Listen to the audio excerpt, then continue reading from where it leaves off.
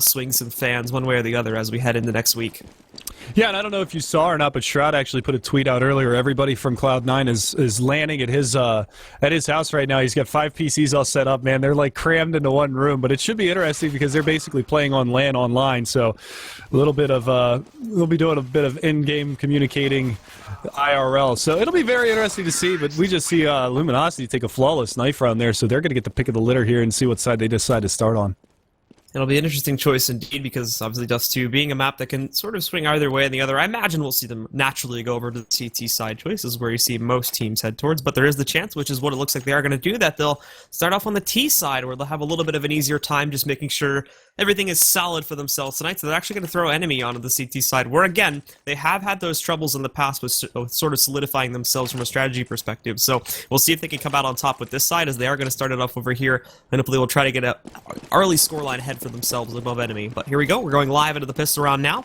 So let's take a look at the way that things are going to pan out. And already you've got Kusta, one of the bigger players here from NME. He will get aggressive pushing through middle. Nobody from Luminosity in there, but two more also pushing into the tunnels here too, but unfortunately they get caught out. So Relix is going to stick around after he loses his teammate. Fur is also going to be able to grab Kusi, tries to hold back, but there's Relix picking up a nice little headshot over onto Cold, and look at him sneaking through into the smoke too. They haven't found him out just yet. If he can time this right, he might be able to come through and catch these guys. Look, now he's completely behind them. He's lined up for the headshots. Anomaly also picking up a kill, and Relix just picking them off one by one, and he's going to get a 4K there on the pistol round. Then NME are going to pick things up. Yeah, LG's going to be kicking themselves for that one. I mean, Relic's just hiding in plain sight behind that smoke. Just beautiful job from him, biding his time, waiting for them to push on by, and just a great job from him. 4K on the round. He's going to have plenty of bank to go into this next round, and he's just going to go straight for the rifle buy. So awesome job there from Relix, and it's kind of funny to see that because, you know, people try to do that sometimes, and you could see them trying to jump out of that B tunnels, and they were actually running into each other trying to make that corner. But nevertheless, he bides his time, gets all 4 of the kills, and just a great pistol round there for enemy GG. So now off of the hinges of this one, Luminosity actually going to go for their aggressive buy into the second round. 3 Tech 9 buy-ups, armor behind all of them. Follow the only one that doesn't go for a pistol with the armor behind it, and that's going to be going over here towards the Scout instead. When we actually saw them play versus Meth the other day, he was easily a very impactful player with this, getting a lot of very early opening shots. Is unfortunately silent. Whoever was playing mid from the CT side just never really had a lot of luck in damaging him first, so he was able to get that impact early in the round. So we'll see if that's going to be the case today, but Steel, unfortunately, is going to falter very early in this round over here towards middle. There's going to be a little bit of damage that connects over here on Akusta, but he's sitting safely behind the box for the time being, and Anomaly also starting to pick off these players too. Not a whole lot of progress being made by NME to push themselves up onto the site, and now there's going to be Cold finally finishing off Kusa. They do get some damage back over here onto Anomaly as well, but he as well will safely just fall back behind cover, and Uber getting a chance here as well to just unload onto his opponent, so he's going to take down Fur. And Fallen now with that Scout will be the last one left alive. Not a whole lot he can do. And with enemy having bomb control, 40 seconds left, so he can play with this a little bit, but more than likely enemy should just be able to shut him down when he peeks. And shut him down they do, and 2 kills on the round for Uber there. Relix also 100 HP and 2 kills. He's also got a Tech 9 to boot as well, so nice job there from them. They do manage to find 2 players, LG does, off the enemy side, so they force at least 2 rebuys, but again, that's not going to be too big of a deal. It's Anomaly already throwing over the FAMAS to his teammate and picking up the M4, and it's going to be a rifle buy here, but no bomb plant here for LG, so they're going to be on another save. So this is a big investment from the enemy side, and if LG can get a couple of these rifles down, that's really going to play into the money game long term for them. So it looks like they're just going to split things across towards mid here. And now they'll work for the slow take once again here. Enemy might try to get a little bit aggressive just in case they can find these kills earlier on and prevent the damage from being done, but for mainline, not going to actually press himself into the tunnels just as of yet. The rest of Luminosity lining up for a cat take for now, but already some nade coverage coming back in there from enemy, so going to be hurting them in that respect. They will only leave Kusta here, and Kusta's actually pretty far out in the open. Thankfully, Fallen's going to roll out, and that's going to be his signal to get back behind cover just to keep it safe, and more teammates going to roll out. He's going to pop off one more there, gets an additional one, even with some team damage coming in. They do dink him down to 5 HP, but it doesn't look like you're going to be able to kill him, at least in this encounter, and Bolts will come in there. Uber is going to pick up the final kill. Kusa getting a nice little 4K there, and enemy will start things off 3-0 as we head into the first gun round. You could tell he wanted the ace. He went over to the pistol and started to peek out once Uber was fighting him from long range with the P90, but unfortunately didn't get there in time. But again, just a nice little A-hold there from Kusta, biding his time behind the boxes. Like you said, might have overextended himself at the beginning, but he didn't get caught out and punished for it. So found cover, managed to fall back, and he puts a little bit of bank in his pocket. So once they do get up to that AWP buy, he'll be able to have a very comfortable buy moving forward. But we are into the first gun round, and it looks like a little bit of a quicker strat here from LG, trying to get a peek there at long. However, a lot more aggression coming in from enemy as 3 players push up to that avenue. They do decide to fall back and again go for the slow play over here towards middle.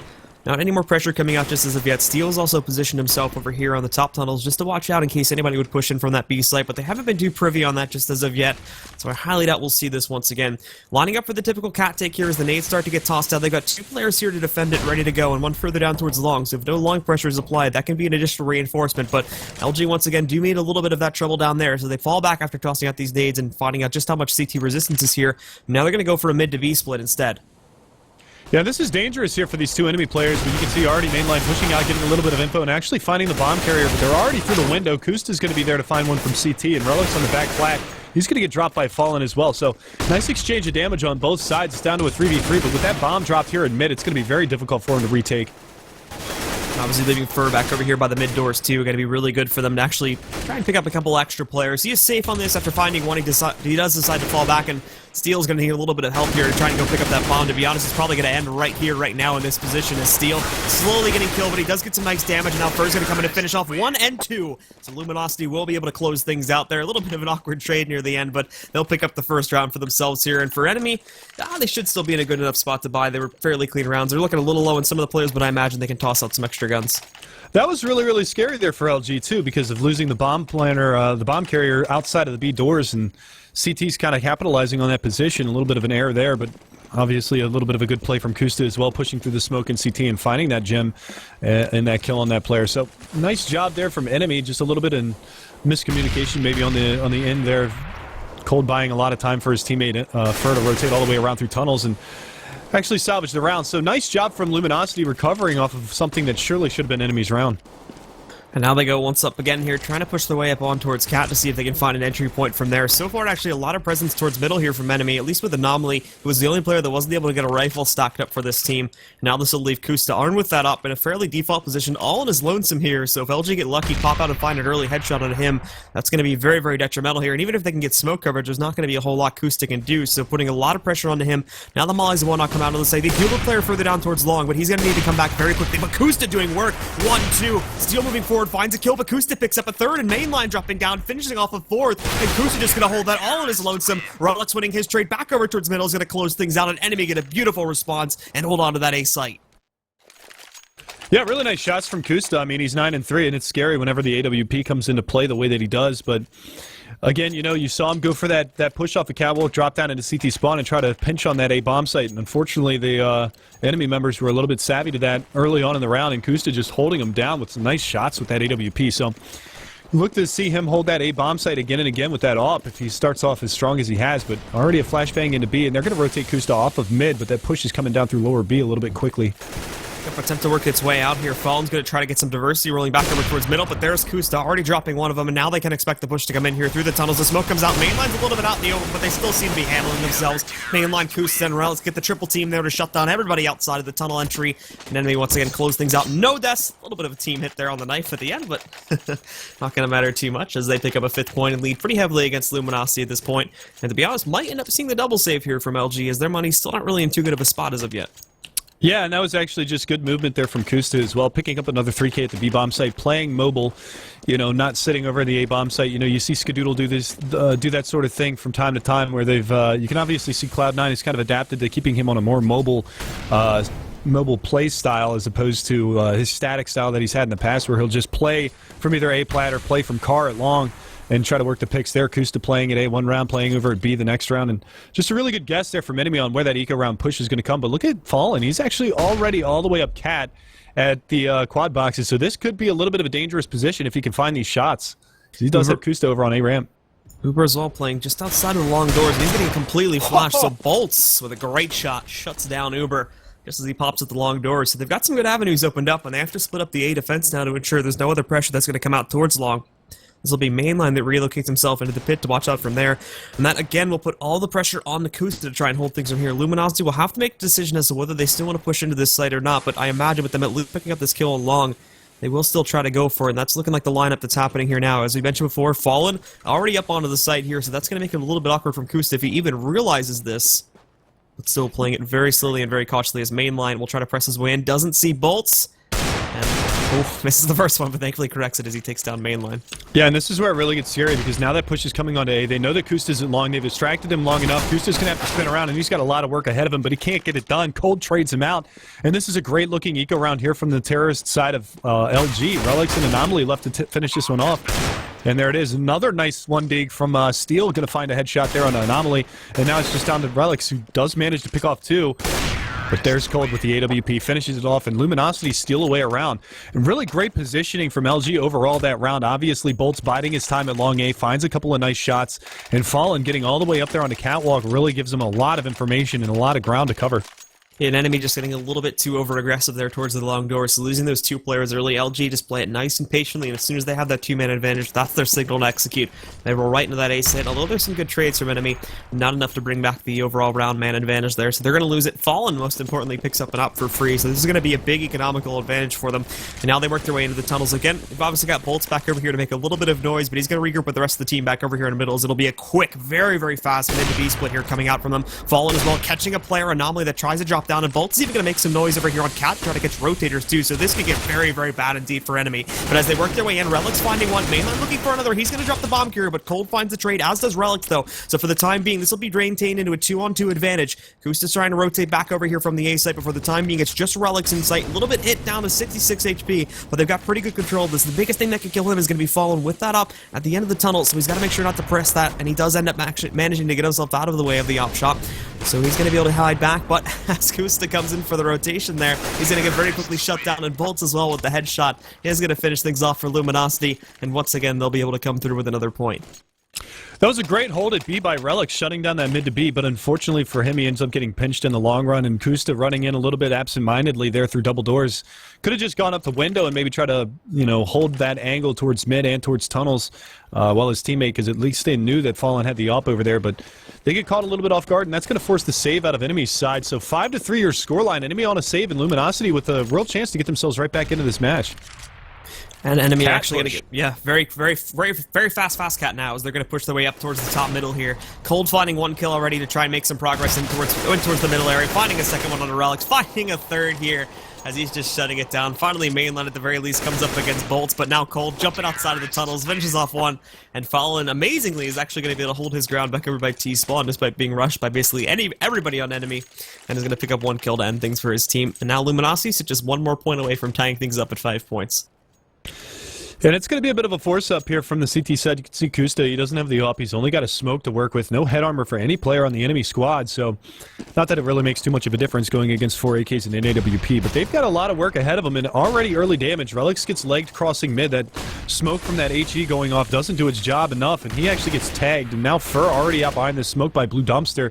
Might be able to get an advantageous position here against either Anomaly or Uber.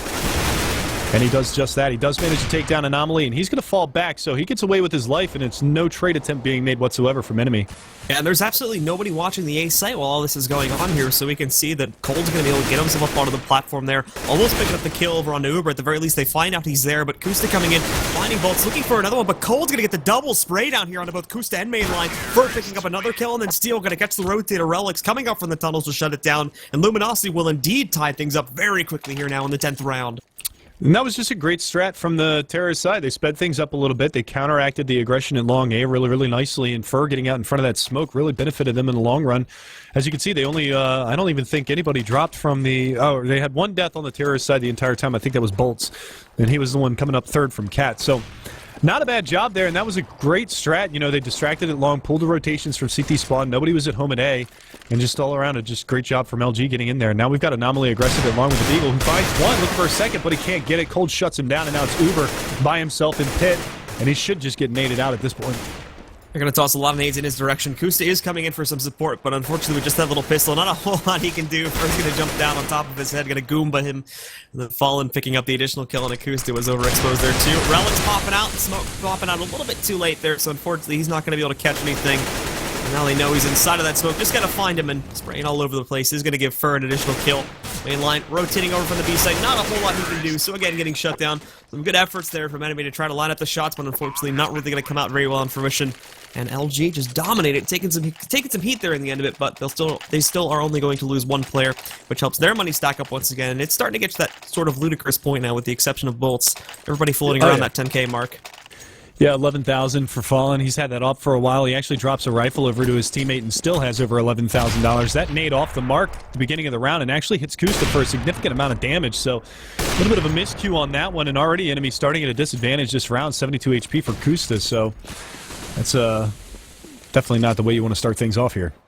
No, and it was going great at the beginning, but unfortunately things have just fallen by the wayside after Luminosity have been able to figure out a really good strategy for them. NME, I do have to say, has been doing a great job of managing their economy throughout all of this, but obviously with them losing so many rounds in a row, not a whole lot else they can do to try to rebuild this back up to a point where they can consistently buy, specifically with them being on the CT side. So they've got to start winning out these rounds to try and build it up, and this is going to be a great start to it. Anomaly and Uber, double team back over here on Cap, pick up 2 kills back to back. And immediately this is going to kill LG's initial strat of trying to go for a default A setup. Now they've got to fall back, probably going to end up regrouping somewhere over here towards middle, but no, they're actually going to recommit to it for the time being. They've moved their long pusher down into the pit, and the final 2 are starting to push the way up towards Cat as well. Great positioning from Anomaly and Uber. No flashes being thrown over the top because they know LG, well, for some reason they just didn't have the flashes for that push, and they just sit behind that smoke, wait for the push through, and they clean things up. So a really nice round from NME, and this is an opportunity, a golden opportunity for them to try to start breaking down that bank on the LG side. You can see Fallen, he's going to have to rebuy here.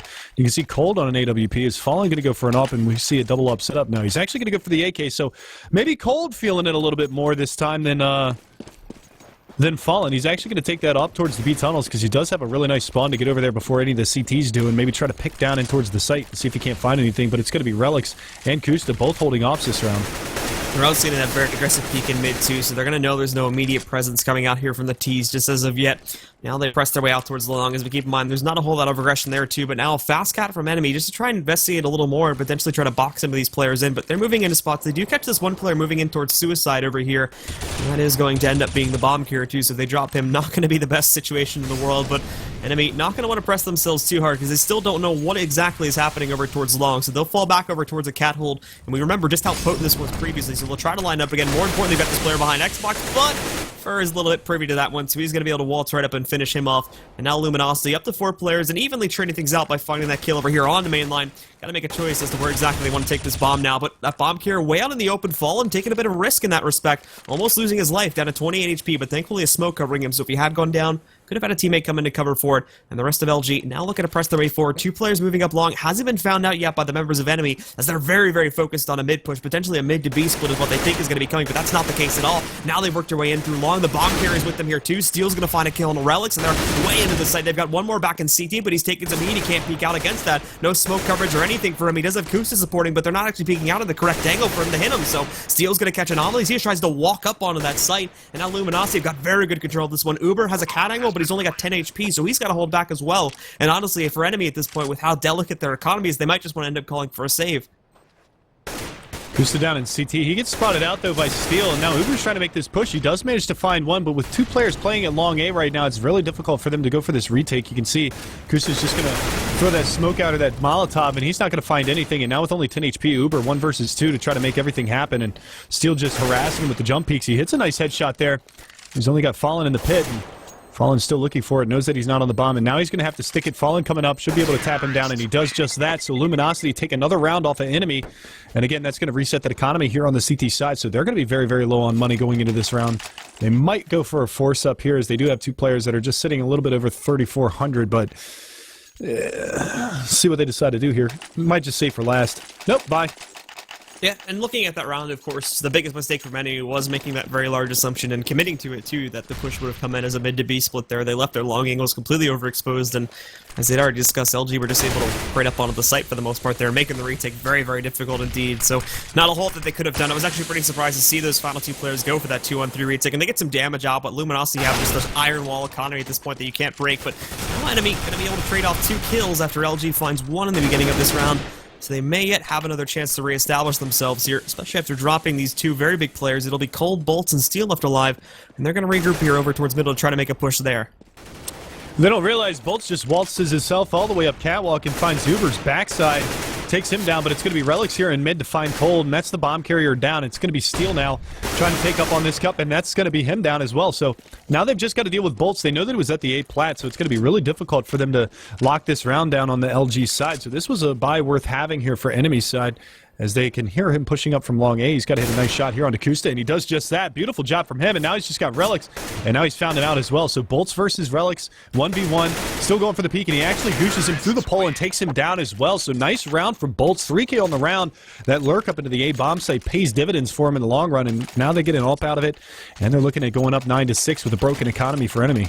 Yeah, and in this round, of course, as we've already said, enemy not going to have any money at all to even go for a really confident broken buy for the most part. Just going to be upgraded pistols with armor behind it. Not even anybody being able to squeak through with a rifle. So CZs and 5.7s along with the Deagle on Kusta are going to be the biggest guns they'll have. And more than likely, with the way that Luminosity have been handling these previously, we can expect an easy 9th point coming out from these guys. Fallen, already picking up 1 kill. Cold finding one back over here at the B tunnels as he takes out mainline. Relics is going to try to challenge it, but because of good timing on that shot too, it's going to allow him to pick up a 2nd kill for himself. Does take some heat, but still, now B site's clear. They could just fall back and take it from there, but for finding one, he should know that this other player didn't actually catch him, but still going to be able to manage as he takes down Uber, and that will indeed end things in 9-6 there. I think as we kind of talk about the half there, another good way to describe the overall individual performance here from enemy is, I think Moses put it best a couple days ago. We were discussing it was top heavy, as we obviously don't have the scoreboard up right now, but before it went away, it was mainly Kusta along with Relics that were leading the team by about 7 to 8 frags each, with the rest of the team kind of hanging around about 7 to 8 frags for everybody else.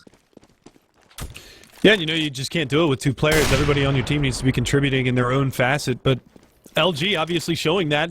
Fur getting some kills, Bolts with a nice clutch there, and a 2 versus 1. Kind of close out the half, and obviously now we're going to get the scoreboard back up and running here, and you can see, yeah, exactly what you were talking about. 16 kills for Relics, 14 kills for Kusta, and they're you know, the closest one to Kusta is 6 kills behind at Uber. So, you know, really kind of struggling there on the bottom side of enemy squad. They need to really kind of pick up the pace here in the terrorist side if they want any chance of, you know, bringing this one back. And LG just 160 ping, no cares given. 9-6 your scoreline going into the pistol round. Yep, but now they're going to jump onto the CT side, where again the communication going to be a little bit better, but we're going to have to see how the reactions are. As this is a side where enemy can often flourish a little bit more, since their own communication doesn't become as large of an issue as it is, and obviously just working for the big takes, those individual skills can shine a little bit more here and can carry the team to victory. And there's going to be mainline actually opening things up this time. The mid to B split, actually not even going to be a split, just a mid play into B here, but Fur and Cold shutting things down before they can find a way. And mainline does find an additional kill, but Steel jumping down, jumps the bomb carrier, and now it's just Kusta abandoned in middle. He's going to find one, looking for a second. He does catch Fur from inside that smoke, but not going to be able to find his head just as of yet. Now falling back, he just lock onto that head and shuts him down. And now it's in a one-on-one. Yeah, Steel versus Kusta, both of them with 2 frags on the round. Well, Kusta doesn't have armor, so that could be a little bit of a problem for him in the future here, but he still hasn't picked up the bomb. It's all the way outside of the B bomb site, and Steel pushing down here by CT spawn. This might be a really solid spot for him to be in, as Kusta's going to make a little bit of noise jumping down here, and Steel, he has no idea that he's actually come around from this side, and he might be able to catch his back. Steel manages to get back in through double doors just in the nick of time.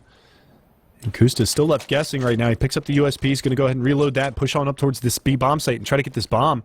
But Steel holding stalwart. Now that flash or that smoke over the top is going to give away Kusta's position. He knows that he's coming from there, chips him down, 70 HP. Still hasn't gotten the bomb. He'll be looking for this final frag, and Steel still trying to shut this down. Really, really difficult spot for him to be in. Flashbang over the top. Pardon me, that's going to be a decoy. Jump spotting is going to be Steel. He gets tagged up a little bit. It's just a battle right now. Who's going to walk out on top of this one? And there it is. Time expires, and there's the headshot. Steel shutting it down. 3K on the round for him, and Luminosity take the second half pistol. That really sucks from Kusta because he had about 45 seconds to play out that 1v1, tried to really get a positional advantage, but he kind of threw that away when he tosses the smoke in sight. You could see there, too, from Steel that he really thought it was going to come in from tunnels off of the rotate there, and all of his positioning and whatnot wasn't an attempt to counter that one out. So when he comes in, he tosses that smoke and immediately kills that illusion, and obviously it's taking a little bit more time to play it down. So as those 3 seconds come by, Steel just decides, well, I can just play this out for time, and he plays Ring Around the Rosie with the box to end it via the timer. So that's going to be the first round going by the way of Luminosity. Now for enemy, they're going to have to go for upgraded pistols here in round number 2 to try and strike back here. Nice shots from Fallen, and Mid's going to be able to find one. That SMG near double doors is going to do a little bit of work as well, but Uber trades that out immediately afterwards, and now we're down to a 3 versus 4. Still favoring the CT side, and Steel's going to make sure that it stays in their favor as he takes down Relics. Nice shot from him from window. And now it's just going to be these last two terrorists left guessing. They're going to try to push their way up towards the A bomb site, but there's already two LG players rotating over there, and that's going to be the Famasa Fur at long range. And he's just going to tap them both down, takes them out. 11-6 is now your scoreline as Luminosity's still on top. And now, that should get over the hump as essentially it could have been here for NME. Now, if NME were going to be able to steal that second round, that would have really impacted the Luminosity economy and re-enabled that potentiality for NME to get back, apologies. But now they are going to have to wait at least one more round here. They'll go for a very light buy, then they're going to get the guns in their hands. But at that point, obviously, Luminosity are going to be leading 12-6, a very, very big advantage, and obviously an extremely stable advantage at that point as well. So, no reason to worry for these guys, and I imagine the playstyle for them is going to be very lapsed, very held back, no reason to force the envelope, as they've got a whole lot of time in the world in order to win out this game. And NME have got a whole lot of work to do to get back into this. And at least in this round, you can see Luminosity just shutting things down right from the get-go. They know where this push is coming in from. Bolts picking up 2 more additional kills for himself there. And it's going to be Fur and Bolts that just shut it down as they attempt to work their way out from the long doors. But no dice at all for NME. And no kills either. Yeah, Fur just spraying that choke point, doing it well, takes down 2 at the beginning, does a lot of damage to the other players as well, and then that's just going to be Bolts finishing them off, and that SMG going to work, picking up 2 more kills. You can see he's on 6150, and they're not upgrading from their SMGs just yet here on the LG side, so they're still in that money farm mentality. 5 AKs across the board here for NME, and they don't have the op on the back of Kusta, so they don't have that picking power that they would normally be looking for. So pretty good advantageous position for LG to be in. They're doubled up on the scoreline, and they have been extremely good in the late half of this round, or the late half of this matchup. Mainline's going to try to sneak himself out towards long as the members of Luminosity actually get a little bit aggressive this time. They're going to lose one of their players, but they trade back out the kill. Unfortunately, the presence that came out from the lower tunnels is going to enable Mainline to find that kill as he attempts to rotate back over towards Cat, picks him off, and that's going to leave things into a 4-on-3 with NME having the advantage at this point in time. For Fallen and Steel will be the final 3 up and rolling here, but Fallen's going to fall back. He can't really do anything. And Armin with the scout, obviously, it's going to be a little bit harder for him to impact. Steel pushes forward off of Cat. He finds that kill on Uber, but again, Mainline is there for the trade, picks him off. Fallen, he's going to spot these players moving back, and he's even going to drop the bomb carrier too, so they're not done just as of yet. They bring it into a 2-on-2, but Mainline very well trained and so far very good in this round, catching that headshot there as Fur goes for the jump, and now it's all on Fallen's shoulders to try and clutch out this 1 versus 2, while meanwhile his opponents are going to get easy control of the A site.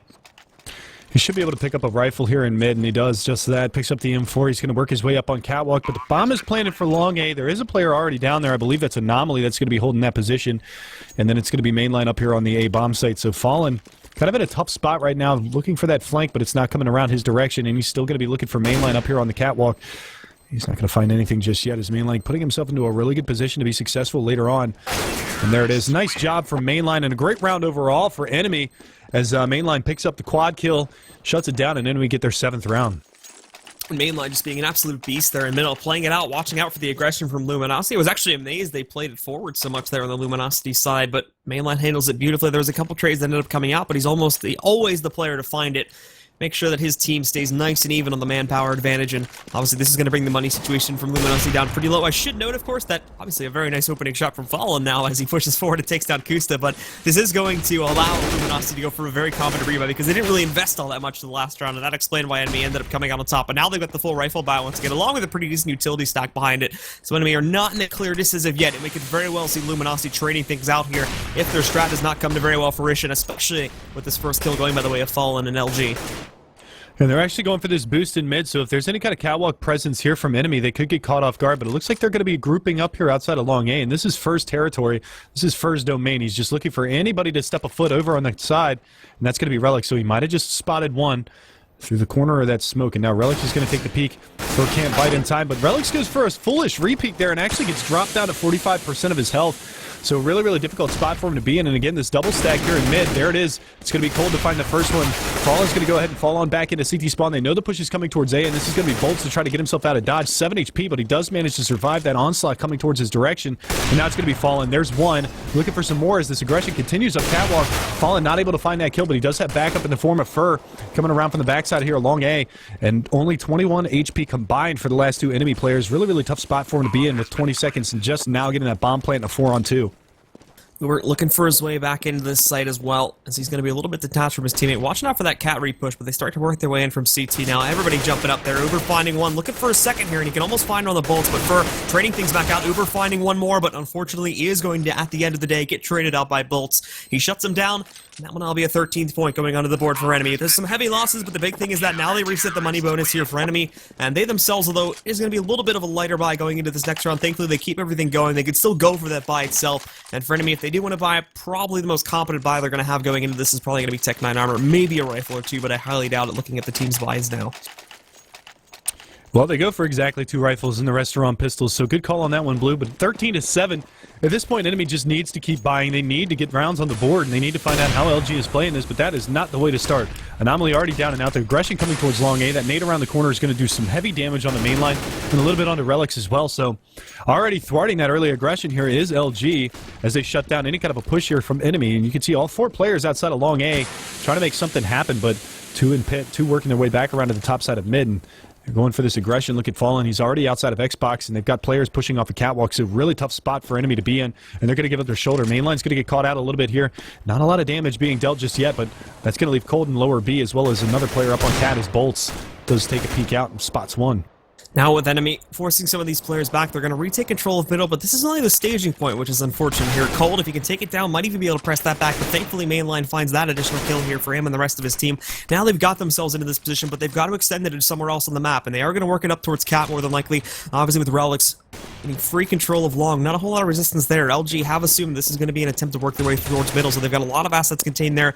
Bolt's putting himself into a very overexposed position, so that's going to be an easy kill for Mainline once again to grab. So now they've got control of this site. They don't realize it yet, but they're going to know in a second. And for LG, that obviously puts them into a very awkward spot for the retake. Ferg moves in, is going to be able to catch Kustas. He was in that position over on Cap, but again, Mainline's there for the trade.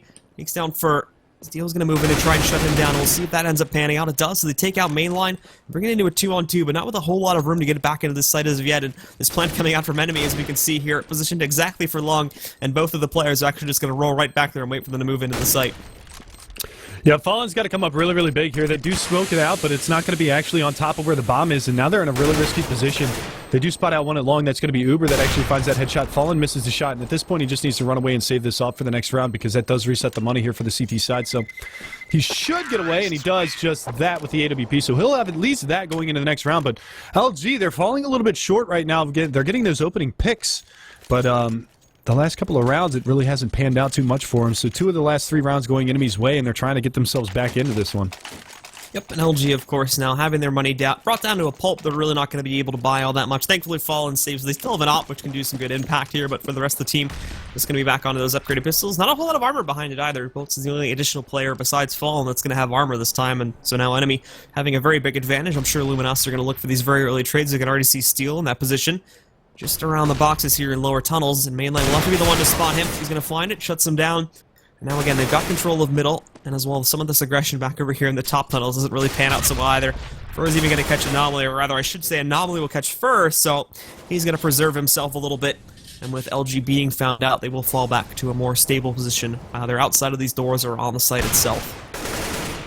Bolts was in a pretty prime position to find Relics there on catwalk, but unfortunately, pulls the trigger a little bit too early, and Relics cleans him up. So, free B bomb plant here for Enemy.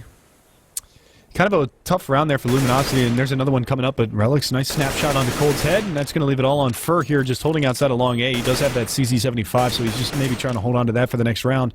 But he's got a player encroaching on his position. That's going to be Anomaly right around the corner. He's going to spot him, but Anomaly gets the better of him in the long run. So now 9 rounds for Enemy, 13 for Luminosity, and Enemy trying to make a comeback of this one. Yep. And for the members of Luminosity, probably going to look for a double save this time, obviously, with Fallen still being in a good position to buy because he saves out the previous round, but the rest of the team, with this very volatile, like, round being picked up, round being lost, round being picked up, and then losing it again, that's basically the worst situation economically you can ask for, obviously, so they're going to be forced into double saving this time. The next round will be a really competent buy, I should say, so they should be able to have the op along with, like, every other thing they need with it, which would usually be the only exception to that, where you would have a glass cannon op or just an op without utility, but for this round, Enemy know that, again, they're just going to maybe be going up the guns, but they go right for this very, very aggressive, but it's actually evenly traded out there by LG. Steel and Cold are going to pick up 2 kills to Enemies, so that leaves it into a 3-on-3. Unfortunately, for the 3 that are still left alive, the trades don't happen in an area where they maintain control, so no additional pickups. They're still just working with pistols at this point, and they're going to have to hope to get really, really lucky on these headshots with the Deagles, as otherwise it'll be a quick shutdown from Enemy. There's 1, there's 2, and there's 3, so that retake doesn't go very far at all. And Enemy are now going to put themselves just 3 more points behind Luminosity. But again, like you said, they wanted to switch things up, and that is exactly what they do here. LG picking up 3 AWPs this round, so a very risky buy from the Luminosity side. Kusta does have the AWP, but again, we'll see what Relix decides to do here. It looks like there's an AK on the ground for him, so he's going to pick that up.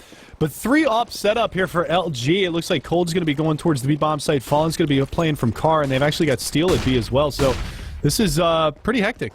And there it is. Kusta going to find one. Fallen finds one as well, so even trade so far on 2 different sides of the map. NME putting themselves behind Big Blue there. Hanami a little bit too far out into the open, and Fur and Bolt just going to double team things back over here towards the long approach, shutting down both of those players from NME. And now that Luminosity get the big guns back into their hands here, not a whole lot left, unfortunately, that NME are going to be able to do in this 2-on-4 situation, losing all of their assets. They still have the bomb in their control, so it's not completely gone as of yet, but still, Luminosity, all they've got to do is find these final 2 players, and they are grouped up, and then it basically is going to be GG from that point forward here, at least in this round. Another big thing to keep in mind here, too, is that NME, really, of course, you're only going to be 2 rounds away from losing at that point, so they are probably going to force up in the next round. Still going to be in a good spot to do it, but they absolutely have to try and do as much damage as possible here, so if they do win out in that 14th round, they can immediately put themselves onto Maniko and try to bring it back, and Fur with the perfect timing on that push out there. He's going to find Kusta. Should have been able to see Relix there, too, so now all they have to do is box him in, and then this round's going to be a done deal. Yeah, and with only 36 HP, he does have a handful of nades, but there's really not a lot that Relix is going to be able to do here versus 4. One's already pushed up into the upper B tunnels as well. It's going to be Cold with that AWP trying to lock down that area, but he's actually playing this the right way. He's pushed all the way out mid and making his way over towards the B bomb site where absolutely nobody is home, so he might at least be able to get bomb plant, which is exactly what it looks like he wants to do. And now Cold is going to hear that. He's going to be privy to it. He's going to make his way on over.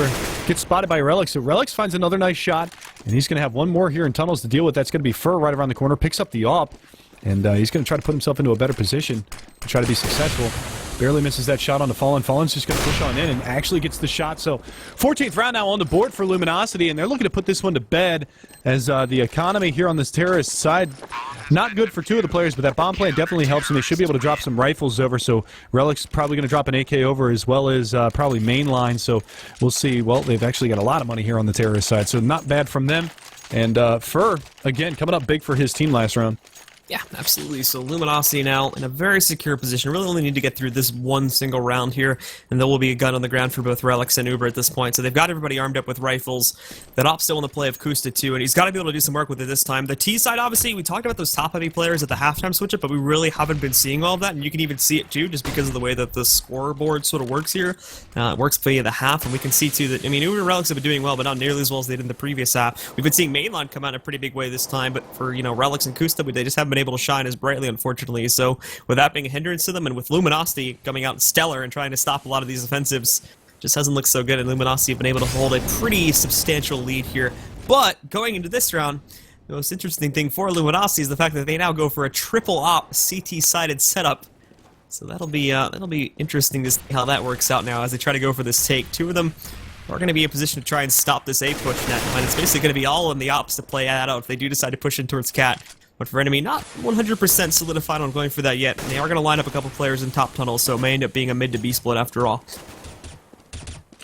Yeah, I mean, they had this op set up a couple rounds ago, but these nades on the catwalk have done so much of their work for them. Mainline's down to 3 HP, and Uber's at 61, so really difficult spot. And with Steel being on backplat here in B, it's going to be really tough for them to do anything, and that's a great flash. Going to be able to clean up 2 his bolts, and he falls back. He doesn't have the trade come out. How did that miss? There you go. Steel finally finds Anomaly in the back of the tunnels. I'm not really sure how that first shot missed, but again, it's going to be down to a 2v5 and not a lot that NME can do here, and Cold's going to make sure that they can do absolutely nothing. He's 3 HP on mainline. He goes down to Fur, and that is going to be match point now for Luminosity. Remember, guys, these are BO1s, not BO3s. Yeah, we look at NME, now their money's gone by the wayside for the most part here. We're going to look at a couple buy-ups, a couple drops, so maybe still a competent buy depending on the way they want to play this out, but obviously when you look at most of the players here, Tech 9 armor buy-ups are going to be the name of the game, and they do end up going for Galils on a couple, I think, so that they can make a drop out an excess or 2, and that's indeed the case. So they still have 4 rifles to work with. Everybody's got armor behind it, but I mean, utility-wise, 3 smokes, 1 molly on mainline. This is probably going to be a quick attempt to take control of the B side, and Luminosity know just how broken they are, so they go for the aggressive push here too. There's Cold with 1 op. He's going to shut down mainline. steal, actually. I'm amazed he survived that long because NME didn't push out towards top mid quickly enough as he was wide out in the open, but somehow retreats through the door space once again, and now they're going to fall back inside of CT. The smoke start to come out over here, so they will maybe try to pick this up on a cat instead, but that's obviously going to be a very predictable movement. Furry even catching another one here too, and I believe Cold has seen some of these players working their way up onto the top of Xbox and getting themselves onto cat, so not a whole lot of hope there. And even Fur too, he's lined up. If they do end up going mid to B split, he's probably going to catch them as he's going to put himself onto the top of the T courtyard and can just spot these guys walking right through. Actually, no, he's going to go right for the flank and try to just cut them right from the beginning of their push. And I think you missed the most important piece of information for this entire round. Look at LG's arsenal right now. The quad up setup, ladies and gentlemen, and it's going to pay off for him as all of the frags coming so far, with the exception of Furs, has been op frags, and now the push out mid. The double up setup gets crushed, and now they've got one more coming around from the backside. That's going to be Fur. Kusta hits a nice shot, so we're down to a 2v2. That smoke to mid B is going to be pretty crucial, but Fallen's not going to miss on that one. He takes down Anomaly, and it's all going to be on Kusta in a 1v2 here to try to save this match from being over early. And he's going to at least get into the B bomb site, get the bomb plant, but with a double up setup, trying to retake this bomb site is going to be excruciatingly difficult here for the LG side. But again, there's plenty of rifles down in mid for them to pick up, so Fallen's going to switch over to the Galil. It's going to be NME trying to stave off this match as Kusta in a 1 versus 2. Let's see what he can do here as he is watching for the window room. That is going to be bolts coming around from that side, and LG's Fallen just trying to jump up over top of the smoke and gather a little bit of intel, but the longer that they take, the more it's going to make it Kusta guess as to where they're going to be coming from, and you can see he's just turtled up behind these double stack boxes in the backside of this B bomb site. He's going to go after the peak, and he finds them both, takes them both down, so NME's going to be able to stay alive for a little while longer at least. Yeah, keep in mind there at the end that Luminosity, they don't really have any flashes or anything, so that's a pretty hard retake to make unless you like both try to swarm in onto that player, and Akusta obviously playing a very, very good position, so he was able to close that out as both players just basically lined up for him there at the end. So he closes that out. Luminosity obviously getting a little bit cocky there in that last round as they go for a quad up setup, which gets into a bit of a ludicrous territory, but now we have to see if they can bounce it back. Obviously, their money's still in a good enough spot to go for another buy, but this will be the only one. If NME can actually pick up this one at the very least, then they could break that economy and maybe bring it up to like 13 or almost 14 rounds, depending on how Luminosity play it out on their side. But if Luminosity closes it out here, that all goes out the window, and we immediately just finish up the match right here. So Fallen already going to find the Colette headshot there on Akusta, taking him down. The rest of NME trying to solidify themselves to get a push going here, but with no smoke coverage or anything, Fallen's actually not going to be able to catch mainline as he crosses the threshold there, so he can work his way out, but now the smoke comes back, and that's going to restrict the vision for one of them, but Cold is still pushed up by the door, so he can just run in there and try to execute them anyway. Now they're trying to push out, lining them up for Cold. He's going to find one, knows the second one is sitting right behind that door space, doesn't need to press it just as again. They do have the op sitting up on top there for Relics, but Cold shuts down Uber now. Fur is going to push out, he does pick down Relics. Anomaly still kept himself alive by killing one of the players there by long doors, but now he's trapped himself in the barrels, and indeed Cold is going to be able to finish things off. That's going to be it, and Luminosity will take our first map of the night. Yeah, good job from them. You know, obviously playing at a disadvantage with the pings the way that they were, but they look very, very good there on their CT side of Dust too. So nice job from them locking things down, able to solidify that matchup. And again, you know, it's just one of those kind of things that's just really, really NME not able to capitalize on that ping differential, and LG ends up hitting their shots, you know, going for that multi-op setup on the CT side because, you know, obviously not favoring the registration or their ability to find those frags with just the rifles, so they go for the ops, the one-shot kill. If they can hit the shot, it's going to be good to go. And they just end up capitalizing on it round and round again. So good job from them, getting another win in Pro League. And again, like we said before, they need to be pretty much flawless throughout the remainder of this season if they want to get a berth into the Pro League playoffs. So that's a step in the right direction for LG. All right, guys, so that's going to be our first match of the night. The next one is going to be coming up here in about 10 minutes. It's going to be Team Coast versus Luminosity once again, so stick around for that. And we'll be back with more of the ESL ESEA Pro League. Guys, Cash is the map. Coast trying to make something happen here, or Coastless. We'll just call them Coastless for the rest of the night. Why not? And LG, their doubleheader being put underway right now, and you can see they are doing as well in this knife round as they did on Dust 2. So it looks like Coastal is probably going to take this one, and they do just that. So I expect to see them switch over to the CT side and start things off here on the counter-terrorist squad, but that's exactly what's going to happen. So now, you know, it really kind of comes down to how is Skrunk going to play with that AWP? He's got 160 ping. He is playing from overseas over in Europe as well as all of the players from LG. Now, we just saw LG beat NME. I believe it was 16-11 is the final score on Dust 2. Are they going to be able to keep that momentum rolling and pick up 2 wins back-to-back here in Pro League? Time will tell. Well, the big question is going to be how well can they maintain the economy or keep that op into his hands here, of course. If they come out strong, pick up the pistol, and don't have any trouble really with the anti-ecos from that point forward, it's going to be great because he can get right into it there and won't be seeing too much trouble in that regard of keeping it. But we'll talk more about this in a second because some aggression here from X-Team Coast as they're going to move in. Lems and FGB picking up 2, but that's immediately traded off by 2 more from LG and Fallen jumping through Ray main. Gonna find a third down to take down FGB, and overall the defense not looking too strong. Lem's kind of stuck inside of Squeaky. He's gonna get dropped by Steel, and now Skrunk, that player that we were just talking about, is gonna be the last one left alive at a 1-on-3. Yeah, we'll see what he can do here. He's just running all the way around. He might actually, well, he taps the bomb, goes right after Fallen, catches him out, takes him down. The battle of the leg, man. The battle of the leg. He finds the second one. Can he get the last one? That's going to be cold over here. Turtled up here by quad boxes. He finally finishes them off. So the combined total of 320 ping, battling it out there in the end, but finally Cold's able to get it. It was quite comical watching him run around Big Red to try and trick out some of those players. I wish he would have gone for the ninja. Somehow he got his way all the way into the site and tapped the bomb. That would have been nuts. I think he initially wanted to do that, but he kind of realized that there was far too much of a presence around from Luminasi, so the odds of him just getting randomly killed at some point during those 5 seconds was a lot higher. Nah. It'd have been fine. Anyway, moving on into the anti-eco rounds, we do see a very heavy SMG buy here from the LG side. Looks like they're favoring towards that A-bomb site once again. And 3 players from X-Team Coast going to be over here as well to try to lock things down. And jump peeking, that was FGB, so he finds a little bit of intel early on in this one. The Molotovs to the backside of that site. Ooh, man, they're just dropping nades all over the place. And Steel capitalizes, finds Limbs. Good shot from him coming up from the highway side. And he's going to be able to find FGB as well. And now it's on Skrunk over here to try to make something happen with this 5-7. And he does just that. He takes down Steel, looking for Cold over by Forklift, but he can't make it happen, and it's down to a 2v4.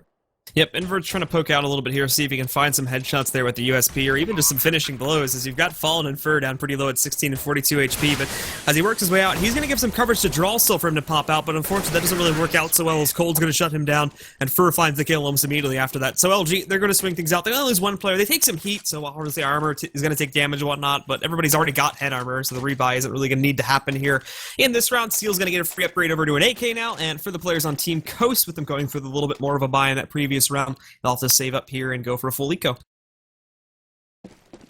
Yeah, Steel was the only one that died last round, and he was the lone AK player, so they're just going to throw that over and pick up an SMG once again this round. So LG on the offensive side doing well on these, at least on the first anti-eco round. They're going to have to solidify another one, but it's going to be another heavy A play, and this time Team X Coast biting at the wrong end of the bit. Lim's going to go down to Abdul there in mid by Steel, and that's going to leave all 4 of the remaining Team Coast players over there by the B-bomb site. Good timing there, too, from Steel on that smoke. Just is able to catch Skrunk before the smoke pops out, so he's going to be able to line up the headshot. That's going to take him down. Now already down to just 3 players left alive for Team Coast, and they're all trying to group themselves up for a retake potentially, or to just try and get some damage, but even that's not really going so well. Just on Invert at this point, they find him sitting just inside of Sunroom, and Bolts will end up shutting him down to give Luminosity the 3rd round. Very, very clean anti-ecos here, like we said before, only losing at most 1 player on both of those rounds, so that's going to stack up quite a bit of cash as we head into the first gun round. And as we go into that first gun round, the op comes out here for the members of Team Coast, but interestingly, at least here at the beginning, it's not going to go on Skrunk. Invert's going to be picking it up here. Well, I believe Invert was their opper from last season when they made their trek through the ESEA Premier Division to get moved up. So we'll see how he plays on this map. He's going to be overplaying from truck side, but should get smoked off from that position, so that's not really the most viable op spot to be playing on, and it's going to just be a 5 AK buy here for LG, so they're not going to go for anything too heavy in this first gun round either. But Fur tempting the fates over here by A main. He might get caught out by this AWP if he doesn't play this one too smart, but FGB is going to be there. Takes a little bit of spam as well, I believe, through Squeaky Door. So the good thing is they do 4-stack this A site, or 4-man stack this A site, so if LG just go for a typical entry here, they might be running into a trap, and it looks like they are going to go for it now too. So if Team Coast can lock them in here and shut them down before they even find their way in, then it's going to be great. So they smoke well, so they're going to be committing to this fully as they walk their way in. They can still retreat with the cover of the smoke, but there's going to be Lems finding one, and off of the hinges of this one, they might decide to fall back. Bolts will find a trade though, so this could be a recommitment coming out from these players. They are going to work their way in a little bit, but still very, very hesitant at this point in time as the bomb is getting tossed all around, but Team Coast with a very, very strong hold. Invert catching one with the op, Cold and Seal catching 2 more on their trade though as they start to push in a little bit more. Skrunk looking for a presence from Highway. There is going to be 1 player here. He's trying to catch it. He's going to take him down, but more players coming in to flank him, and that's going to be Cold in order to take him down. Now they get control of the site, and all the pressure shifts into Jawsel's favor as he'll be left to clutch this out in a 1-on-2. Yeah, really tough spot for him to be on. He's coming over from the highway side. He's going to be able to catch out Cold, but there's Fallen for the trade. So nice job from Luminosity, obviously exercising their trade skills very, very well in that round. You know, as soon as one player from the CT capitalized on killing anybody, they were able to come right back at him.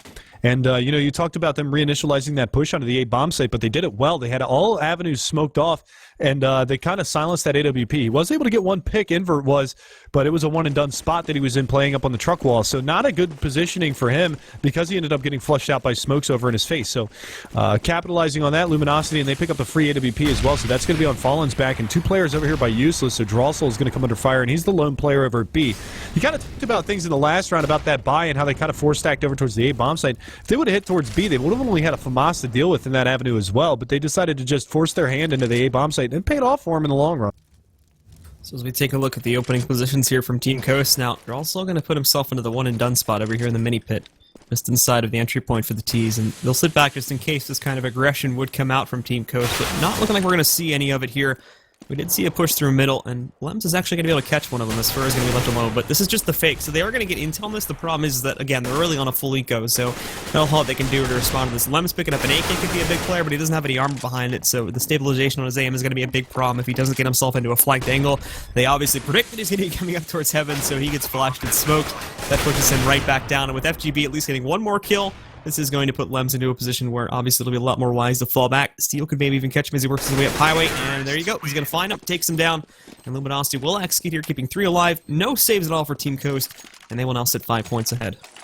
You'd never guess that Luminosity was playing with 160 ping the way that they've executed on their terrorist side. On Dust 2, they were pretty solid with that as well, winning the half 9-6. They're already up 5-0 here on Team Coast. Going into the 6th round, it's only the second buy, and they're already going for the double up setup. And again, it's not going to be Scrunk holding that up. So they must be favoring, putting that up on the back of Drossel and Invert. So a little bit of a risky play here, and they've already pushed one up into mid. That's going to be Scrunk playing behind this smoke. He's got to be careful, as there was a player right around the corner, and it looked like they might have gone, or at least might have attempted to go for a little bit of a boost over the top of mid, but they're going to hold back, and now Cold works his way out. He's going to get caught, taken down by Scrunk. So nice positioning from Scrunk. He does manage to find that frag, and now he's going to have to fall back because that A execute is on, and there it is. Lim's going to be able to find one more before any kind of execution into that A bomb site. That was just a lone player still pushing in. The rest of his teammates very far behind.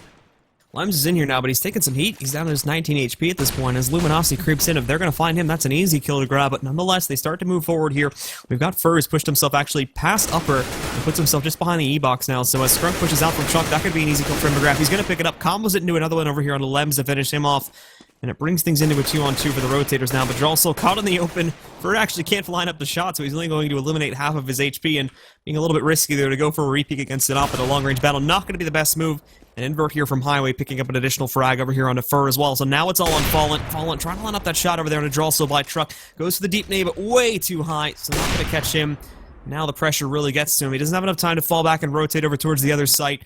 And both of these CTs here have him trained in. They know exactly where he's at, trying to peek out, but again coming up short there. And now Invert, given all the time he needs to just work his way over here on towards upper, looking for that kill. Doesn't actually notice that he's slowly creeping over towards Chuck, so he's going to grab that kill, and Invert misses the trade, so he gets behind. He's going to go for the plant with about 7 seconds left, but Invert's looking for the jump. He doesn't find it. Both of them are actually going to miss, but Invert switches to the pistol first and is going to win it over for Team Coast. So finally, we will see them picking up a round onto the board. With one player left alive, it isn't going to leave them with too much money in excess.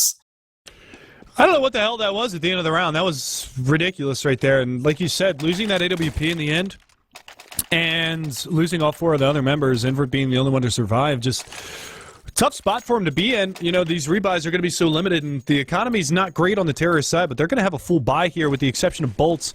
Kind of curious why Steel didn't drop him an AK, to be honest with you, but maybe they just realized that economy is going to be in shambles on the CT side, and they're just going to press on in anyway, so... A little bit of a gamble here from the CTs playing 3 over in the A bomb site. Obviously, Luminosity's been favoring that. They've hit A every single round so far, with the exception of 1. So out of 6 rounds, they've gone A 5 out of the 6 times. They boosted one up on mid, but there's no presence whatsoever. So mid control is open for business here for LG. And actually going to get spotted is going to be Fur here from Connector, and Lim's going to lay a little bit of spam down onto him. But again, that execution coming in towards the A bomb site. FGB's going to get caught out in the open by Forklift. He does a lot of damage on his Steel, and Invert and Lim's going to be able to finish those 2 players off, as well as Fallen going down, and now it's going to be Cold trying to come up from Highway to make something happen. He's going to get caught out, and Limbs takes him out as well.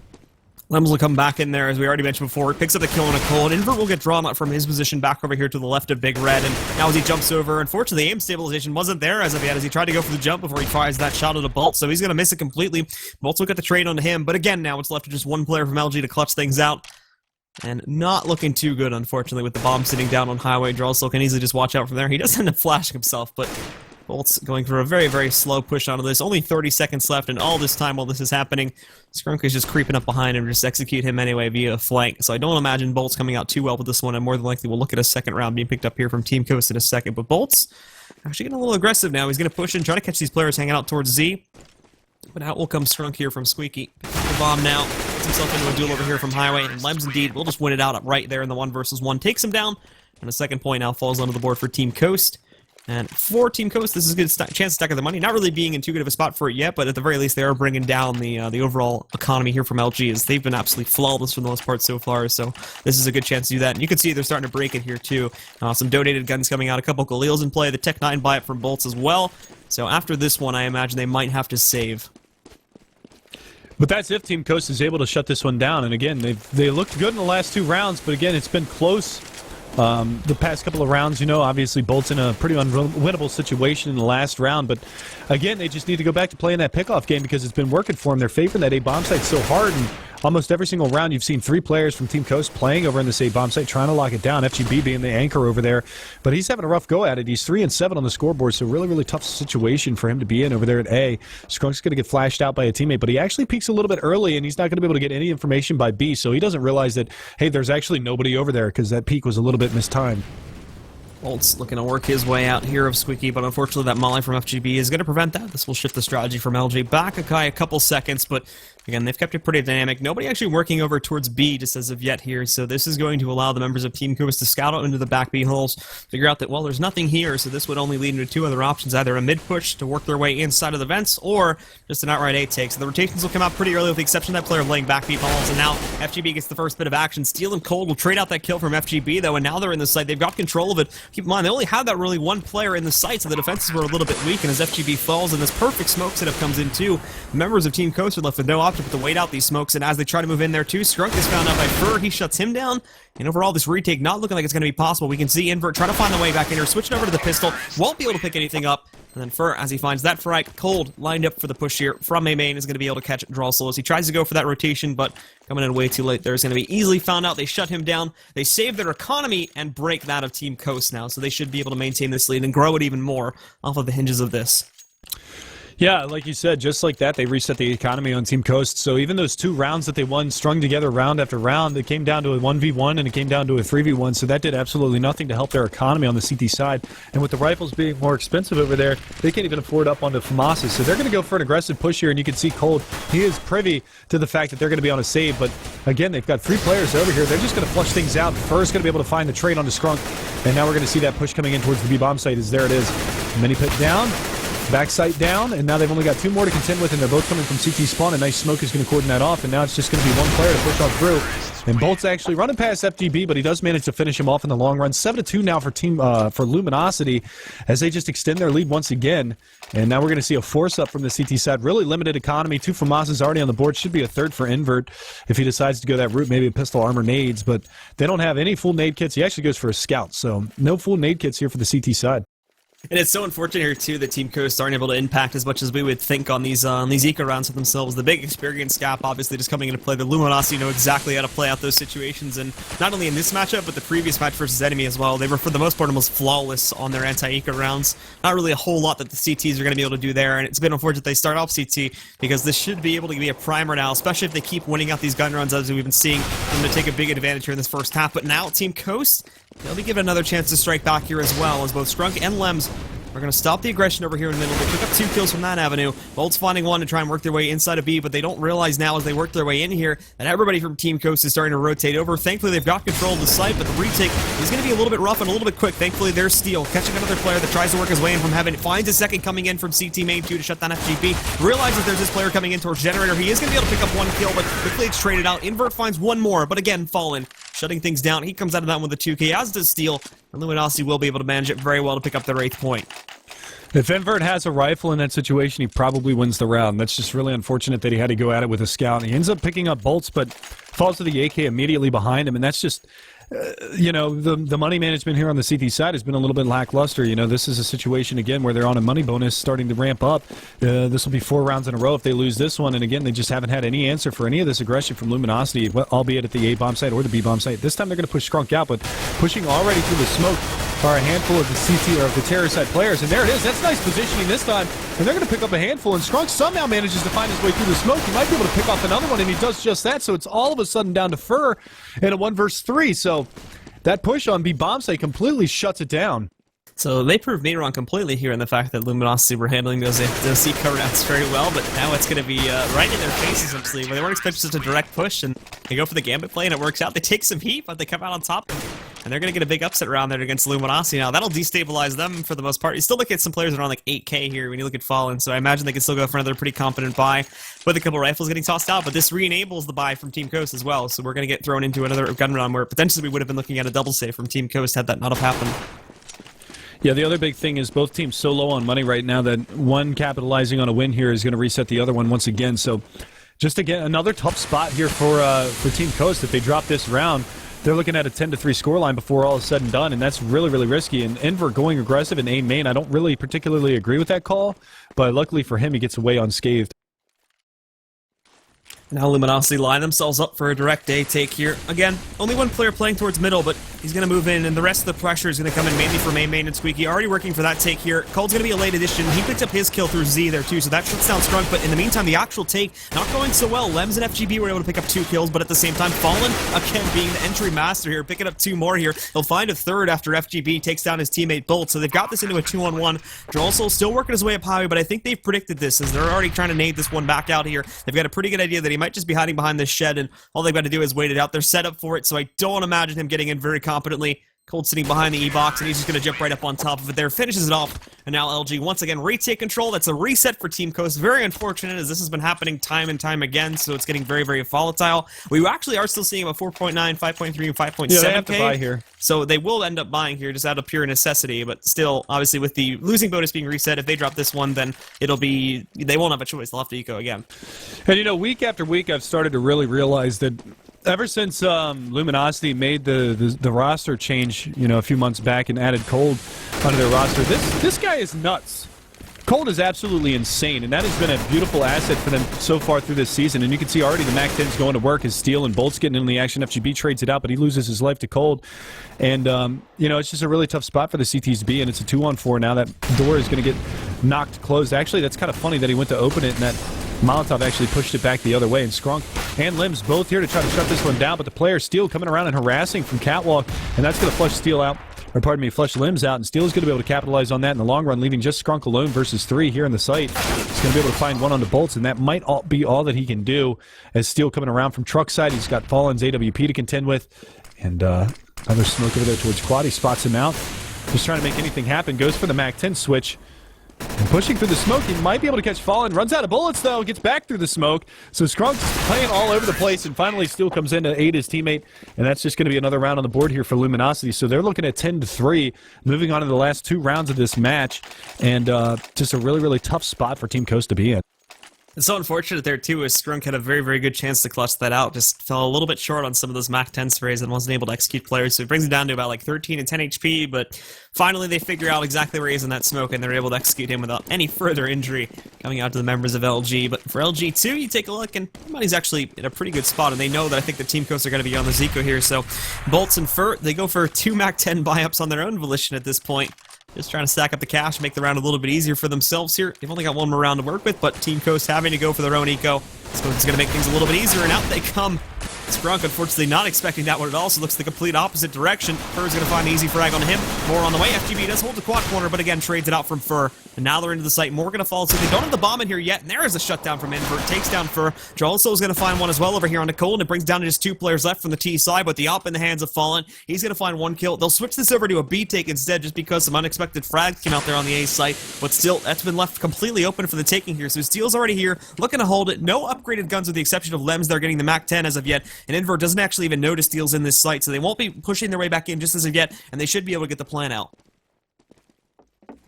Invert up there in the heavens. Both players actually over in that direction, and now Steel is going to have to come up big.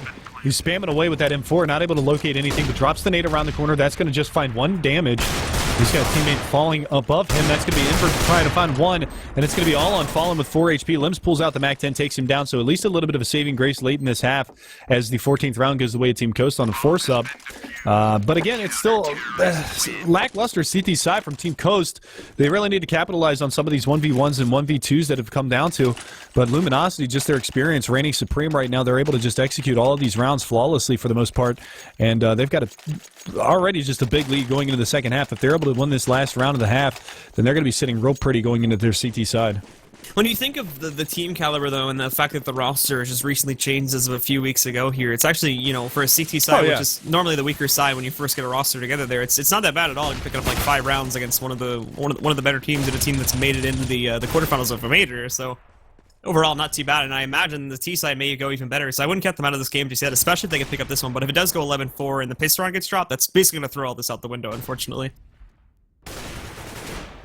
So now we see that aggression coming up. Invert's going to be able to line up that op shot. Takes down first, so the early damage being dealt. But FGB pushing up aggressively in front of Squeaky. Almost got caught by Bolts if he would have pushed that position, but now it's going to be on Invert. He finds Fallen, takes him down, so the 2-man advantage going the way of the CT side of Team Coast. They've already got 4 players over here towards this A-bomb site. The bomb slowly rotating back over towards A-main from Squeaky side, and they're looking for any kind of an avenue of attack right now for LG. Cold harassing in mid, might be able to find a player out here as Invert's still playing over by the barrels in the A-bomb site, but it looks like they might want to go for a little bit of a split, maybe push one player through Z connector to try to find a little bit extra information as Cold is over there. But it's going to be Invert from Toxic Barrels in A to try to lock this down. Steel up on top, that smoke fading. He's going to have to get himself out of dodge because he's getting peeked on. He gets taken down. Bolt's right behind him as well. He's only got a Tech 9. He's going to pick up the AWP. But not a lot that Luminosity can do in this round. 2v5, only 25 seconds left, and they have no map control. And now Cold trying to sneak his way back up here. Should have been able to spot FGB. FGB also gets the spot onto both of these players as well, so they know that push is coming in. Everybody else that's on the B site can rotate in. Bolts will find 1, but not expecting the truck presence to be there at all. Lems gets the trade kill. Bolts will find 1 more, but in comes in for a little bit messy there with the Deagle spray, but he does come out on top. And at the end of the day, Team Coast will pick up that additional round. They bring it up to 5-10. And now we'll head into that second half and see just how much stronger, potentially, Team Coast or ex-Team Coast, whatever your vernacular is, how potentially stronger that T side is going to be for these fellas.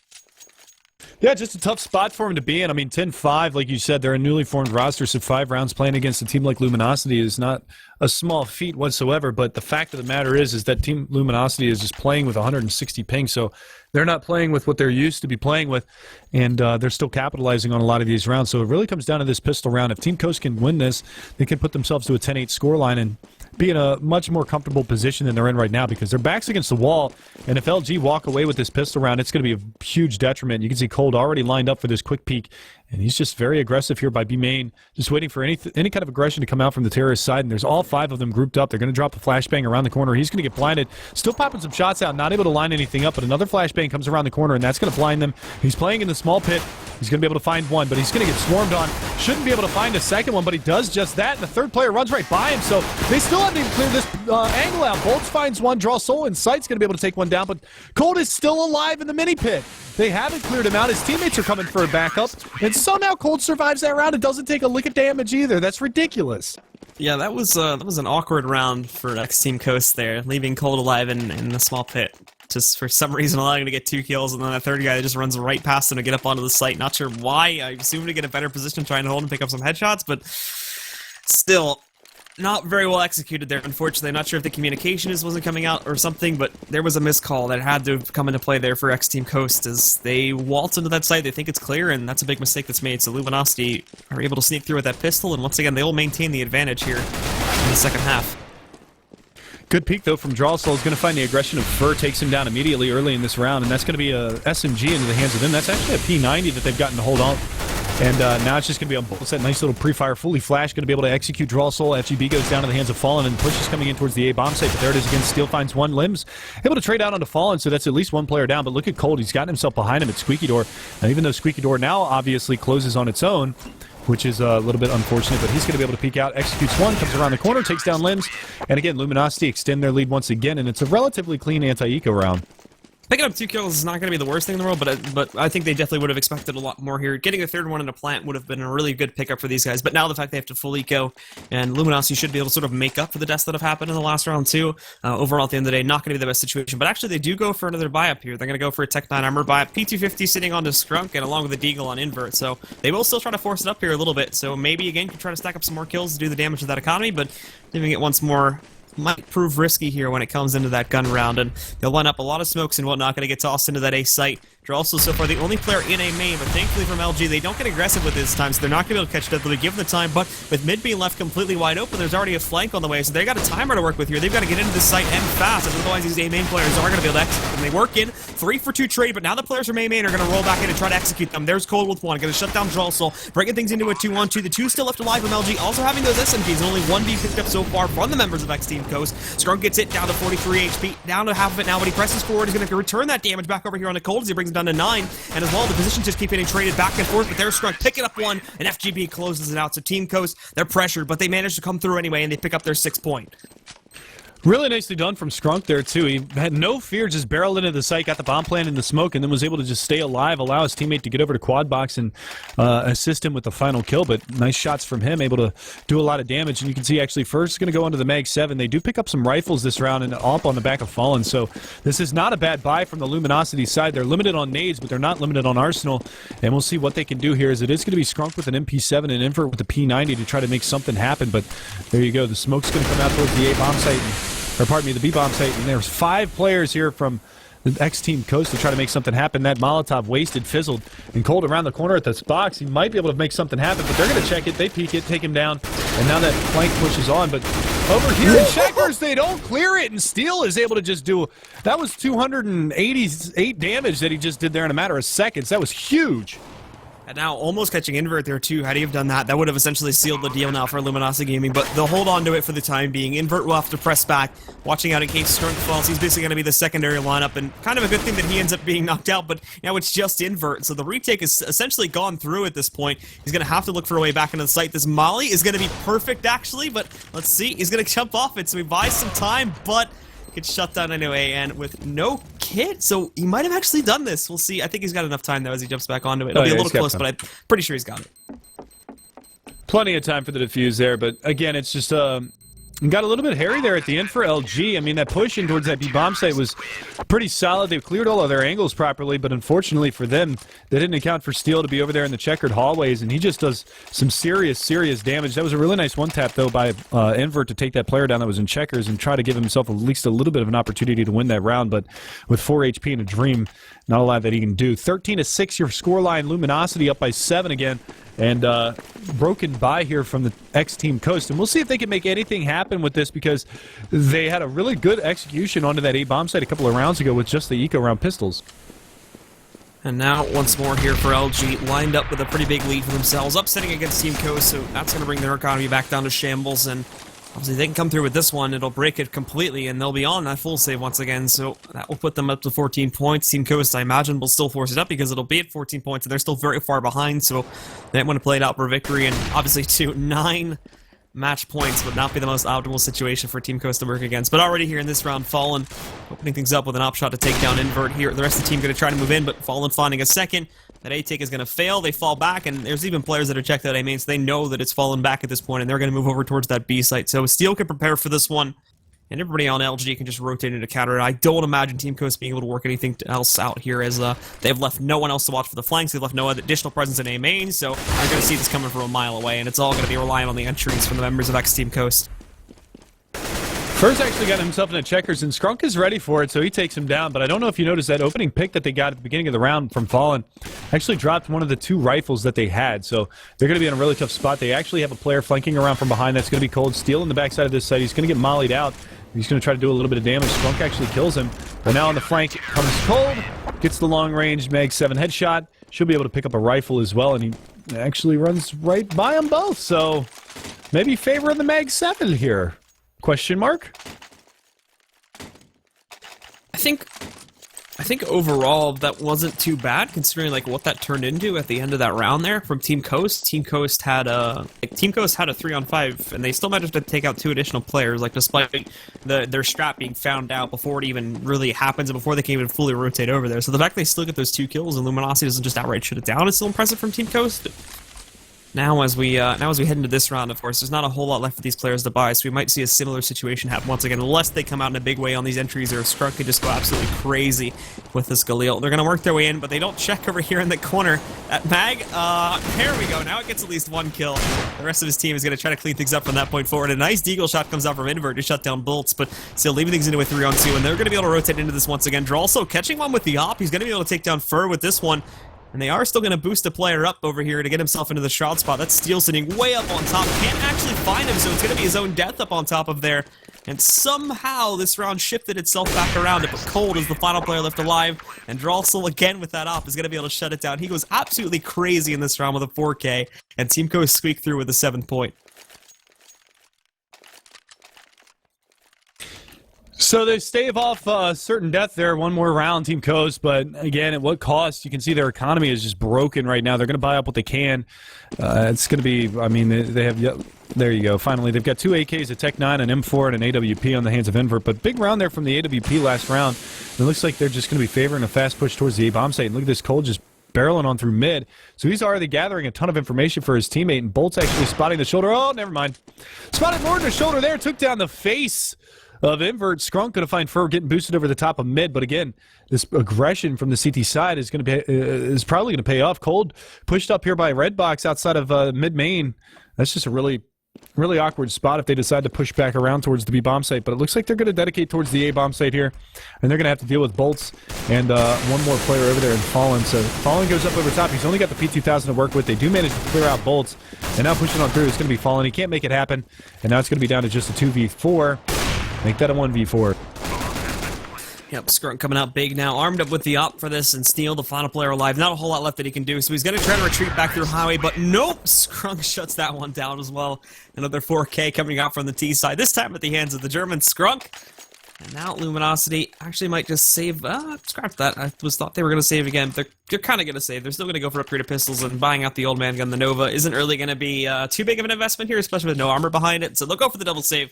And then they'll be able to rebuy this one. Still a very big cushion for LG, so no reason to panic and go for a force buy just as of yet. Yeah, I feel like obviously they want to put the AWP back in Fallen's hands. They've obviously had the most luck with that, and you can see Scrunk aggressive outside of the B bomb site. They're going to be shifting 3 players over there already, and Fallen around the mid area. He's going to get caught by Limbs here in a second as he's going to be, well, it looks like he wants to tempt the fates and push on up, but he's going to bide his time just a little while longer. You can see how passively the terrorist side are. They don't want any aggression coming their way early on in this round, so just biding their time. And now Cold is going to be stuck behind this smoke that's actually going to be fading here very, very soon. So if they decide to come towards A main, he might get caught out. Now Team Coast just take it nice and slow for the time being. Fallen will look to catch any extra aggression that would come out towards middle, but nothing going to shape in that direction here. And with the nades getting tossed over towards A, they actually take it for a ride, but a great shot from Steel. That's going to find Strunk early on and forces Drawsel back. The bomb moving over towards A, but look, Fallen's gotten in the way now. Going to get himself into a battle with Drawsel. Thankfully, Drawsel catches Fallen off guard, I should say, and is going to be able to take him down. In the meantime, Invert finding the entry onto the A site, going to be able to take down another player here. Fur trying to hide within quad, but gets flanked by FGB. Bolts does again come out with another deagle headshot, and is able to take down Invert at the very least, but now they've got the 3-on-2, only one gun being upgraded, and if they can keep this, it's going to be a big thing, but this is the key now, is making sure he stays alive. He has revealed himself as being inside of Z, and is going to press forward now with it up. He knows he's going to be able to rebuy next, but if they can save it in the event Team Coast wins out this next round, it would have been a great sort of money boost for themselves, but they're not going to take that. Steel tries to get aggressive and tries to do as much damage to the economy as possible, and unfortunately will lose that op in the process. Yeah, and actually that's really big. That's really, really big because obviously it's going to go right back into the hands of Invert. They go for a double up setup here on the terrorist side, so Skrunk's going to have one as well. And Team Coast gambling here with the double scope setup on their terrorist side, thinking that that might be the way to put the kink in the think here for the Luminosity squad. Only 2 rounds away from victory. So Luminosity going back to the AWP of Fallen, just watching mid like a hawk. There is one player boosted, and Fallen's just going to rip his head right off. And that's one of the uppers down already for the terrorist side. With that being picked up here now to Team Coast, the rest of them still split very much so. across the entirety of the map. They're going to look to regroup maybe outside of middle here and making a push into there. They'll boost their Opera back up on top here. And I believe that is Skrunk. Actually, no, it's going to be Lems that's boosted up here. And he's going to get himself into a little bit of a battle now with Fallen, who gets super aggressive way up on top of Whitebox. So that's an easy kill for the T's to find. Lems is going to be able to trade that one out from another kill at another teammate. We can see here, too, that Fur jumping up, looking for something. Cold is basically going to burn alive and gets finished off by Skrunk. So this round is very quickly shifting back into the control of the T's once again as Team Coast. They're going to press their way in, not committing to a site just as of yet, but getting ready to move themselves over towards really probably going to end up being the B bomb site. Really only going to be Steel here to try and defend that, but nope. They make the choice to go over towards A instead. And now Bolt's up on top of the Shroud spot. He's going to have to make this call as quickly as possible. They take it slow, but almost all the presence coming in through A main. That's going to be a very quick movement, and if he trains his aim, and if nobody else from Team Coast spots him, he could very well end this right from the get-go. Most likely they're going to peek this one out, but he lets FGB run by. He lets another two players run by, and this is huge from Bolts. He might be able to catch all three of these players. He's got them all dead to rights. He's just biding his time up top, and he's just going to pop the bomb planter, but he can't get there in time. Unfortunately, he took the avenue of attack towards the bomb planter. He could have actually picked off 2, maybe 3 players in that bomb site before they realized what was happening, but unfortunately for him, he goes for the hero play and ends up paying for it. Nice shot through the smoke from Steel. Is going to be able to execute one, but this is going to be a save from Luminosity, so the risk versus reward doesn't actually pay off for him in the long run. That was unfortunately not really going to pan out. They go for the plant in the default position despite there being no presence of the site. Apologies. I think he was hoping it was going to get planned out in the open, at which point he could have gotten the easier frag there, but they nobody had checked that yet. And they still knew that there was probably going to be a quick rotation, so they just plant it in the safe spot anyway, and that basically kills his chances of picking up that kill and any of the others too. And for the rest of his teammates, they were all completely smoked off, so as soon as Bolts falls, that pretty much kills the retake.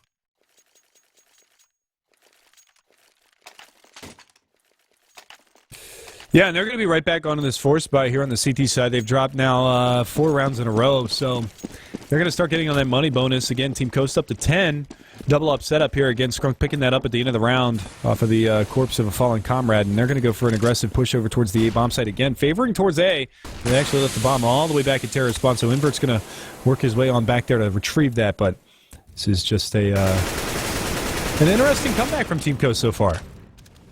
Yeah, we'll have to see how it develops here. Obviously, still 4 more rounds needed to tie it up and 6 more to close it out from Team Coast, but they're doing a good job of bringing it back up into a controlled situation for themselves here. Luminosity, probably saving for this one, obviously, as they already have, but maybe for the next one as well. I imagine they're still going to be sort of at the close contention point to being able to buy and being at a force at that point, so they might just go for a double save once again, but that's going to put Team Coast very close, potentially up to 12 rounds if they don't pick up the eco. And this time, of course, not really expecting too much. They do have 2 M4s in play, so if those come out in a big way, they could very well swing this round away, but for the rest of Team Coast, the smoke setup comes in. No resistance as of yet. Both sitting in quad corner, a couple more sitting by Big Red over by the forklift here, but Fur is going to find the opening one. Draw finds Drake, Fur finds a second. They haven't found him yet. He picks up a third on the invert, and now it's Drawso and Lems is the final 2 alive. Drawso finally taking down at least one of these players, getting some damage back over onto Bolts to bring him down to 23 HP. He's going to find that kill as well, and now it's even back down into a 2-on-2. Lems presses forward. He picks up a kill, but they've been heavily injured, and Steel is still rotating in from the B site. He's fresh. He's ready to rock and roll, and he's only 1 shot away from finishing off potentially both of these players. Catches Drawso, finishes him off, and this could be the end of it here now as well, or at the very least could set Luminosity up to be at match point. All he's got to do is conquest out to find Lems. Lems still with no plant and only 10 seconds left. If he waits too much longer here, he's going to be forced into planting for this one, and Steel realizes this, so he hides back. The molly's on site, so there's really only one safe plant he can go for, and now he has to move for it. Thankfully, he takes the duel, but nope, Steel's going to win it out anyway. Finishes off the game for himself, and Luminosity will now be at match point. Big hold there from the A bomb site. Fur coming up huge for them with the big 3K. Obviously just boosted up at the backside of that site, able to execute all 3 of those players, pushing into that A bomb site, and does it well. And that's one of the things, you know, Fur, he's kind of struggled in the past with the adjustments from going from the M4A1 to the M4A4, and also playing with that 160 ping like we talked about earlier. But you know, good job from him, and then Steel in a 2v1 clutching it out. Both players extremely wounded and very, very low on HP, and now we just see a fast push. FGB with the bomb on his back, already barreling out towards the A bomb site, takes the duel with Bolts and wins it. He's extremely low, so he's going to fall back. But again, this mid-aggression coming out from the Luminosity side, and Drawsoul gets caught rotating from the B bomb site. Now they've got to make their way in towards A, as that push has been completely shut down towards B. So already rotating in. You can see Steel getting behind quad box now. There's 4 terrorists all over here. They're going to molly out towards MPK. They're still looking for some more. Flashbang up over the top. Flashbangs all over the place. FGB does manage to find his way over to the boost boxes, but Let's see if he can capitalize on that position because he's still got Steel to deal with. And Steel is going to drop the bomb carrier. Look for Strunk, but Strunk hits a nice headshot, and Invert cleans up Fur. So we're down to a 2v3. Make that a 1v3 now as Invert going catching fire with the AWP. He's able to find one more and through the back of the smoke. Fallen still looking for it. Can't do anything, though. Tries to go for the knife, but he can't find him. And Limbs finishes him off, so Team Coast stays alive for one more round. And that resets the money again for the LG side. So we might see them get up to 13 rounds before all said and done. Maybe 12 rounds here. Strunk counting his lucky stars that his opponent actually ended up running out of ammo there, and he was forced to try and go for the knife kill. He knew he was sitting in that corner, but he tried to evacuate out and just barely escapes that round. So still, a very big money sink coming in here from this point, but in terms of overall, as much as this matters for Team Coast, it doesn't anymore. So long as they can get the full buy, they're still going to be in a very good position, and they've reset LG, as you already mentioned here too, so it should be another walkover round for themselves. They're already going to catch Furs. He tries to waltz up there to the mid-garage point, but they're very, very aggressive on pushing out over here towards the middle area. They pick up one kill. Going to find 2 and 3 now, both over there towards Highway and in the B halls. Now just 2 left alive. They are trying to set something up, but not going to be given enough time to do it. FGB picks up the kill and a steal.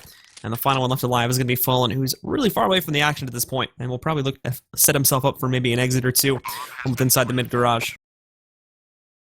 We have to call him FG Bola because he made everybody at the Philadelphia land sick. You should be glad that you didn't go because there were so many people that caught colds after it was all said and done, and we all blamed it on FGB.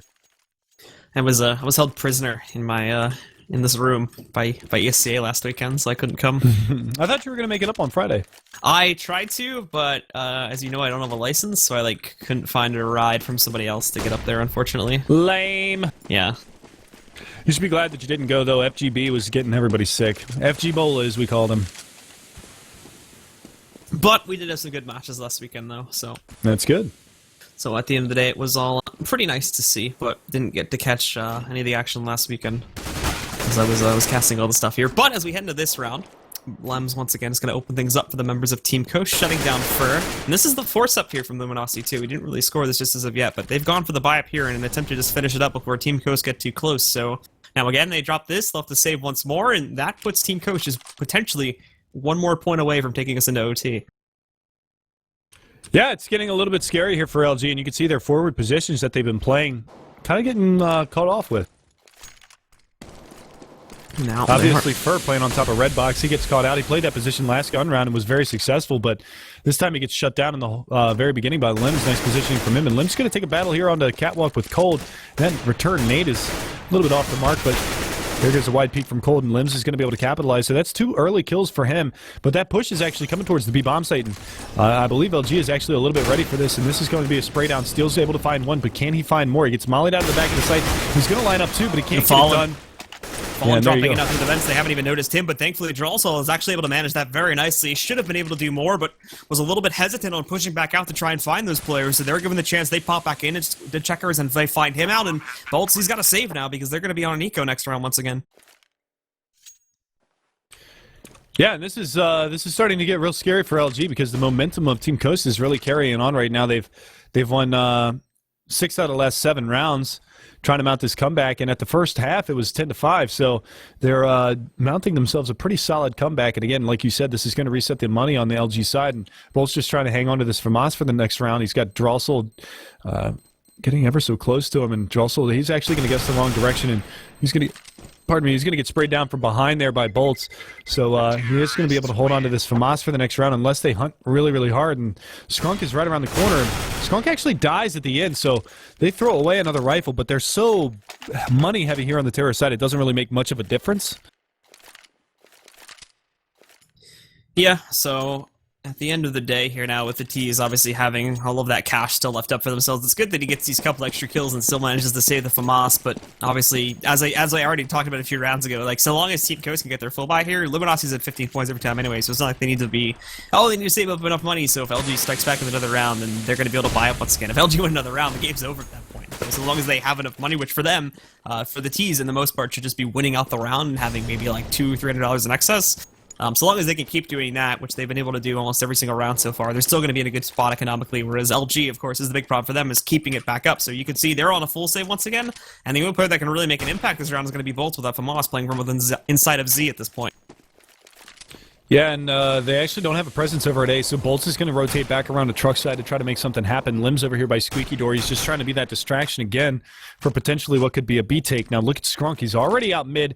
The highway is smoked off, but he's got free reign on mid control, and this is pretty beneficial for the terrorist side because they're getting a lot of information. If they go over towards that B bomb site, it's just going to be a firefight. It's going to be a brawl.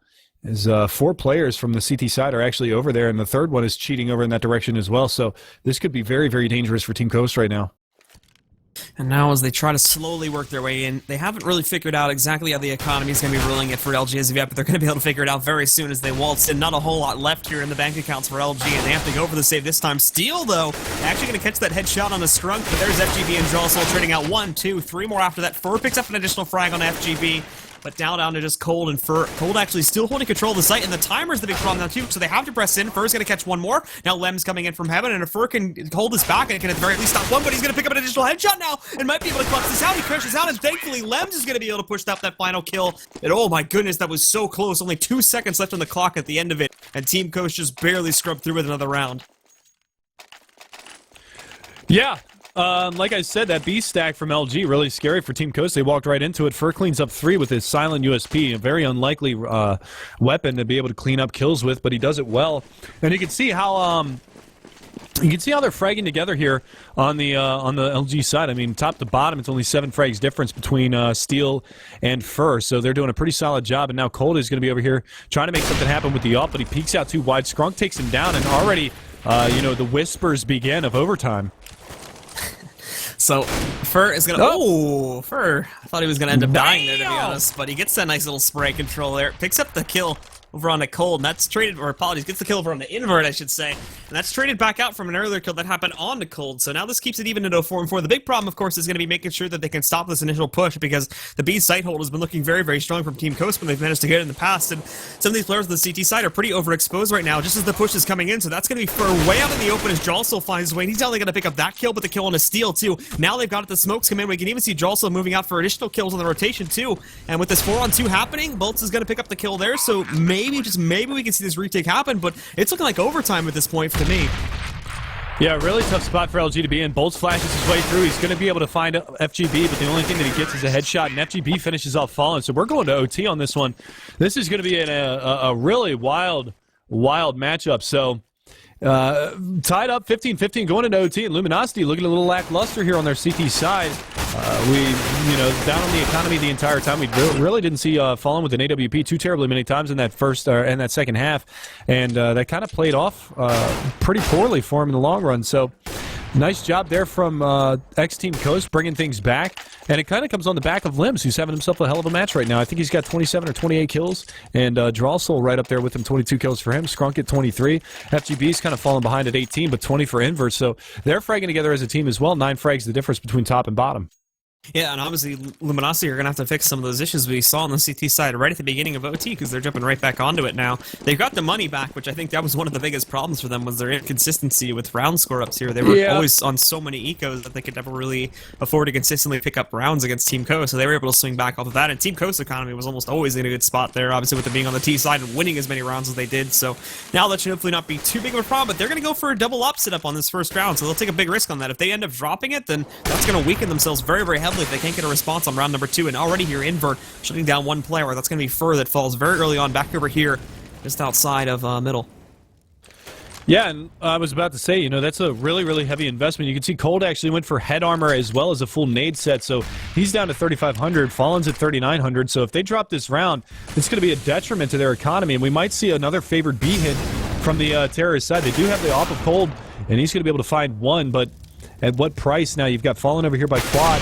He's going to hit a nice flick shot there on the Limbs. The ping disadvantage there obviously showing as he was a little bit slow on that one, slower than he usually would be. But that bomb is over in A main, and boosted up is going to be Bolts. So let's see if he actually decides to bite on the shots this time, because Skrunk is coming up from highway. They've smoked it off, and Fallen's just going to jump up top and take a peek. And I don't know if he actually spotted him or not, but Bolts up top here. This is a really, really beneficial spot. And he's actually going to take that battle with Skrunk, finds that kill, but now they know that he's there. FGB is going to trade him out. We're down to a 2 versus 2 as Cold very far away, as well as Steel from that bomb site. So they're going to have to group up and take this retake together and see if there's going to be any mistake. It's an AWP and an AK versus an AWP and an M4. Cold is already low. So it's going to be a tall order here for Luminosity to retake this bomb site. Yeah, and Luminosity thankfully have the sort of engagement edge here. I think the most of Team Coast or ex-Team Coast are expecting this push to come back in from CT over there towards Truck. So Colt's going to jump though, he gives it away, and there's the first kill, and Steel fails to trade initially. The spray comes out very, very messy though, and Invert gets an up-in-his-face shot to finish it off. It's actually fairly amazing that Invert makes it out of that trade there too, with the spray coming in there right up in him, but not going to be enough in order to take him down, so Luminosity are going to lose that out, and unfortunately, this will be the last competent buy they can get here. Fallen will rebuy the op. You can see there's no utility behind it. He gets the armor, but now he's completely out of cash. And they're going to be on pretty much a full eco for the most part here with a couple upgraded pistols and armor behind, so they'll have that at least. But they'll be on a full eco on the third round if Team Coast pick up a second here. And that's really, really scary for LG because they had a pretty solid terrorist side half, but the momentum right now is in the favor of Team Coast, and if they continue to capitalize, this is going to be over very, very quickly. You know, they'll be looking to go into the second half of OT with match point under their belt, ready to rock and roll. So Draw Soul going to be lurking over by Useless, and that's going to be Steel behind the smoke to try to find any kind of movement over in that area, but nothing doing just yet. And they've also got Cold pushed up in mid on top of this awning, and this is a pretty prime position. Let's see if he decides to jump over to the other awning and try to make a play over in that area. But nobody boosted here from the terrorist side, so he's in a pretty good spot if they do decide to push out through mid. And Cold again will He be hears a watching out lot, for that. though. He just heard him run towards B. So he knows that this pressure is going to be coming in from there, but no rotation as of yet from the players on A site. They haven't confirmed that the bomb is with them. We can only hear a couple of these players moving in, so he knows the president's moving in, but it could very well be like a 3-2 split to fake over towards the B site, so they can't move in until they've confirmed it as of yet. Steel's going to be playing up close in the corner, a very risky position, which so far has been managed very well by the members of Team Coast, but the rest of Team Coast are not going in just as of yet, and now Steel's able to pop out. He finds one, moves out, gets greedy, and finds a second, but there's Invert with the trade. Now they know it's pressing in towards this angle. Cold's going to fall back out from vents. Would have had the opportunity to catch a player inside of middle, but not going to be given that, and fallen right up there around the quick on the corner. He's going to find a shot in the scrug, and as Cold falls back, he gets some damage on the Lems. Lems, however, also catching a player there, apologies, over by White Box. He takes down Fur, and for the rest of these guys now, that timer will be brought on solo. Team Coast making no progress at all in this, so they box them in. They're going to have to force the envelope on this push, but they still haven't been able to manage Cold over here, so there's going to be Fallen picking up one and the second one in order to close things out. Luminosity will maintain their economy. They keep it alive for the time being, and they'll tie things up once again at 16 points. Yeah, and that really just all falls to Fallen right there. Obviously, Steel doing a great job getting the early intel and the early 2 picks, but Fallen stalwart in the back of that bomb site. He actually got flushed out in the back by that Molotov, but there was a lack of aggression from the terrorist side. If they would have pushed up, they might have been able to catch him out and open up that bomb site, even with the quick rotation from Cold up to Vince. But you know, they didn't bite on it, and unfortunately for them, they stalled out, allowed that rotation to come in, and then Fallen with a couple of nice shots to close out the round. So, you know, they just kind of shut that push down, and now it's just going to be an aggressive push towards A, and FGB already out in front. He's going to get flashed out, and Fur's going to trade that one out, but again, it's going to be a lot of aggression coming his way. Fur fully blinded, finds another one, draws Soul on the front side of the red box. He's going to come in towards the site now, and it's going to be Limbs trying to initiate the push, and Draw Soul finishes him off, so it's going to be a 2-on-3 retake for the CT side. So just that fast strategy from the terrorist side of Team Coast, and it punishes them. Steel's going to pop out from the truck angle, get some good damage on the Scrunk. Not enough to finish him off just as of yet, but it does bring him down to 10 HP and allows Cold to press forward and finish it off now. Now they're in a 2-on-2. A lot of time has already expired, and we can see their two Lems sitting safely inside of Squeaky. Even going to close the door because he knows the pressure's coming in. Relying on Drawsell to hold it, but Lems is able to pop back out. He gets the Colat headshot and rolls out to pick up the final one, too. So Lems again is going to finish things off there. Team Coast will take the 2-1 advantage, coming off of the first OT, and now jumping over here onto the CT side. We'll see if they can finish it off here, or if Luminosity now back onto the T side will be able to pick up a few more rounds for themselves here and tie things up at 18 points. Or potentially just win it out. They win all three, of course. True, but Team Coast obviously sitting in the driver's seat right now. They're 2 rounds away from putting this one to bed, 19 being the magic number. Luminosity, they've got to be flawless on this half if they want to close this match out.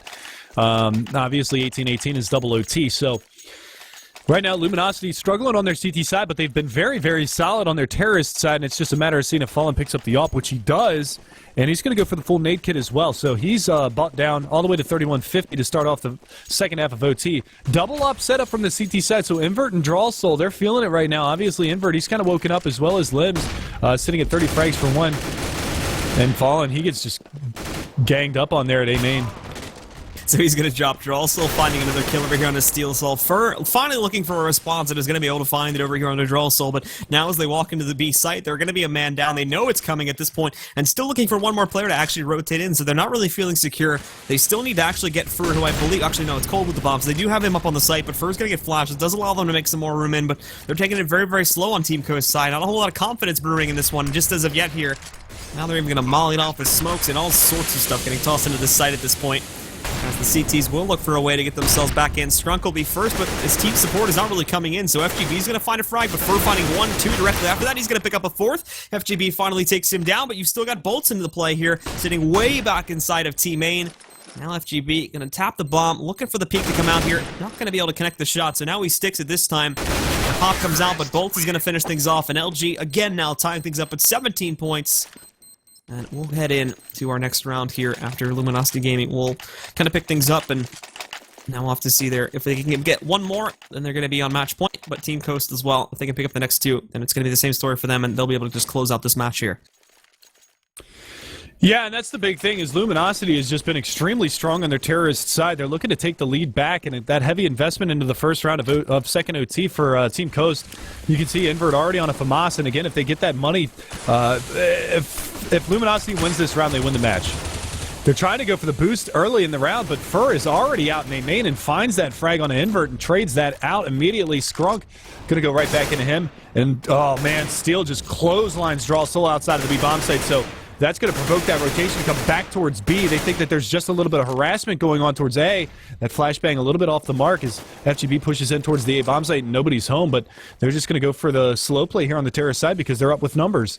They're going to boost Steel up on top of the boxes here in mid, and they're going to wait for any kind of aggression to come out from the CT side. But again, this is FGB pushing up into A main. He's got Fallen all the way back outside of that avenue as well. But he's going to have to come up absolutely massive in this round as three players gearing up to come in towards his direction. And we'll see just how well they can make an impact. Keep in mind, Team Coast still keeping one player standard on the B site too, as they haven't solidified themselves in the push, but now they're going to spot it. FGB fails to pick up a kill, but thankfully Strunk rotated in a little bit more early, so he's going to be here to try and hold this one off. The flash comes in, and he actually flashes himself, so he's going to leave him out in the open, but Strunk picks up that kill over onto Cold, and now as the rest of the team, they're going to waltz their way in here. Bolts will find the response kill over onto Strunk, and now they walk in. Lems will be the final player alive, but working a 1-on-3 with no utility, obviously not going to be the easiest job in the world, and Steel very quickly will dispatch him there with a nice headshot, takes him down. Luminosity here are going to be on match point. Yeah, and like I said, with the broken economy here on the Team Coast side, it shouldn't be any problem for LG to actually shut this one down and take the victory. Obviously, overtime, not what we expected, especially after that first half scoreline of 10-5 in favor of Luminosity. But, you know, we've seen crazier things happen in a lot of these ESEA matches. I mean, what was it, last season or 2 seasons ago in the Invite Division? It was Luminosity versus... Well, it was Luminosity versus Keed Stars when Mythic or Winter Fox was Luminosity, and Luminosity, before they got their sponsorship on Mirage, we went into 5 overtime. So we've definitely seen some crazy stuff here at ESEA. So now, with LG poised to possibly close things out here, we've seen miracles before come out from some of these lower tier teams and trying to upset against the bigger guys, but for Team Coast this time, already in the beginning of this round, not looking so well.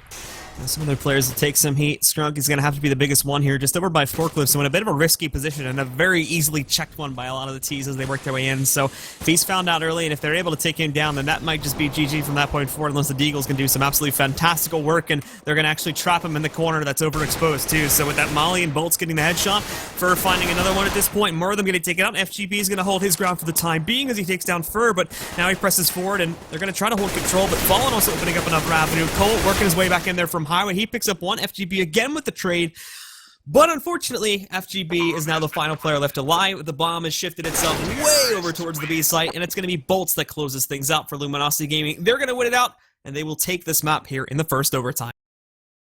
Yeah, so 19-17 your final score in this one. Luminosity finally prevail on Cash, and that's going to do it for LG for this evening. We're going to get into some of the big heavy-hitting matches coming up very, very soon for you guys, because we still have a CLG match, we still have a Liquid doubleheader and a Cloud9 doubleheader, which is going to be an absolutely phenomenal evening. I think it's Cloud9 versus NME, Cloud9 versus Cloud9 versus CLG, and then Liquid versus CLG, and Liquid versus somebody else. I'm not sure who they're playing. I'm just going to go look real fast while you vamp. It's Cloud9 versus Enemy is our next match coming up. Then we've got Cloud9 versus CLG. Then at 10 o'clock Eastern, we have Team Liquid versus Team Coast. And then at 11, we've got CLG versus Team Liquid.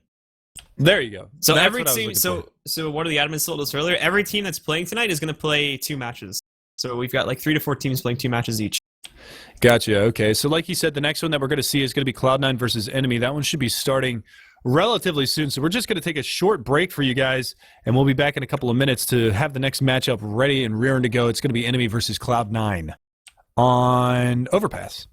Yep. So stick around, folks. We'll be back with more of the ESL ESEA Pro League in just a sec. But as a team, they're still very weak, and this is a map where you need to be able to come together as a team and really solidify yourself on the strategical side. Otherwise, you're going to fall short in too many avenues in order to beat your opponents. Well, you talked about their previous matchup on this versus a team like Conquest, which is a team like Enemy facing off a team like Liquid, and you know, honestly, in all honesty, this is probably Team Liquid's best map, Overpass. They are absolutely monsters at this map. So we're going to go live into the knife round here, and we're going to see whether or not Cloud9 can actually solidify this knife round and get to pick on the CT side to start things off, or if they're going to take the T side so they can control the pace. We've seen them a couple times in the past, like on Cash when they play against some of the top tier teams, that they do favor going for that terrorist side first, just so that they can, you know, dictate the pace of the match, dictate when they want to make their pushes, when everything wants to happen. So, and they actually lose the knife round, so probably going to start on the T side anyway.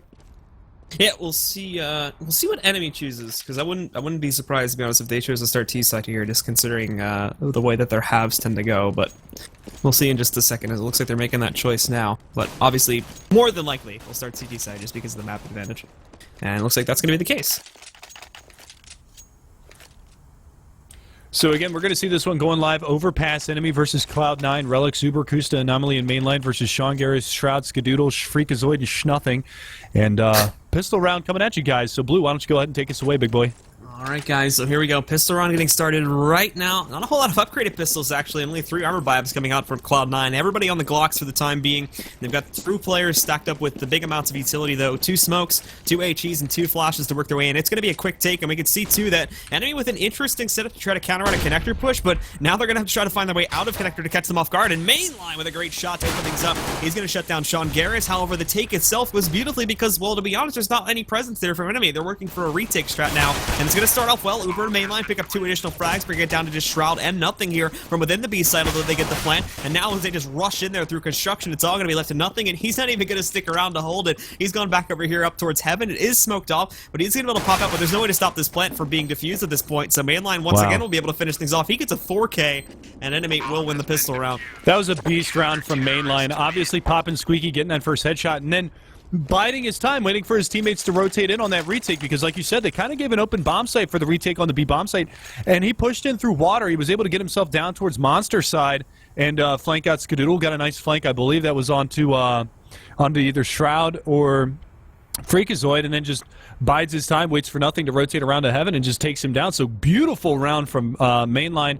And you talked about teamwork being a key factor in this matchup for the Enemy GG side, and right there they displayed beautiful teamwork. Absolutely. So they'll pick that one up. We actually have a pause coming out right after the first round. Potentially attack pause from C9. Which could be a leg out. I know that they've had some internet issues with maybe Skadoodle and Shroud, and with all of them playing from Shroud's house, that could be an issue tonight. Maybe Pizza got there. That could be as well. It's a slumber party after all, from what I've heard. So true story. I have seen that, and it just looks like I don't know what the pause was about.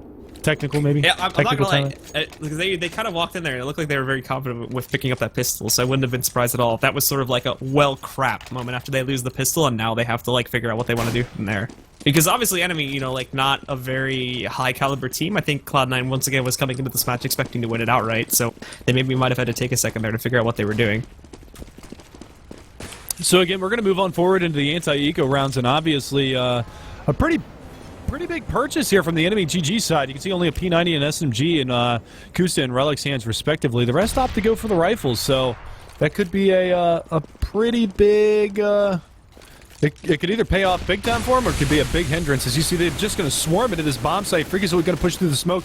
Might be able to catch Anomaly out, but he's got backup from Kusta. Kusta just watching for that, and they do get the bomb plant, so that's money in the bank. So it will be a third round buy from Cloud9, but the damage being done here. Now they're going to drop the Molotov over the top. Nothing's going to go ahead and drop that right on top of the bomb site, but unfortunately that's going to miss.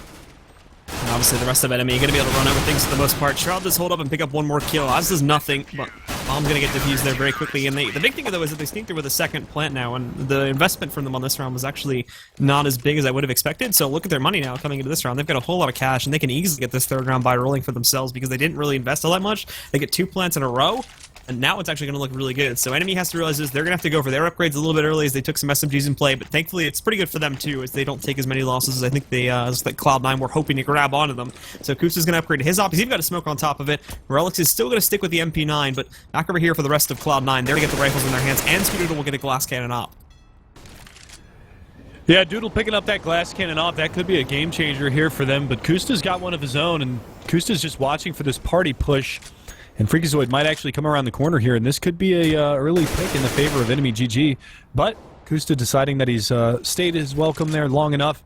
He's going to go ahead and fall back into that A bomb site. But where is Skadoodle playing? He's playing all the way down at long A, just waiting for any kind of an aggression to come out from the playground area, but nothing doing. They're just going to be playing a pretty passive setup here, but nothing opens things up. Uber down and out. And that's a really nice find early in the round. There was a lot of aggression coming out from the CT side. Anomaly might go down, and he does as well. Oh, nothing survives, 1 HP, but there's one more player over here in the water pit, and that's going to be Relics caught with a nade out. Now that A bomb, or that B bomb site is open for business, and Kusta already falling back mainline. They're going to save their rifles here. Yep, and obviously not a whole lot left of the two sitting up inside of long A, along with just sitting on the A site that are going to be able to do at this point. Only a smoke, a flash, and an HE grenade combined with all of them. They've got armor, they've got kits, they've got rifles, so much, much better in the long run of things just to try and save this. And it's pretty unfortunate they don't get any kills at all here, because now this is going to be great for Cloud9, because obviously any kills at all would have brought the money down to essentially zilch going into the next round, even with the victory coming out. So they would have had to very quickly try to screech out for more money and look for that. And if enemy responded to it just on the next round after this, they would have immediately broken the bank. But now that everybody keeps themselves alive potentially, that is going to allow them to save up a whole load of cash going into the next one. And there's Freak shutting down one of the saves. Kusta is still in this, but he looks away as nothing rounds the corner. So nothing is going to be able to shut down Kusta. No saves at all, and still no kills onto any of the Cloud9 members. Like, somebody in chat actually said something that kind of made me laugh. 1 HP is more than nothing. I got it. It was good. I thought I got a chuckle out of it, at least. I thought it was clever. Okay, it was clever. It's a solid 4 out of 10 there on the pun meter. Shut up, Blue. Shut up! I don't want to hear it. I give credit where credit's due, all right? I thought it was humorous. I chuckled a little bit, so nice job, guy in chat. Thank you for that. Blue, you suck. I don't know, man. Come on! I guess the chat liked it, but... There you go. Except this one guy that just called us gay casters, but he can kind of take a timeout. Back to the action, though. It is going to be a save here for enemy squadron and Cloud9. They're just biding their time. Very spread out here on the terrorist side, but again, it's just a very slow, methodical strat from them. They don't want to get caught off guard by any kind of a stack going towards that bathroom side. As you can see, just Sean Garris over here to try to clear things out. So now as well, with the full save coming out from enemy here to Cloud9. Nothing is going to try to push his way in through Monster, but a great time flash comes out for the enemy players. They're actually doing a good job of holding them back for the time being. Nothing again, down to 1 HP. 1 HP! At the same spot, too, so it's like deja vu for nothing here. He will be able to retreat back and get himself outside of the tracks area, but now as well here, enemy, they have kind of found out that there is some presence here, and now that it actually doesn't end up coming through, there's a pretty good reason to believe that it might be rotating, and there's a shot from Relics coming out with the Deagle. He's going to shut down Freakazoid right from the get-go, and overall Cloud9 very slow at this take, to be honest. There's a pretty good chance that enemy might be able to hold this here, but now Sean Garris botting his time. He's going to be able to move in. Uber with the shutdown, though, takes out Sean, and they're still holding a man advantage at this point. Unfortunately, all of these kills are happening at like super long range. They're not able to get any extra pickups, so they're just working with pistols. Finally, Mainline's going to find one over here as he conquests over towards long A, and he's going to pick up an AK, and now he just starts to clean them back up. Nothing with 1 HP. If he loses Skadoodle, he's got nothing to work for, and he does line up at least one shot over here in the Mainline, but very quickly traded up by Uber, so enemy on a full eco, trade out an additional round, and they'll maintain the lead up to 3 points now. And that was big. I mean, obviously, just the opening pick coming from Relics with that one dig, and then, of course, Uber and Kusta just holding things down, mainline getting that AK frag as well. So 3-1. Enemy GG, they're on top against Skadoodle. He doesn't have money to get that AWP, I don't believe, unless somebody dropped one to him. So he's going to be on a Galil buy right now. And just a tough spot for C9 to be in. Again, an overpass just looking very, very weak for them, at least on their terrorist side. As it looks like they're just, you know, they're spreading out for these slow plays, and it's not working out for them. Maybe a group up and a fast push, but there it is.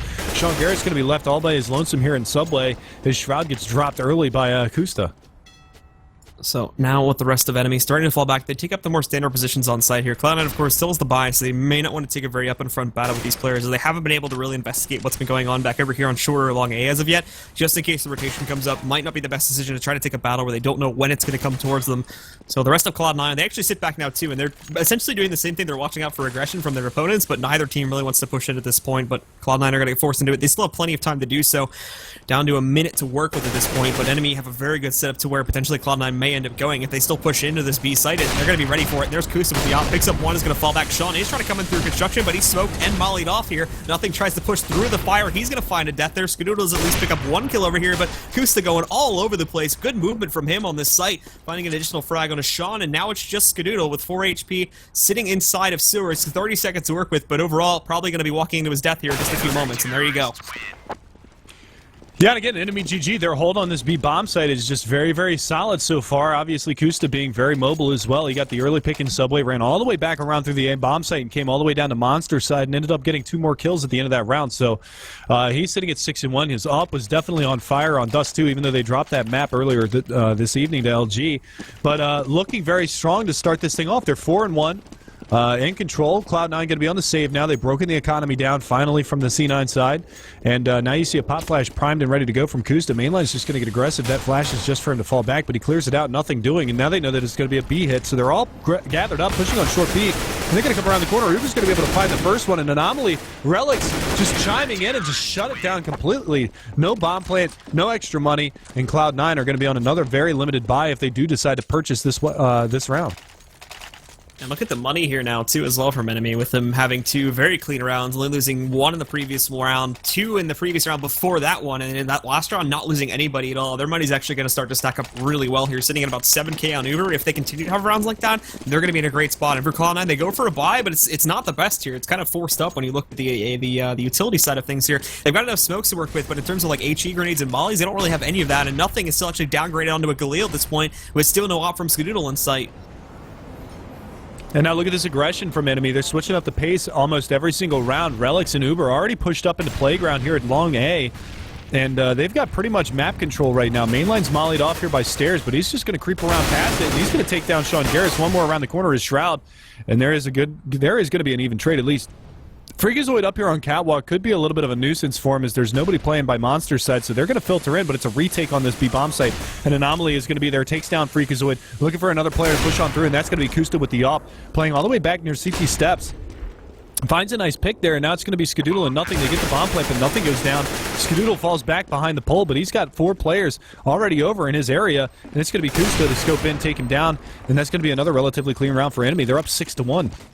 So I'm going to have to, at least in these first few rounds, I'm really going to have to eat my words in regards to what I was worried about here coming into this matchup with enemy with their team play. I'm saying it's not really where it needs to be, but the calls are on point here. Obviously, there's some problems on Cloud9 side of this as well, but the calls are on point. The executions are absolutely perfect here from the CT side, and enemy so far is just absolutely destroying Cloud9 every time they try to even make a push into a site.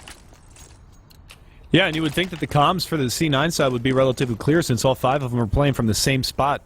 You know, they're all sitting next to each other over in Shroud's house right now, but I don't know, maybe there's a little bickering going on as to what's going wrong with their strategies, but they're just going to push fast onto this B-bomb site, and this is the right call. They go through Monster side, there's nobody here. They did drop 1 player down in the pit, that's going to be Anomaly looking for a frag. Nice nade around the corner is going to do some serious damage onto Shroud and, to Nothing and Sean Garris, but it's going to be Anomaly to hold things down, and he hits the wall bang on a Shroud, so that's a 2-for-0. Finally, Sean Garris on the board, and they find Uber creeping around from short B, and now look at this standoff right now. Relics behind the smoke, catches Skadoodle off guard, and it's a 2v3.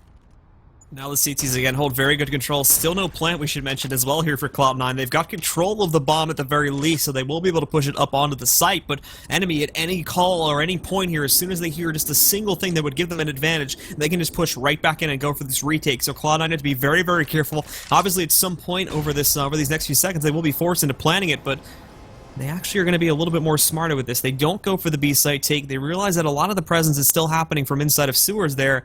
Something they could do is they could go inside of the tunnels and try to push their way back up to the A site instead, which would work out great with this current setup, but there's going to be nothing. Moves out, finds a kill onto Relics. Unfortunately for Mainline, he's not going to be able to press back out quickly enough here in order to find that trade, and obviously with Kusta falling here to Nothing too, Nothing's just going to clean things up. He picks up the final 2 kills there, and although that could have been a great retake for enemy, Cloud9 actually forces the envelope and gets aggressive themselves, and I don't think enemy were expecting that at all, so that pushes them off guard. and now Cloud9 can pick up a second point. Yeah, no, that was a smart play from Cloud9. Obviously nothing. He's hitting some shots right now. He's 9 and 6 on the scoreboard, so he's doing some work for his squad right now. But changing things up, you know, you could have potentially seen them work their way all the way through the hallways up to the A bomb site, but they decided to stay there, bide their time, work for those picks, and nothing, being smart and playing that one aggressively. They actually end up stealing that round away from Enemy GG in a 3 versus 2. So good job from them. And Uber trying to jump over here. He's going to be able to get spotted out. I'm not sure why he kept jumping since he wasn't really peeking anything, but Freakazoid opens things up, takes down one. They've got one in the water pit to deal with. That's going to be an anomaly around the corner, but they haven't cleared out this position just yet. You can see mainline on the rotation, back from CT spawn, and Relics coming over here from the squeaky door. They do have one player over there. They haven't even found the anomaly yet. He's sitting in the smoke here. Nothing is going to be able to jump up. I think he's noticed him now, though, and that's a bit unfortunate, but nothing, well, that's actually more of a mistake from Freakazoid there, as he kind of walks into nothing's flames, so there's not sure what that was. But still, it should easily be managed at this point. Kus is the final player left alive, and he's looking to save anyway. But that's still kind of a kill that shouldn't have happened, so a bit of a money thing, I guess you could call it for Enemy, but Cloud9, of course, with a take like that, that's going to be much more impactful against the players from Enemy. And if we can see Kusta saving this up, they'll still be looking good, and I believe we'll still see a rebuy coming out into that next round. But right in the face, Kusta gets the flick shot there anyway on the shot, takes him down. And that, as I was saying before, should re-enable a rebuy here for the rest of Enemy. Yeah, he drops over an M4 over to his comrade Uber. They're going to have a full buy going behind this one, but Cloud9, they're scratching and clawing their way back into this one. The B aggression has been paying off for them in the last couple of rounds, and we'll see if they decide to go towards B again this round. It looks like they're going to be going up towards the A bomb site, at least at the beginning of this round. And again, it's going to be Sean Garris to try to lock this one down. Molotov all the way over the top, and that lands on short B. I'm not sure if he intended for it to go there. And a little bit of knife damage there. Insult to injury is, I believe that was nothing, actually, just knife shroud in the tuchus. Took him down to 78 HP, but it's a pretty aggressive strategy. I think that Cloud9 might be thinking that it's a bit of a save as Freakazoid leads the charge in through long A towards bathrooms, trying to clear things out. Kusta should have been able to see those players along A. Misses the shot, though, and that could have been a double call-out if he lined that up correctly, but not going to be able to connect it. Now gets up in their faces, misses a second one, and now they know he's in that position, too, so he's actually going to push further into bathrooms, yielding partial control of the site, but thankfully the rotations are coming in for the rest of Enemy now. You've got Kusta along with Relics now lined up in a pretty aggressive angle. There's Kusta now, finally connecting a shot with his up, taking down Skadoodle. Sean Garrison, nothing, trade out 2 more after that, so they bring it down to a 3-on-2, but still they've been pushed off the site, and Uber and Relics once again find a 2 more trades. They finish off nothing and Sean, and that'll put Enemy right back on the scoreboard here in the advantage. 7-3, up by 4 points now at this point. And while there will be enough left in the bank for Cloud9 to go for another buy here, for the most part, actually you might see it a little bit pushed, but I think they can still afford it. If they lose out this one again, then they're going to be right back to square one in terms of saving and trying to get their money back.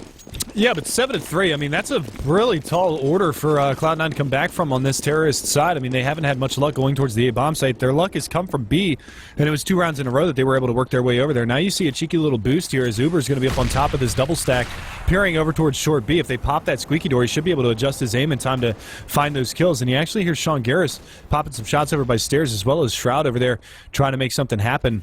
And there you go, he adjusts his aim, he's going to be looking for it, and Shroud's going to be the first victim of a heavy amount of damage. That nade around the corner is going to find Sean Garris, and he gets the residual spray down as well as mainline through the door. So that squeaky door push completely annihilated, and they didn't even get a lick of damage out. Well, pardon me, Uber actually down to 58, but again, not a lot of damage being dealt here from the terrorist side on this force-up.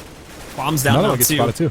Bomb's down on 2, and I'm pretty sure they know the bomb is here, so as you can see more players starting to shift down. They're basically ready to rotate if they go for this push, and especially now that Freak picks up the kill on the main line, they're going to move Costa down up towards Heaven Point to try and stop the actual push. But Skadoodle, almost had an opportunity there to find an Uber, but he doesn't take the shot. They're going to destack that as they take a little bit more heat there. Nothing Skadoodle and Freakazoid all hit up a little bit here, but not with enough time to actually rotate up towards the A site. They're going to have to go for the take. Relics will be tested, as both players are going to push in towards him. We'll meet Freak first, but Freak's not even expecting this one. Well, that's a free kill. Now it's going to push Skadoodle back, but thankfully Relics doesn't expect the second player to be there, so Skadoodle is going to find a second kill there as well. And now it's still a strong hold. 18 seconds left. Skadoodle picks up one with the op, but Uber catches a trade here as he takes down nothing. And Anomaly will finish it up for Enemy. He finishes off Skadoodle, and too slow of a take there from Cloud9. They give Enemy far too much time to set up, and they're basically just going to shut it down at the end of the timer. And everybody from Enemy is contributing right now. 2 frags the difference between top and bottom. You've got 10 frags for Kusta, and at the bottom is going to be Anomaly and Mainline. But Mainline, again, he had a 4K in the pistol round, so he's kind of gone quiet since then at 4 and 7 since the opening round. But again, you know, a lot of crucial frags going out, and that B bomb site just gets shut down repeatedly. And 8-3 for Enemy. This is just a really, really tough situation for them to be in. Probably 9-3 in a few moments here too, just because Cloud9 I don't really have anything invested. No utility at all now. Even if they had anything, they've used it already. So there's mainline finding 1-2. Skadoodle traits him out at least, so that'll be a rifle they should be able to pick up, but now they know it's coming. Kusta with his pistol picks up an additional kill on the Freak. Oh my goodness. Insult to injury right there. Kusta switching over to the knife and actually gets Skadoodle with it. And that's going to leave nothing versus 3. And just a really tough spot. So nothing picked up, and he's going to fall back there, but unfortunately Relix meets him on a flank there as he comes up through connector, so that's going to find him, and there is the knife point for They do get at least those 2 kills and some damage, but obviously at this point in time now, that's not enough. They need to start picking up rounds. Economical victories, even if you can call that one, which I wouldn't, economical victories are not going to be enough for them to really say it's a victory at all, as now they're down 6 rounds. We're getting very close to the end of the half, and if they don't pick up these next 3 consistently here, then NME's going to have an absolutely huge advantage going into the second half. I mean, they're already going to have a big advantage regardless of the way that the rest of this half turns out. If they lose out, it's 9-6. If they win out, it's 12-3. And that's either way, that is a big lead going into the second half. And Shroud might get caught out by Kusto over here by Subway, and exactly that. Catches his elbow, takes him down, and now there's a couple more terrorists that are getting ready to push through the smoke. He's not ready for it. Skadoodle and Freakazoid going to combine for simultaneous frags, and Freakazoid's going to find mainline as well. So finally, a little bit of action in Cloud9's way, as it's going to be down to a 2 versus 3. That bomb rotating towards long A, but he's by himself. And Freakazoid actually going to duck down in the bathrooms for the time being. Now the rest of Cloud9 solidifying themselves for a push over towards the A site. Anomaly, though, going to look to get a little bit cheeky as he works his way back over towards long A and potentially to line up a flank here. Uber is doing the same exact thing, though, so this is a bit risky considering if one player catches this, then they're both going to be found out at the same time, as this is looking like it'll be an execution that they both work for. Anomaly, though, since he hears it coming in, and Uber's going to execute a little bit too early there, too. So he's going to find that kill. So now this shifts the attention of Freakazoid back over to watch out for Uber, but at the same time, they're not even expecting Anomaly to be over towards long A, so he's going to get another free kill. That shuts down nothing, and it's all on Freakazoid to clutch this out. Now, he should be able to get this plant in a safe position, but for some reason Uber went down towards B site. I don't know why he went there, but I guess just expecting a push towards the back of the site, but obviously Anomaly, he's going to push back in, and he might have thought that Freakazoid was actually going to just push straight down the stairs, but Freakazoid playing on the edge of the smoke. He's taking a lot of collateral damage there as Anomaly and Uber just pinch on him, and that's going to be a 10th round for enemy GG. So, again, they had the man advantage, but that flank from Uber perfectly timed, and Anomaly working his way down long A. They just weren't ready for that kind of a pinch onto that A bomb site. Even though they get the bomb play and put the money in the bank, Cloud9 is reeling right now. They can't put the op in Skadoodle's hands. They can barely afford rifles if they decide to go for it this round, which I imagine they will because they need to win out the half. 10-5 is their only saving grace in this matchup. And they do go for the rifle buy-ups now. The only player that's really going to have any semblance of a good amount of utility behind it is going to be Freak and nothing. They're comboing it with double smokes and double nades, or double flashes and a smoke on a Freak, and double flashes and a molly onto nothing. Skadoodle does have a smoke as well, but beyond that, these guys have nothing to play with. And they've already been found out too. Mainline spots them, so they know where they're pushing in from. Now they can hold the choke point. They're getting smoked off here by the CTs. Mainline even picking up one. He does get traded up by Skadoodle, but they know from a mile away where they're coming in from, so they've got players outside of the door. Up on top, there's not a whole lot of resistance at the end of the staircase, but still, now they've got it boxed in, basically, so all they've got to do is hold this angle, prevent them from getting out, and they've got another round on the board for themselves. Thankfully, Shroud catching out an additional player. He's going to be able to find Uber. Relix not really getting his chance to shine just as of yet, but they will try to work themselves up on top of the steps, and Shroud holding patiently. He finds another kill too, so he's going to shut down Relix. Now they're trying to work their way back outside. They're going to get into sewers, and B-site's wide open, so they can take control of that without any further trouble. And Freakazoid so patient over here, finds that frag on an Anomaly who was trying to push in towards his position, and this time it's going to be Kusta versus 4. We're coming in towards the last round of the half. A lot of, well, I wouldn't say a lot of money in the hands of the CT side, so it looks like Kusta's just going to try to hang on to the op for the final round. No reason for him to go for it. 10-4 will be your scoreline as Cloud9 able to find one more. Nothing. He's pushing up very aggressively. He might be able to find Kusta here if he walks all the way around, but Kusta's got the CZ75 around, and he's just playing as a turret right now, just waiting for anybody to push in towards his area. He's going to hear some footsteps coming, and that's going to be Freakazoid actually working his way around the backside of him. Skadoodle is going to come up the stairs as well. And look at this, Kusta actually making a footstep, but he's going to be able to get away and maybe flank out and get a kill. So he's playing a little game of cat and mouse right here, and somehow he manages to live. And he's not even going to take the challenge, too. He's a master sleuth. Manages to completely escape that situation. So no op going to be picked up there for Skadoodle. They're going to keep that in the hands of Kusta for the time being. He's even going to have enough cash left in the bank to donate additional guns. So we see Cloud9 come out on top of another round. We should mention too that although NME was looking good earlier on in this half in terms of their money, looking at it now, it's actually the complete opposite of this case. It's actually looking very bad now as they can only squeak through with 2 rifles this time. One of them is dropped from Kusta, who was a player that managed to stay alive. He still has the op, thankfully, so they're going to be able to work with that. But now they're back up going against full AKs here from Cloud9 as well. So if Anomaly and Mainline can't perform, or if Uber and Relics, along with Kusta, end up falling short here a little bit, then that could be very well a 5th point here being picked up from Cloud9, which, if you look at the usual round score you expect to see here on Overpass, isn't necessarily too far off, as you sort of expect like 9-6, 10-5 occasionally in the favor of the CTs, which is exactly what we have going right now. Yeah, but again, this is kind of the situation for C9. This is a must-win round for them if they want to have any breathing room going into the second half, because enemy walks away with the pistol round. They're going to be up towards 13, 14 rounds very, very quickly in this matchup. And you can see it's a bit of a force-up from the enemy side, so this is a great time for Cloud9 to capitalize on this.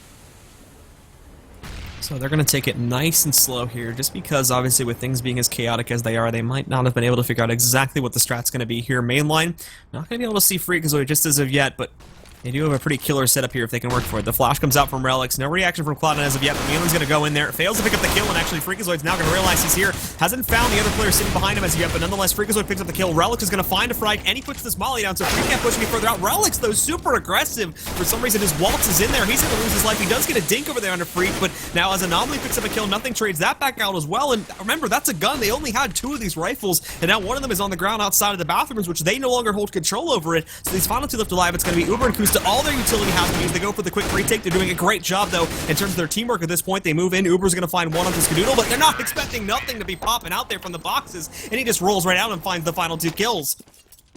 Yeah, big half from nothing, really. Those 5 rounds coming off of the back of nothing, really. You know, he ends up with 13 kills at the end of the half, which isn't, you know, an astronomical amount by the end of it, by any stretch of the imagination. But, you know, he had a 4K round, he had a 2K round, he had a couple of 3K rounds in there as well. So, you know, doing a lot of work on those round victories for Cloud9. Now they've got the 5 rounds that, you know, that best case scenario we were talking about was 9-6, 10-5 as that first half progressed. But Enemy, they pick up a pistol round here, and they're going to put themselves into a fantastic position to walk away with this one over Cloud9. And honestly, if I'm Cloud9 and I'm looking at the major that's coming up, I'm vetoing Overpass because they have just been awful on Overpass.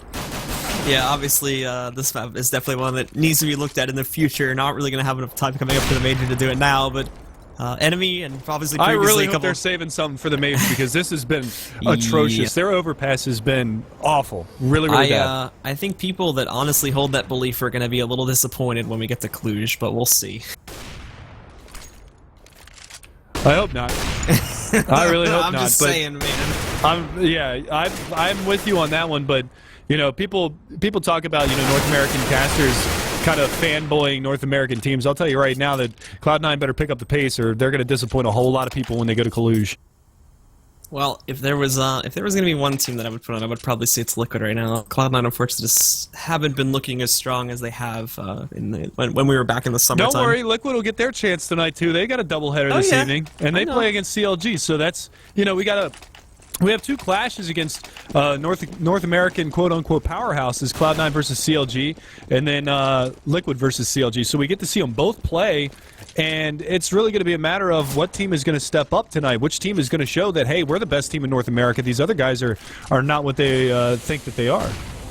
So now from Cloud9, once again, they're going to press forward. Sean Garrett's picking up a kill, and they've lined up a good sort of setup here, too, so nothing's going to find one. But look at the trade. Relics and Kusta going to find a combined total of 3 kills now, and we have to see the rotations coming up from the 2-1B side, as that was all of their assets pushing forward there to try and stop them right from the beginning of it. Mainline's going to get this plant. Shroud looking for the headshot, and Kusta gets some damage, but is not going to be able to find a head. And there's Mainline shutting down an additional player now, so just Shroud left alive, finding one, looking for the second planter back over there, but he's safely fallen back towards long A. So now this is nigh but impossible for Shroud to try and clutch out, because now he's got angles to work against. We actually see Mainline falling completely back to regroup with Relics, so if he can find Relics, he might have a chance, but he doesn't actually see him initially there. He was hiding behind the flower pot, so Relics is going to pick up the headshot, and Enemy will win out here now, keep their lead, and potentially be able to grow it if Cloud9 don't upset here on the second round.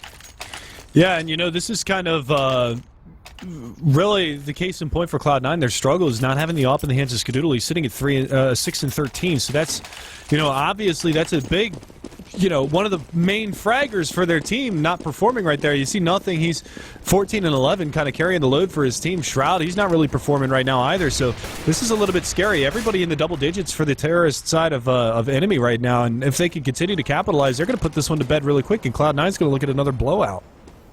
So now, for the members of Cloud9 here, in terms of how they're going to position this, sometimes we do see these teams getting super aggressive and grouping up for 5, but they actually are going to hold fairly default positions here when we look at this second round for themselves. Nothing like that going to be happening, nothing crazy pushes and whatnot, and it's a good thing too, because excuse me, at the beginning of this round, Enemy did split themselves up a little bit. Now they've solidified. And again, at the beginning of this round, they're looking to push towards short A, but they've got a little bit more of a split up here too, and potentially could look to work their way down through connector. But Kusta, let's take a little bit of heat there at the beginning of it. He's dropped down to 31 HP, and the rest of the team now trying to make that push over up onto the A site, but they're ready for this. They've got 2 there, but they're very quickly dispatched. Mainline and Kusta picking up those 2 frags. More rotations are on the way, but they're very slow, so Freakers is going to have to hold back and wait for more to come back in. Shroud as well, just behind the stairs at this point, and there's Freakers actually not expecting them to work his way over towards Bank, so he's going to surprise. He picks up a kill there. That forces Kusta to fall back a little bit more, so Shroud could work his way up on top of the steps, and not only this too, but you've got Nothing working his way up on a flank, so he's going to be able to find a kill. He picks up an AK, but to be honest, Cloud9, they've run out of time. They're not going to be able to do this, so they're falling back to safe now that Nothing has picked up this AK. And this is a smart save out of them. It's a 3-on-3. Obviously, the retake not completely impossible, but they're saving the armor, and if Nothing can get out of this with that AK, that's a massive find for him moving into the next round. They did a little bit of damage here onto the enemy side. Freakazoid going to be able to survive with the 1 HP. Kusta down to 2 HP, almost loses his life at the end of the round, so that would have been another big mistake out of the enemy side. But 12-5 your scoreline. They're going to carry this rifle into the next round, and with Nothing performing the way that he has so far for the Cloud9 side, look to him to do a little bit of damage moving forward. And now for Enemy, now that they've sort of made it through that second round, there's still going to be a little bit of a pushback coming out from these guys as Cloud9 obviously still have those 5.7s in the mix and whatnot, and now Nothing with the AK too, so they can still do a potentiality of a little bit of damage, but that was the big thing to get over was that second round, as that would have destabilized their economy right from the beginning of it after they go for a big buy-up on round number 2 and immediately lose it there. Now that they've done it, they've had a save come through, but Nothing actually doing some work with that AK through the shed completely with no vision at all. He picks up a kill, Shroud gets one with the nade, Nothing finding another one with the AK, finally Mainline's there to trade it out, but the damage has already been done. They bring it into a 2-on-3. It's very unfortunate though, these final 2, they've got the pistols, and they're going to try to go into their faces for some reason. Shroud down at 7 HP, tries to kill Mainline, but Mainline shuts it down, and Enemy come out on top after all. I don't know if you saw that. You said Shroud finds one, but the one that he found was actually Sean Garris. Oh, well, yeah. So that nade was a pretty big detriment to him on that last round. He actually took down his teammate, and, you know, that kind of stalled out the defenses over that B-bomb site because they had a bit of a stack working over there. Nothing with a nice spray down through the wall, and obviously getting the second collateral kill as well. So nice job from Nothing. I told you to look for him to do some damage on that round, so he was able to at least force 2 rebuys out of him, but, you know, nading down his teammate Shroud. And Sean Garris, not to say that he would have been able to pick up a kill, but that's at least one more body that you have to throw at the incurring terrorists as they make their way around towards that B-bomb site. So now again for Cloud9, they won't be able to get the buy this time around. Skadoodle, along with Nothing actually playing from the inside connector, they're going to catch some aggression here at the beginning, or not really aggression, but they're going to catch some movement from the members of Enemy. And that's going to be Mainline that falls first. Sean catching another one. They're going to look for a third. Anomaly not able to fall back to the staircase there at lower tunnels quickly enough, so Nothing's going to be able to grab him. And this is a very good shutdown. A very aggressive CT side of play from Cloud9 comes out great. And they're able to find 3 very quick kills and basically kill any aggression here from Enemy, as they're not really going to have too much left to try and push into any site. No, that's kind of like what we talked about in the first half with Enemy GG, switching the pace up on their CT side, pushing aggressively, getting in the faces. You saw them push up into Playground, one of the rounds off a long A. Found that nobody was there, and they were able to evaluate their positions on the CT side. They pushed one all the way through terrorist spawn and had a big flank there, and now Relic's playing aggressive. He's going to be able to find Shroud, and that's a very unlikely spot for Shroud to be peeking, as he was just playing up on top of the ladder by Subway. So it's Kusta and Relics to try to shut this one down in a 5-on-2.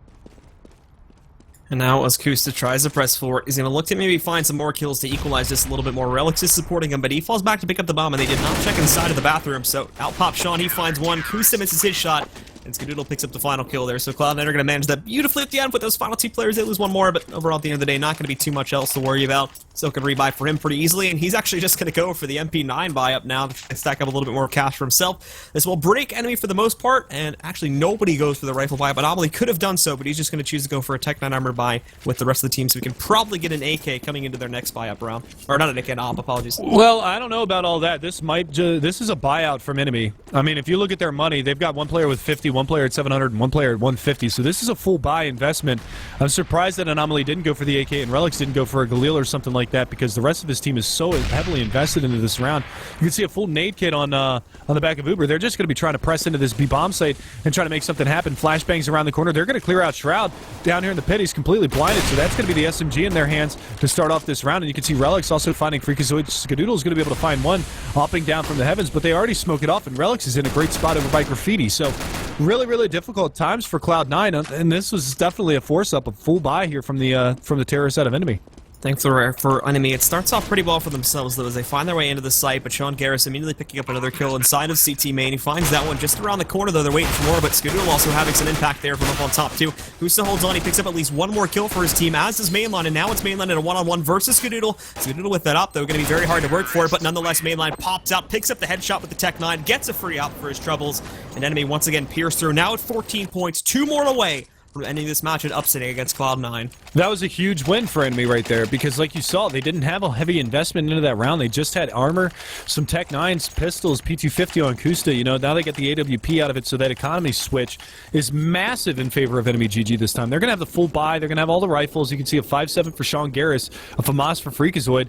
Just a really, really limited, really difficult buy here for C9. They've got no nades to work with, and it looks like it's just going to be a real quick execution here from the terrorist side, but nothing boosted up.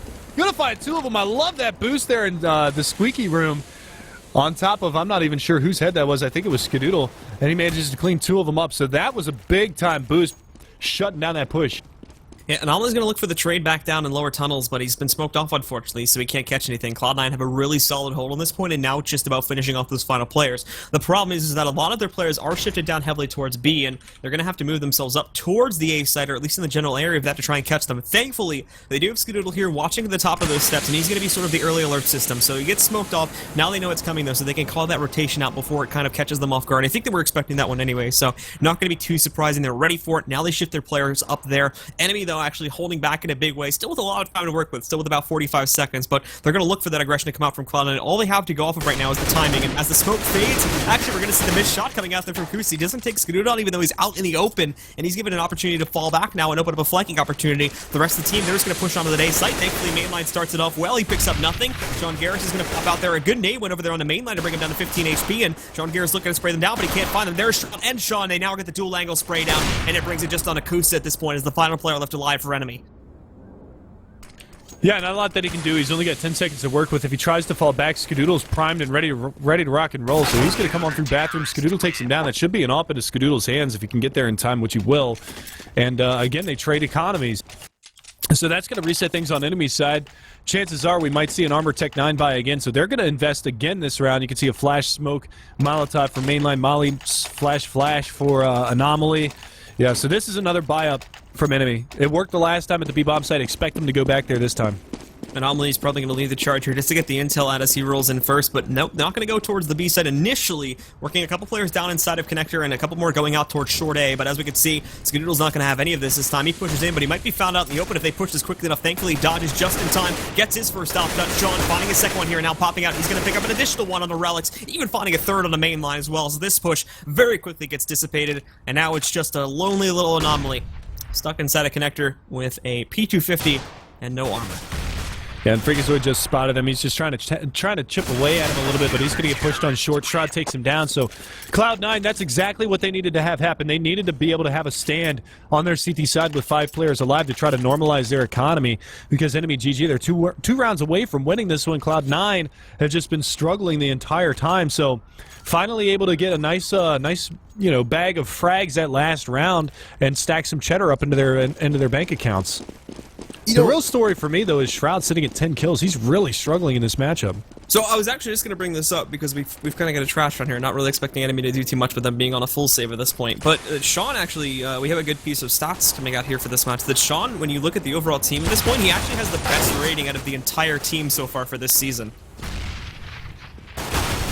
Which is pretty amazing when you consider he's the IGL with that stacked on top of it, and sort of speaks as well for the struggles they've been having with the rest of the team. But this round, Enemy started off kind of okay. They get a few kills, but it's still very well maintained for C9. Freak gets a little bit over aggressive. He's dropped to 9 HP, but he's able to fall back. That stops the rotation down to B, so they can still call this as being a swift A push at this point. And now they just have to wait for it to come into fruition here. Still looking at 2 players with Tech-9s. Relics does have that AKs. It's been tossed over to him. But if he doesn't pick up kills and if he's shut down very quickly by either Skadoodle or Shroud, then advantage is going to go away very quick because he's kind of on his lonesome right now. And even if it's dropped to Anomaly, again, he's only got 1 HP. Yeah, and Skadoodle's going to get pushed on here. Oh, nice shot from Relics. He finds 1 and 2, and now it's just on Freakazoid with 9 HP, and he's so far away from the bomb site. So this was a full Glock save from NME. I don't get it, Blue! I don't understand! This should have been the easiest of rounds for Cloud9 to clean up, and they still struggle on it. Yeah, no way to explain it besides just a whiff on Cloud9's part, to be completely honest there. Obviously, they think that they have the round in the bag, so they get aggressive and try to shut it down too quickly, and this is actually a pretty common mistake, I'm not gonna lie. Like you see teams that know how to handle it when they're in the advantages, and they just sit back and they hold themselves to a much more preservative position, but I think, to be honest, that potentially Cloud9 was expecting a buyout. It's very unlikely, but if they were expecting that, they could have explained the aggression, but if they had realized it was an eco round, I would have thought they would have sat back and tried to save a little more, and that doesn't happen. They just go right into their faces, and Enemy, because they have the close range duels with the pistols, they're able to pick up so many kills early on and upgrade their own guns. Yeah, but you gotta think somebody like 3 times with a Glock to kill him. It's nuts. They got, I think, 2 kills with Glocks that round. The rest of them, I mean, Relics, obviously, let's not take anything away from him. He had a nuts shot onto Skadoodle up over top of the boxes when he jumped, and then was able to finish off Shroud around the dumpster as well. So, great cleanup there from Enemy GG, but, I mean, that is not a round that you should lose ever in Counterstrike. Now, I can understand an upgraded pistol round with armor. Yeah, that could be a little bit more tricky because of the high power of the pistols, but it was Glocks. That's nuts. Well, we're not done just yet. We've got at least one more round here. Cloud9 are going to try to tie things up at the most of their ability, but for Enemy, obviously, a lot of confidence brewing for them at Cloud9. A lot of unconfidence now as Kusa's going to try to work his way out towards long. A perfect flash, but he misses his shot, so he's going to fall back. But how the hell did they not kill him? He's wide out in the open. Their flashes dissipate. Finally, Skadoodle's going to catch at least mainline here. But still, that should have been a dead Kus out towards log A as he wide peeked that, jump peeked it even, and somehow they don't trade the kill even though he completely whips his opening op shot. Yeah, they need to capitalize on those kinds of mistakes, and Cloud9's just not capitalizing on anything. Enemy's definitely made some mistakes as this match has gone on, but, you know, again, they don't get punished for any of them, and now Relic's creeping up on long A. Sean should be able to see him here very, very shortly as he's jump peeking this, but he still hasn't spotted him, and he's gotten up really, really close. Now, finally, Sean, no, he still hasn't registered it, and again, another jumping shot there as Relic shuts down another player at the backside of that APC. The bomb rotating in towards the B bomb site, and the CT rotation is already on. You can see Shroud actually working his way back towards B, which is the right call. Nothing playing from the water pit. They've got 3 CTs over here now, so they didn't bite on the fake, and now the push comes out. The smoke's down. Relics is going to be able to find one more over at the A bomb site. That's Skadoodle, but Shroud and Freakazoid are over here at A or at B along with nothing, and they finally clean things up. But again, just a ridiculously scary round there as Relics opens things up in the A bomb site. And thankfully, Cloud9 are going to be able to keep it back into their control for the time being. The money not in the best position, but as we look here, Sean Garris down to 3.3k. Skadoodle should be able to buy for himself, but I imagine there's going to be a gun tossed over to Sean, and that's indeed going to be the case. He'll get donated, I believe, by Skadoodle, as there is an M4 onto the ground for him. And with this round being picked up, and obviously the trade's being very volatile for Enemy at this point, they're going to be reduced down again. So they go for the Tech-9 armor buy. They still have the AK in the hands of Relics. He's been looking a little bit better, but still, now with the money being in a good place for Cloud9, we would hope they could pick up a 10th here. But we've already seen 2 to 3 times now Enemy with a lot lesser of an inventory being able to steal A rounds for Cloud9, and obviously they cannot afford to lose this next one. Yeah, they can't afford to lose this one whatsoever, and they're just going to press onto this A bomb site, and there it is already, a trade coming out, nothing goes down. Shroud's just not able to line these up. He gets taken down to 72 HP, now down to 50. He's playing for the water pit, and he's doing it well right now. He's able to pick up a couple of kills, but it's going to be Relics versus a couple, and mainline finds one. It's down to just Sean Garris. This could be the match right here. Sean Garris playing from the heavens. There's 2 players alive, and Relics with as well as he's been playing lately. He's staying aggressive in his face. Sean's finally able to finish that one off, but it's going to be him versus mainline. Mainline with only 3 HP, but he's got to go for the defuse. And just a really tough spot. He smokes off the catwalk. Going to be pushing aggressively over here, and he does manage to find mainline, so he takes him down. So Cloud9 with their 10th round, but Enemy GG, they're going to have a full economy this next round because of that bomb plant. So As we've said before here now, this bomb plant is going to bring up the rebuy for enemy. The 4 deaths on the side of Cloud9, along with the fact that just in this round they were struggling to get a buyout for everybody, is going to bring that money down to a very, very big contention point. Just look at it now. Freak and Shroud are in good positions, but for Skadoodle and Nothing, it's very, very low for them. Thankfully, Skadoodle's weapon of choice is already in the hands of Sean. He can just toss that right back over and buy up the rifle for himself. But for everybody else here, they're going to get the rebuy. It's actually a lot better than I originally thought it was going to be, but the big problem is that Skadoodle, of course, not having the utility, and with enemy still being as impactful, regardless of the fact that there's good utility steps from Cloud9, they overall just have to bring up the aims here, because obviously they're just losing so many of these early battles, and enemy get the advantage from that point forward. Along with the strong entries right from the get-go, it gives enemy such a big advantage, and Cloud9 just seemed really, really off in this matchup. So we'll see here, and what could possibly be the final round once again. Skadoodle finds the opening shot into Relics, and they're trying to get aggressive once more, but there's 3 players waiting on short A. Mainline just going to waltz right down onto that area. He finishes off Sean. Now I've got a couple players stuck inside a connector, and they're completely surrounded here too, so they're going to try to work their way back up to that area on short A, but for the time being here, not going to happen. Look at Mainline, just runs right down the steps and finds another kill into Nothing. Yeah, he threw a really nice pot flash. It didn't really catch Nothing, so damage did get put onto him, but this time they're going to smoke off towards the A bomb site. There's one player back here that's going to be Shroud trying to make something happen, but he gets spotted out, and he's got 2 players coming from long A, so he's really got to be careful here. And he's just going to get pinched on. Kusta finds a nice headshot on the Skadoodle, but there it is, the flank around. Kusta cleans up another one, and it's all down to Freakazoid, so this is GG right here. There's nothing he can do. Trapped behind Optimus, and 4-man stand for enemy. 16-10 your final score, and just a really weak showing from Cloud9. They've really got to step their game up on Overpass if they want to be successful in the future, because that was, for a lack of better words, that was pathetic to watch. So Enemy are going to obviously have a reason to celebrate, but not a perfect night for them, still ending up losing over to the Brazilians in our last matchup, but they will go 1-1 for this evening. Cloud9 currently will sit at 0-1. They're not done just as of yet, as coming up in just about 6 minutes, they've now going to play against potentially an even stronger team, CLG, who is also going to be heading to the Major tomorrow, so I imagine that they're also going to be at the top of their game too, and they're going to have to recenter themselves. That one is going to be on Mirage.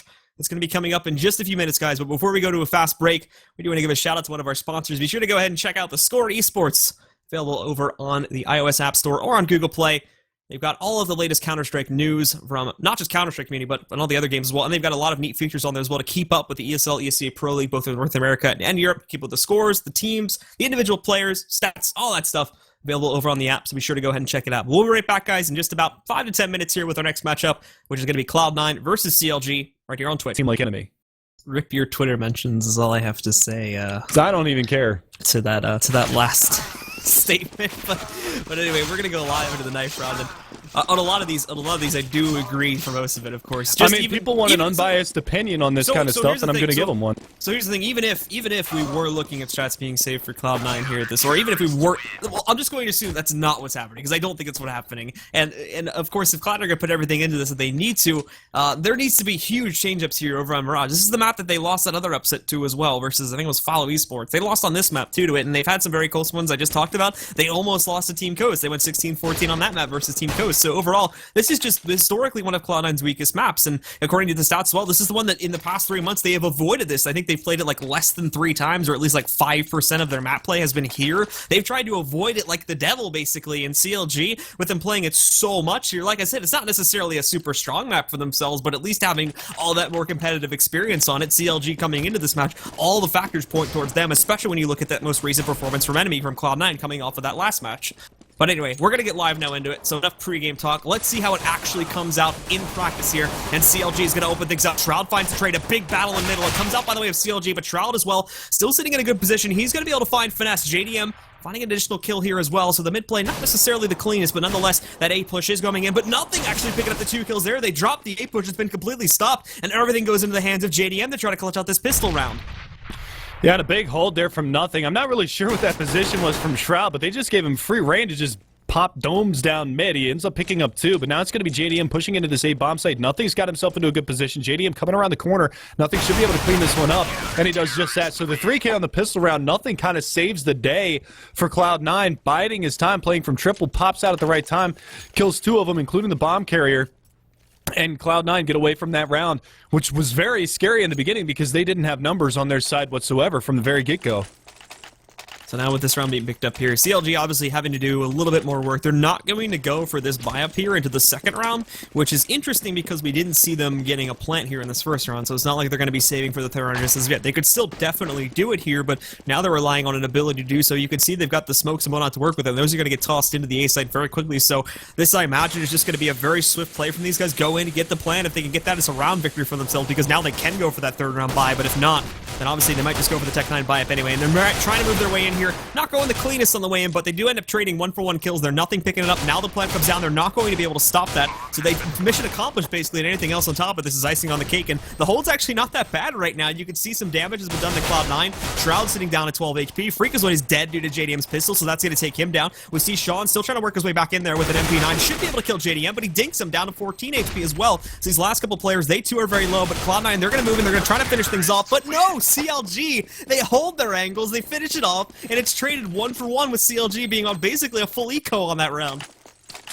So how many times is that now tonight that we've seen CLG, or that we've seen Cloud9 actually get eco? I think that's 3 or 4 times now. I think it's the third. Yeah, it happened at least twice on Overpass earlier. Now, granted, one of them was kind of a force buy with Tech 9s and armor, but then there was a full Glock save that they lost to on Overpass. And this time it's just going to be just minor upgraded pistols, and they end up faltering at the A bomb site. So good job from CLG, able to sniff that one out. Now Cutler putting the early aggression on. Shroud's going to find a little bit of damage onto himself, down 22 points of health early in this round. So, you know, it's very back and forth right now, but CLG capitalizing on some mistakes that Cloud9's making already in this matchup.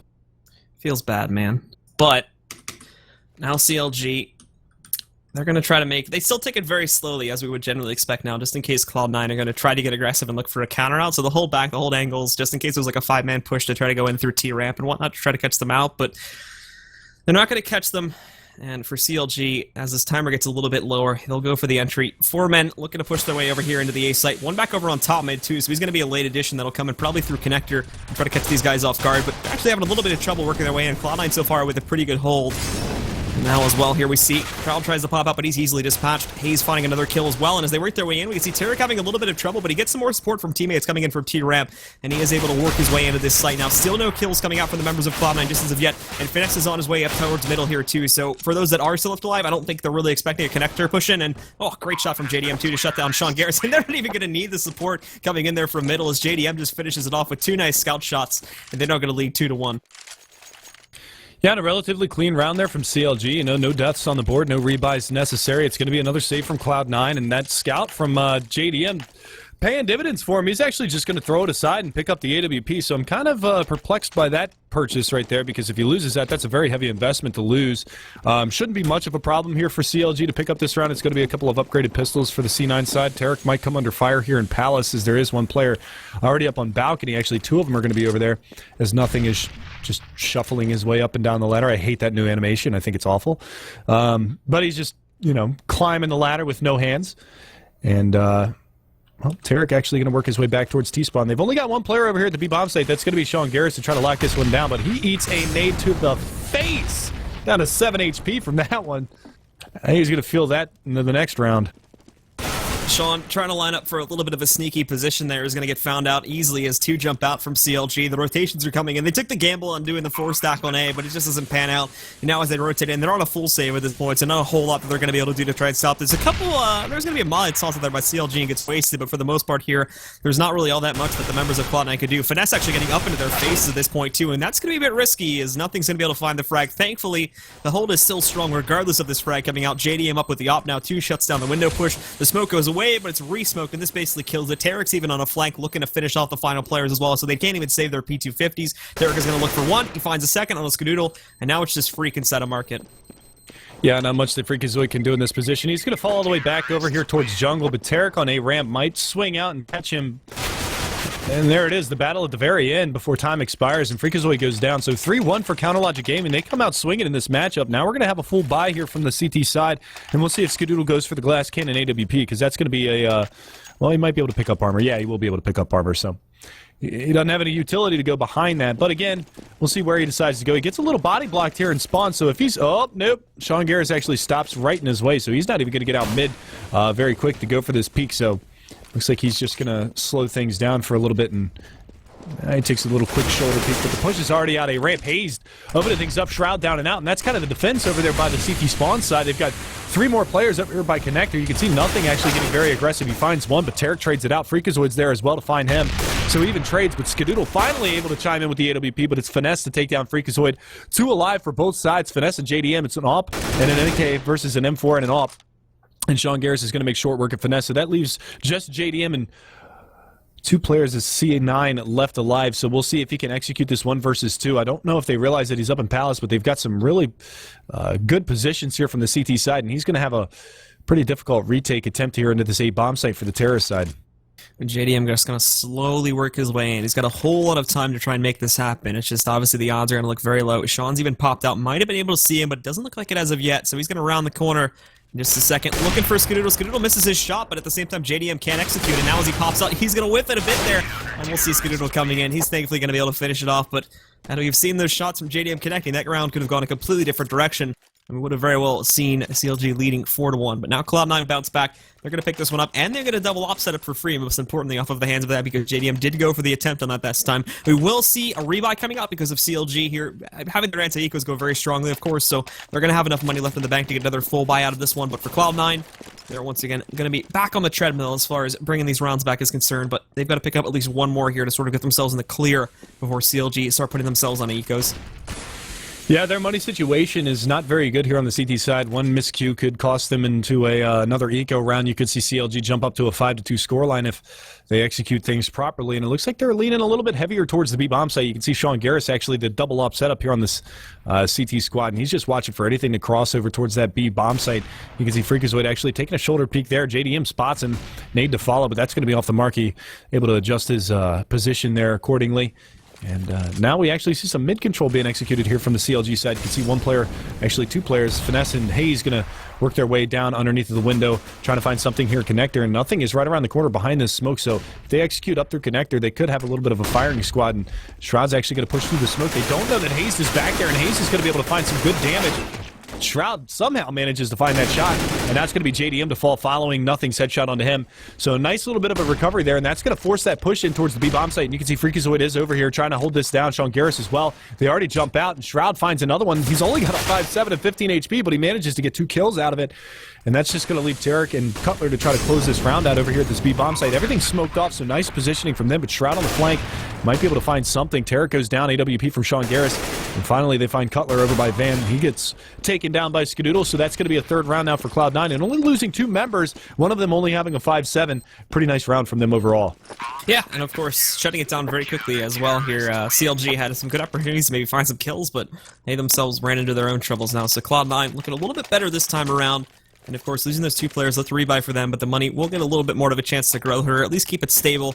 And for CLG, it looks like we're going to see 1 more force coming out from these guys. A little bit less than the utility this time around, of course, but they should still have a decent enough amount of a buy up here to try to work for a take. JDM is going to go for the glass cannon op, interestingly enough. Hasn't been working it too well with it, so I'm a bit surprised to see the decision being made, but he's going to go for the spy, and they'll have 1 more attempt at this one, and thankfully the money's stacked up to a good point, so even with the 3rd round Lizzie bonus, they could maybe force it up with the Tech 9 armor if they wanted to, but so far Cloud9 has been looking a lot better since they've gotten those guns into their hands, and they line up for a default A take once again, so we'll see how this goes for CLG. Yeah, so again, it's going to be that little bit of a force up here from the CLG side. Again, they're going to be on rifles. They op in the hands of JDM. Shroud's going to get mollied out of his position, but the smoke wall is going to hold them at bay for a little while longer. They're just going to try to sneak in here. Finesse going into the bomb site, trying to make something happen, but jumping up on top of the boxes is Shroud. He actually spotted JDM, but somehow is still alive. Finesse finally going to be able to take him down. Sean Garris and Freakazoid answer back, 2 of their own, and now it's going to be down to a 3 versus 2 retake, but then JDM chimes in, and now it's just all down to Freakazoid, who gets flanked out from Connector, taken down by Cutler, and another nice round there from CLG as they execute quickly onto that A bomb site. And now they're going to hold their advantage for the time being, bringing themselves back up to 4 points. The pause is going to come out here from Cloud9 now, as 1 member is going to completely drop from the game. So we'll see that happening here, and I'm sure this is going to take a couple minutes, well, hopefully just a couple seconds to get him back in. But again, now CLG are good, and we can see from Cloud9 the money, for the most part, should still be another point where they can get a buy. I'm not exactly sure as to where, who disconnected, that was Shroud. So I'm not exactly sure where Shroud's money is sitting at this point in time, but with everybody else sitting about 4.9 and 6.6, he's only got 3,300, so it might be stretching a little bit, to be honest. They might call for an eco here, because both Shroud along with Sean Garris are going to be broken. Freak's sitting at 3,300, so he's still kind of good, but for the most part, it doesn't look like the money's going to be stretchable enough, so they might just have to eco here outright. And for CLG, that could be another round that they could easily. But nope, at least for Skadoodle, he's just going to buy for himself, man. Goes for the op buy up with the armor behind it, and the rest of the guys are going to buy 5.7s. Yeah, so it's going to be a little mishmash here on the C9 side, and this is definitely a must-win round for them, because if they go down on this one, they could be potentially looking at a double eco round for the CT side, and that's definitely not going to do them any good in the long run, because CLG can capitalize and go up to a 6-3 scoreline when all is said and done. So this is a huge round in the first half, and they're just going to get aggressive on A ramp, see that nobody's home, and they're going to switch their switch the style up a little bit. They got to be very careful. Pushing underpass is going to be finesse. He's looking for anything in that avenue, and it's going to be just Skadoodle to hold on to this B bomb site, but nothing pushing in his area right now. So he's going to gather a little bit of intel by pushing up aggressively, but Shroud gets caught. Tarek watching for that A ramp push, shuts him down with no trade attempt whatsoever from the C9 side. The good news is that Cloud9 actually have a pretty good lineup to try and stop a mid push inside of connector, which looks like what we're going to see from CLG at this point. Nothing is inside of window room, could jump out and easily surprise some of these players, and two more are actually positioned to try and stop a con push. So Sean's going to grab one. Hayes gets the response. It's a good pop flash from Freak, but he can't actually find any kills initially. Now nothing's going to jump out. Freak gets another one. Finesse gets the trade over onto nothing at this point, but Freak now with an AK, he's going to find an additional kill on a Finesse, and as Tarek comes back in through the ramp, he's going to pick up one more, but not even counting to do. It'll wrap out of the B site and get himself onto connector. He's going to finish things off, shuts down Tarek, although that's a very brutal traded round for Cloud9. They do end up coming out on top as they pick up the final kill. But at this point, this should be a buy-up from CLG. They've got C9 so low on money that any economical damage that they can do here is just going to pay dividends for them in the long run. But it looks like they're going to play it a little bit smarter and go for the Tech 9 pistol buy. And I would have really liked to see them buy up here and try to punish that poor economy from the Cloud9 side. But again, it's going to be Shroud on just a 5.7, a P90 in the hands of Sean Garris. The rest of them do manage to muster a decent buy behind their broken economy. But, you know, any guns down this round for CLG is a victory. Yeah, and for CLG too, obviously, they are going to be on pretty much a full eco for most of their players, but we've seen Cloud9 fall to much lesser than this when we look at our previous matchup, of course, so wouldn't say that this is potentially a fifth round coming out for C9 just as of yet. We've got to do a little bit more work to try and close things down, especially with the P90 in the hands of Sean, and Sean as well being basically away from where the battle is more than likely going to end up happening, along with Shroud too on that P250. He's done some good work with this in the past, and he's definitely one of the players that knows how to train it well, so we'll see how he goes up against Finesse. With the smoke fading out, if Finesse pops, there's going to be a battle very early, brings down to 22 HP, but Finesse is going to unpeak and hide himself in the corner, but he's going to pop right out, finishes off Hayes, and now that push that was going to come from CLG has to shift itself over towards the B side instead.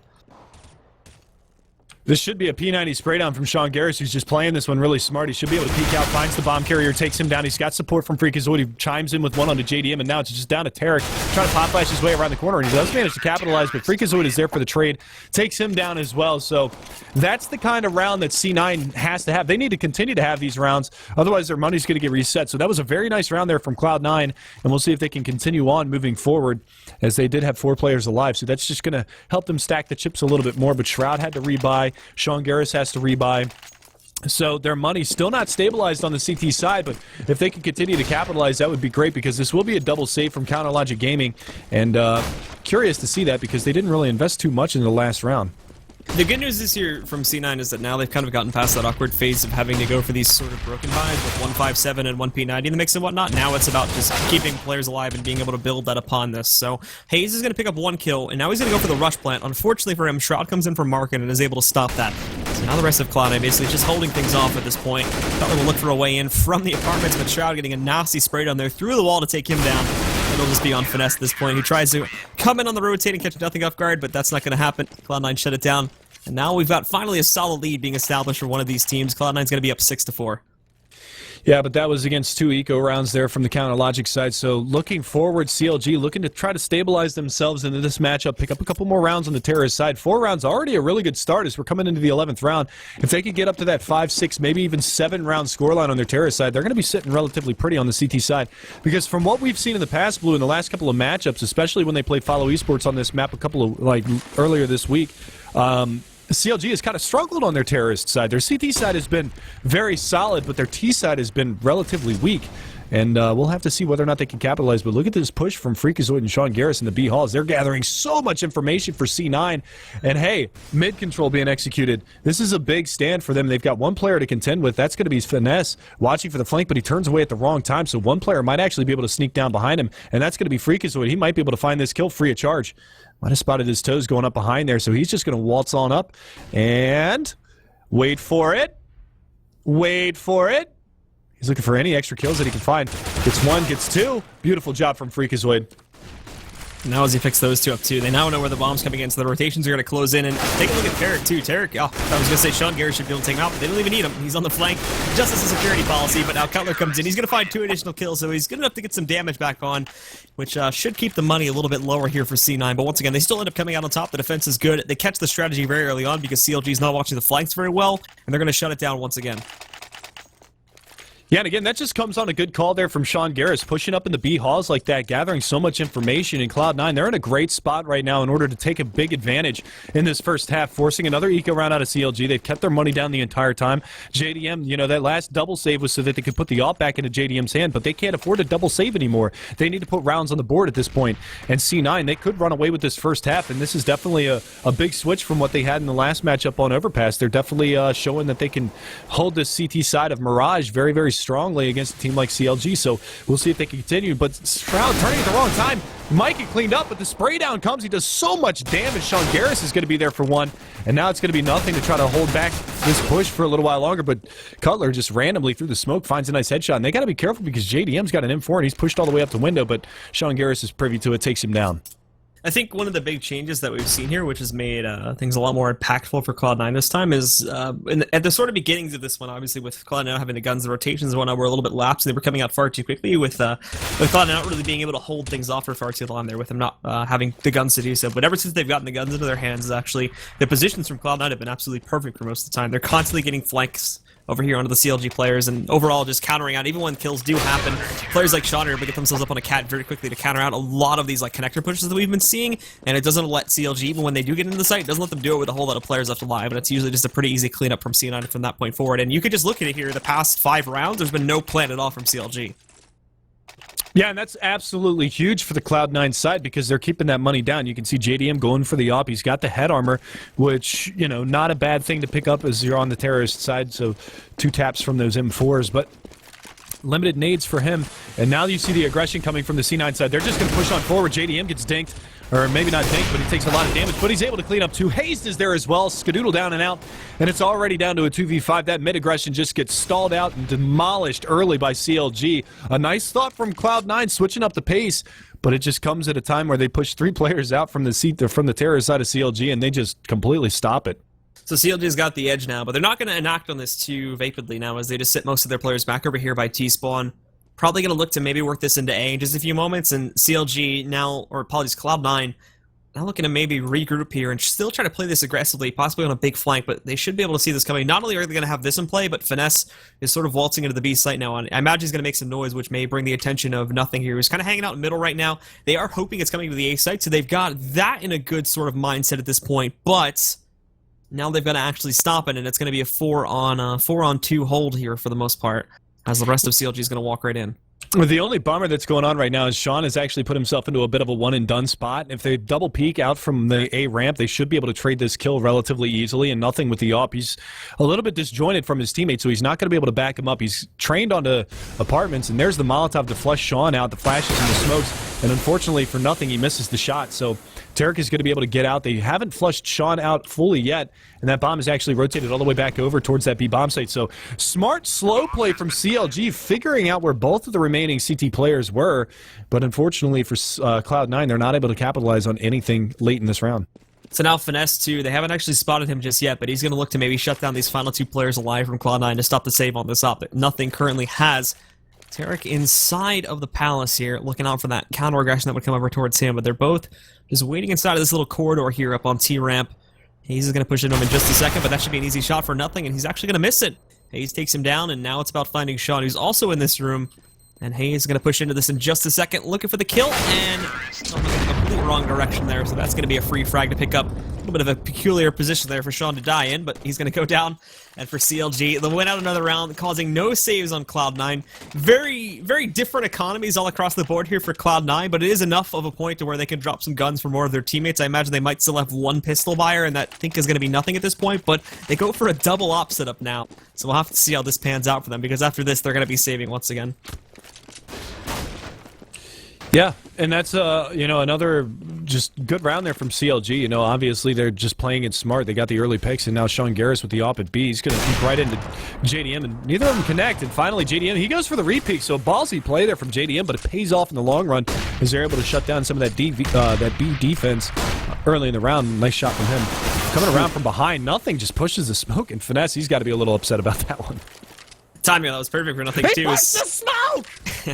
So he's still switching weapons when he goes for that. So nothing that Apologies Finesse is going to be able to respond to upon that. Thankfully, he gets traded out, so he's still going to end up going down. But now CLG will regroup once again over here by T-Spawn. They're going to walk into where the presence is a little bit heavier here from C9. So going up both against Skadoodle, whose attention is currently drawn over towards middle, but can very easily correct itself to watch out for a push that would come from T-Ramp. And also Shroud, who's playing directly within the site. A very risky position if Tarek is going to be able to catch him, but if not, he could very easily stop the push from Tarek and then shift his gaze over here towards the push from T-Ramp. Yeah, so flashbang goes out. Tarek is going to get fully blinded. That might have caught Shroud a little bit, but there it is. Skadoodle with the AWP is going to be able to find one. Looking for the head of JDM, and he gets exactly that. Tarek's going to be your last man standing up here in the apartment hallways. He's got Skadoodle trained on him with the AWP, going for the shoulder piece, but Freakazoid with an op.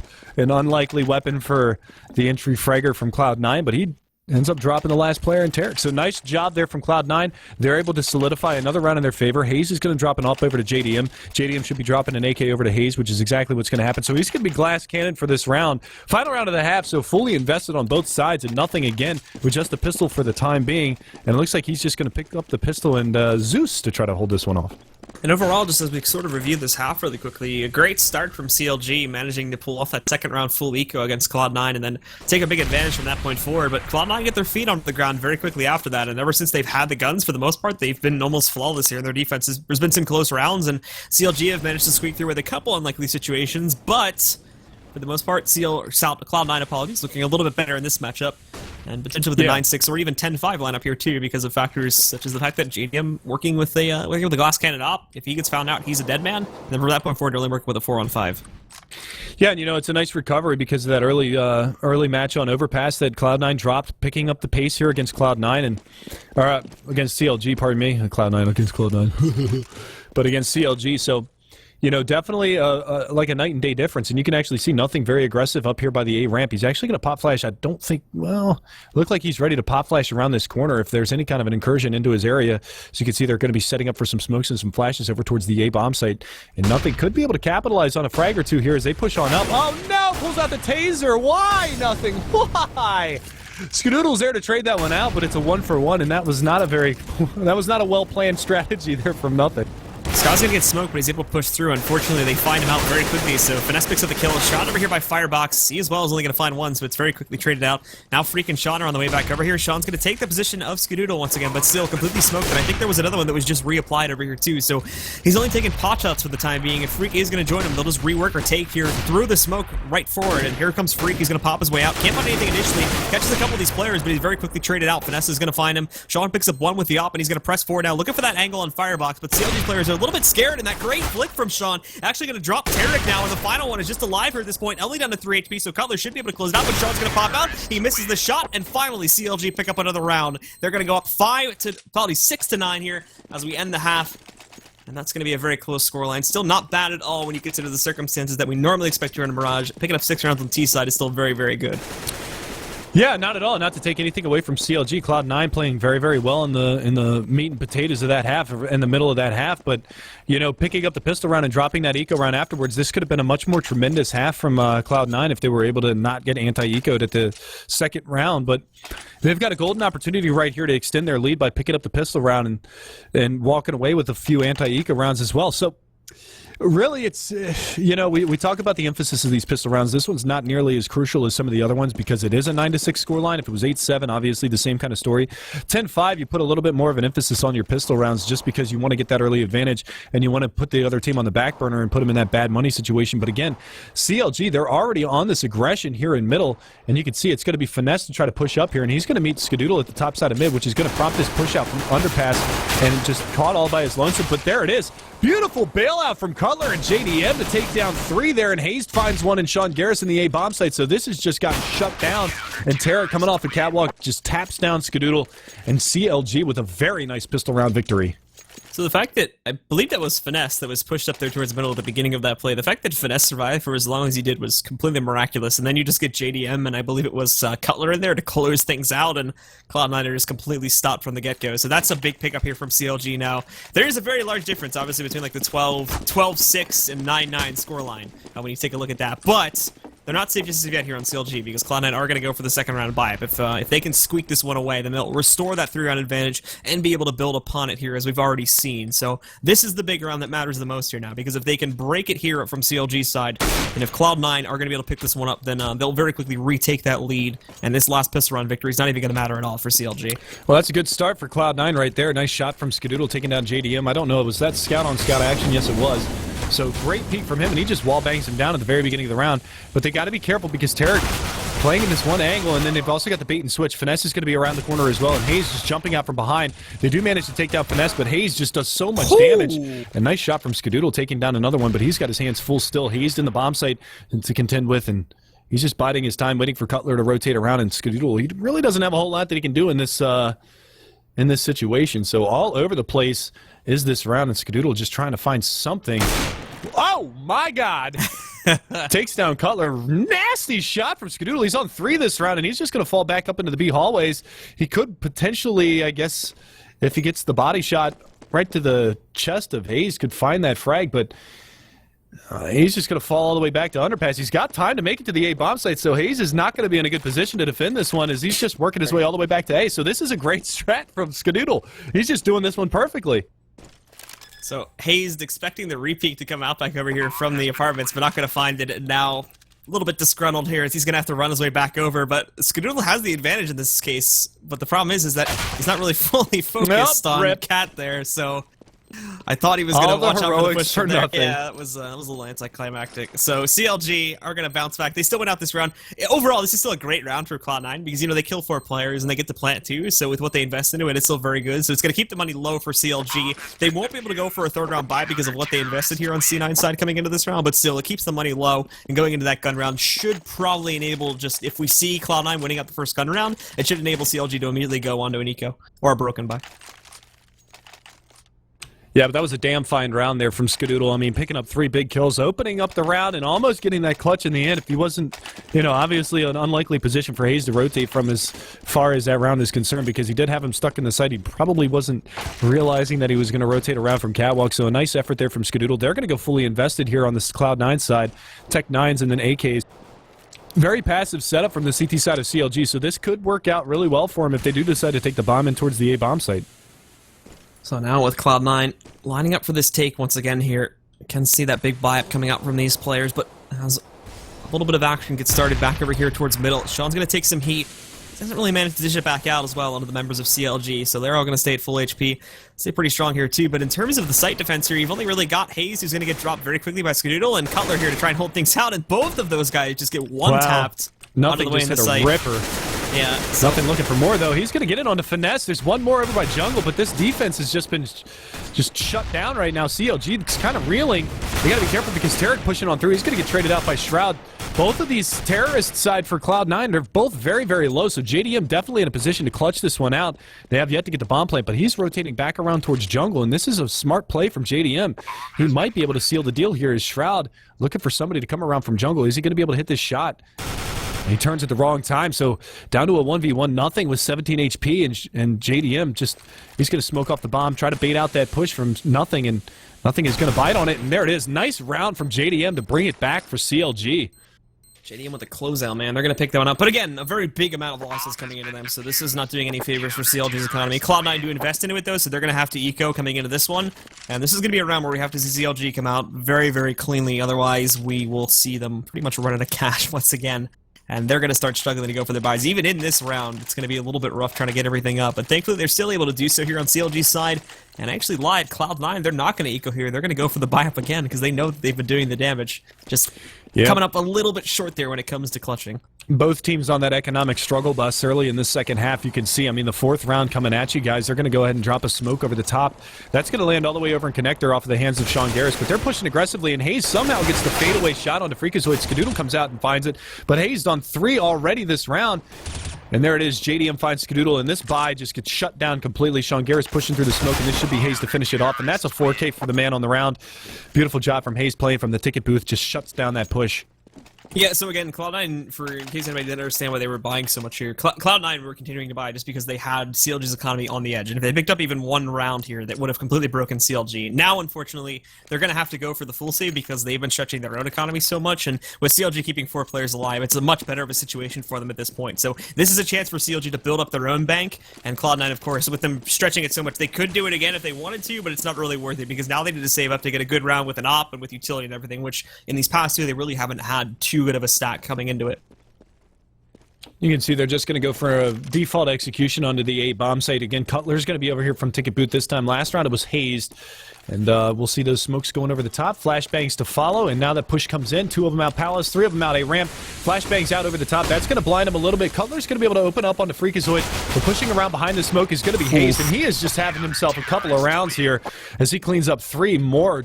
And he's sitting on 24 frags. Obviously, every time that I see Hayes play on Mirage, it's always just a frag fest for him. He's just been locking it down so far on the CT side, and that's 7 frags now in the past 2 rounds. So big ups to Hayes stepping up right now. And now CLG will take a very good lead off of this one, too. The money's brought itself up to a good point. Cloud9, though, with just this 1 save coming in, they're going to be in a good spot to buy because they're now in the full losing bonus. So they get the Out One Skadoodle. They get everything behind it here, too. So nothing is missing from these guys this time. And this is really going to be the first sort of full throttle round we have for both teams where they have everything they need on both sides here. Still one from Moss, but the battle's going to get started very early. A 1-for-1 trade. Hayes finds it back, though, and keeps it up to a 2-on. But Skadoodle, quick shot with the op, finds out onto Hayes, shuts him down. And really nobody's going to end up winning that battle as it's brought into a 3-on-3, and both teams fall back. I'm kind of curious why Sean decided to push through that Molotov. He walked up to the edge of it, took a little bit of damage, and then ran through it. And I get it, try to be a little bit sneaky-beaky, but ends up dying anyway. JDM nice shot there from JDM. Gets the clothespin shot there onto Sean as he tries to drop out of apartments, so that'll take him down. Now Ska and Nothing, both completely separate positions. Obviously, Nothing has control of the A site, but Skadoodle is the big story here, and him trying to find a way back around onto that site quickly enough to where CLG doesn't actually just rotate out and counter him, or to where they just don't rotate in and take down Nothing. Well, this is a little bit scary. Nothing has gotten himself out in front of balcony. He's trying to get to a good position here. Cutler from CT spawn. That rotation with the bomb was so far away. He's going to have to molly off CT spawn, but Cutler's going to go for the quick peek, and he gets caught with the Molotov out, and Cutler just capitalizes on it. Finesse comes in for the cleanup onto Skadoodle, and that's going to be a 12th round now for CLG, who's been absolutely flawless on their CT side. Now, we talked about previously about how CLG has kind of struggled on their terrorist side, but been very good on their CT side. They're showing it right now, 12-9 in favor of CLG. Cloud9 kind of struggling on their terrorist sides this evening. And again, this is just another case in point where they haven't really had the economy to have those buys. Now they're in that residual money, infinite money loop, and they get the Tech 9 on Sean Garris, AK buy between the rest of them.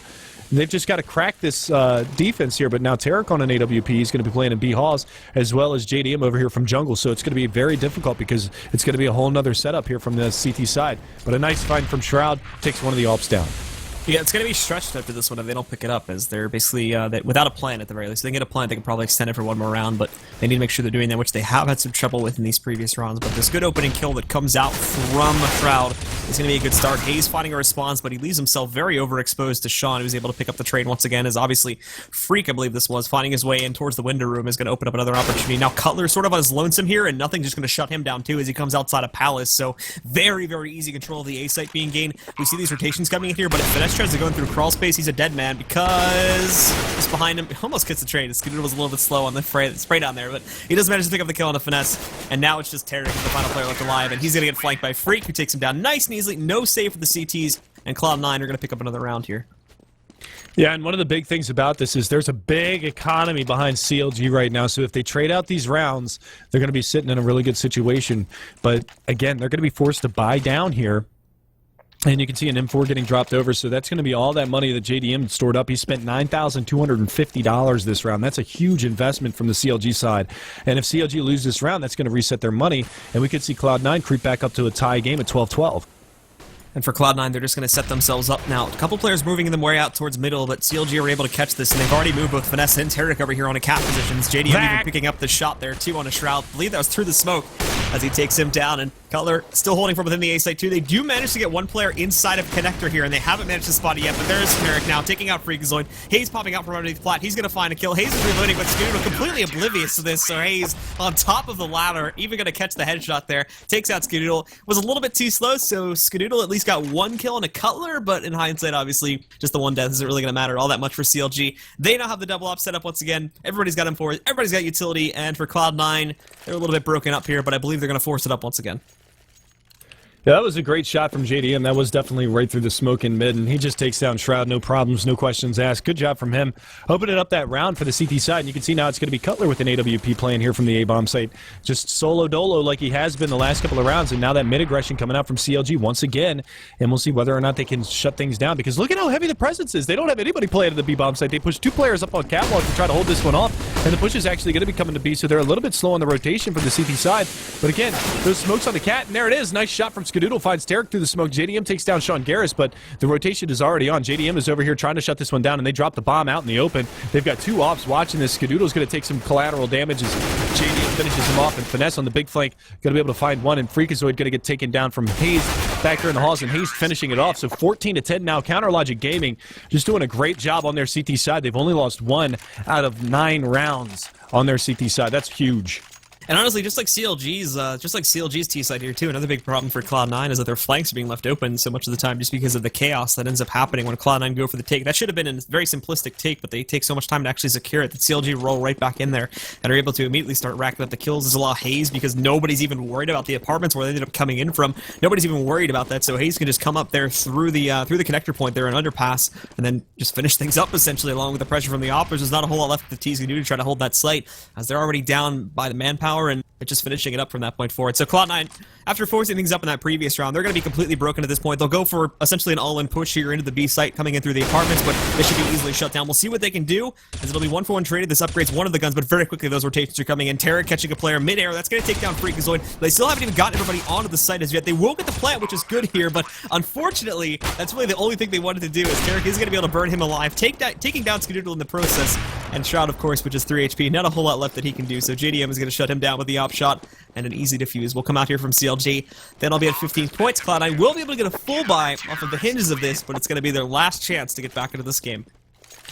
Yeah, and again, the big thing about this right now is Hayes, just a dominant performance on Mirage. He's sitting at 30-15, so a great job from him overall throughout this matchup. Because you saw a little bit of a lackluster Terra side. I mean, 9-6, that's not...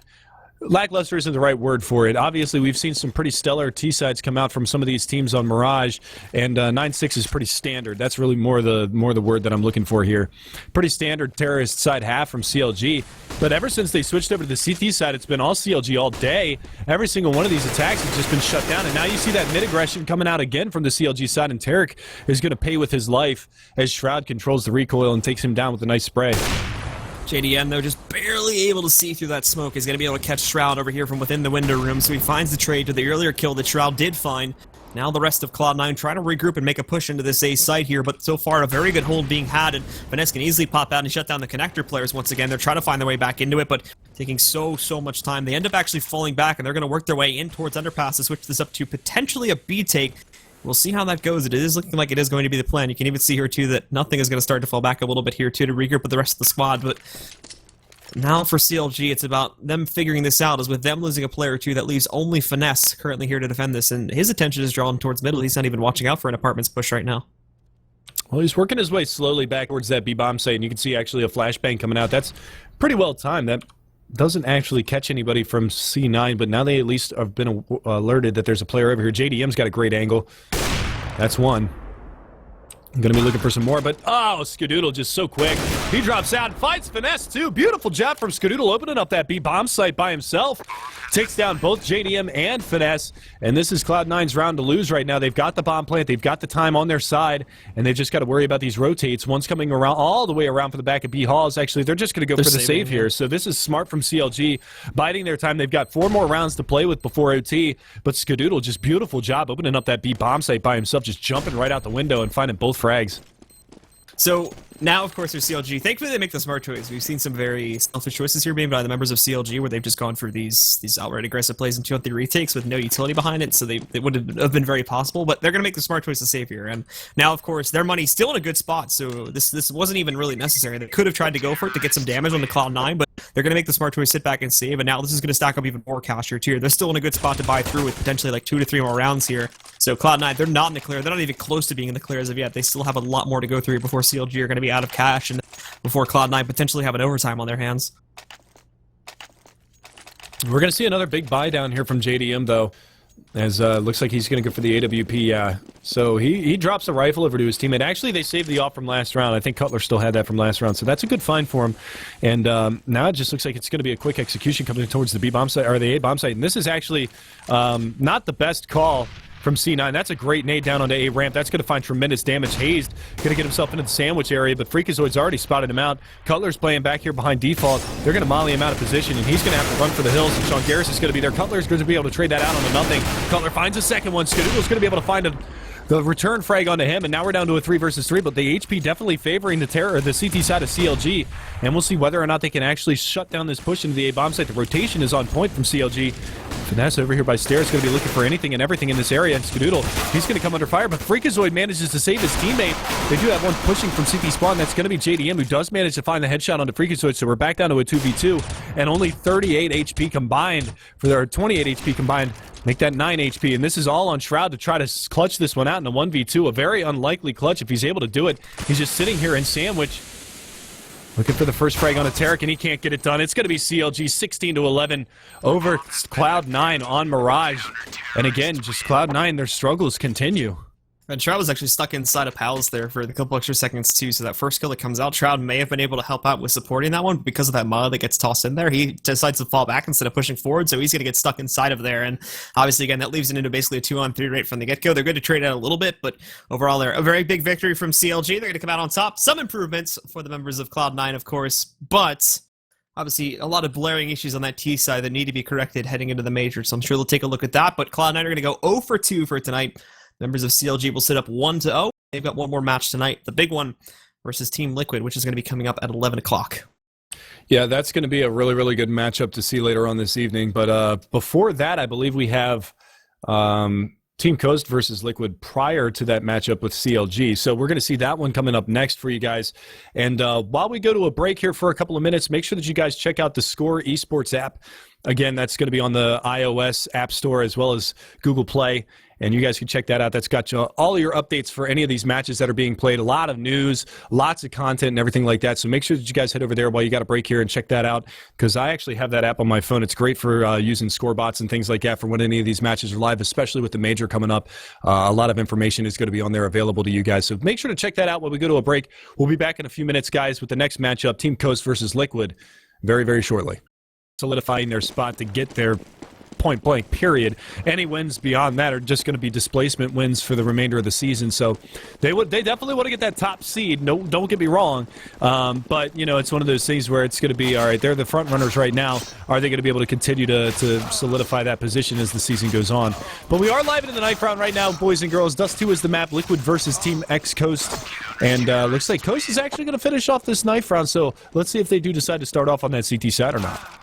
It's going to be Dust 2, so could really go either way, especially with the team being as new as it is, and with T side maybe being a little bit more of a comfortable position, and CT side, of course, it's going to have a small advantage on this map, but it could really go either way at this point. So it's not going to be of a huge consequence, of course. It's Dust 2, easily one of the most balanced maps in the game at this point. So looks like they're going to make the choice to start off CT, though, so Team Liquid will be jumping onto the T side.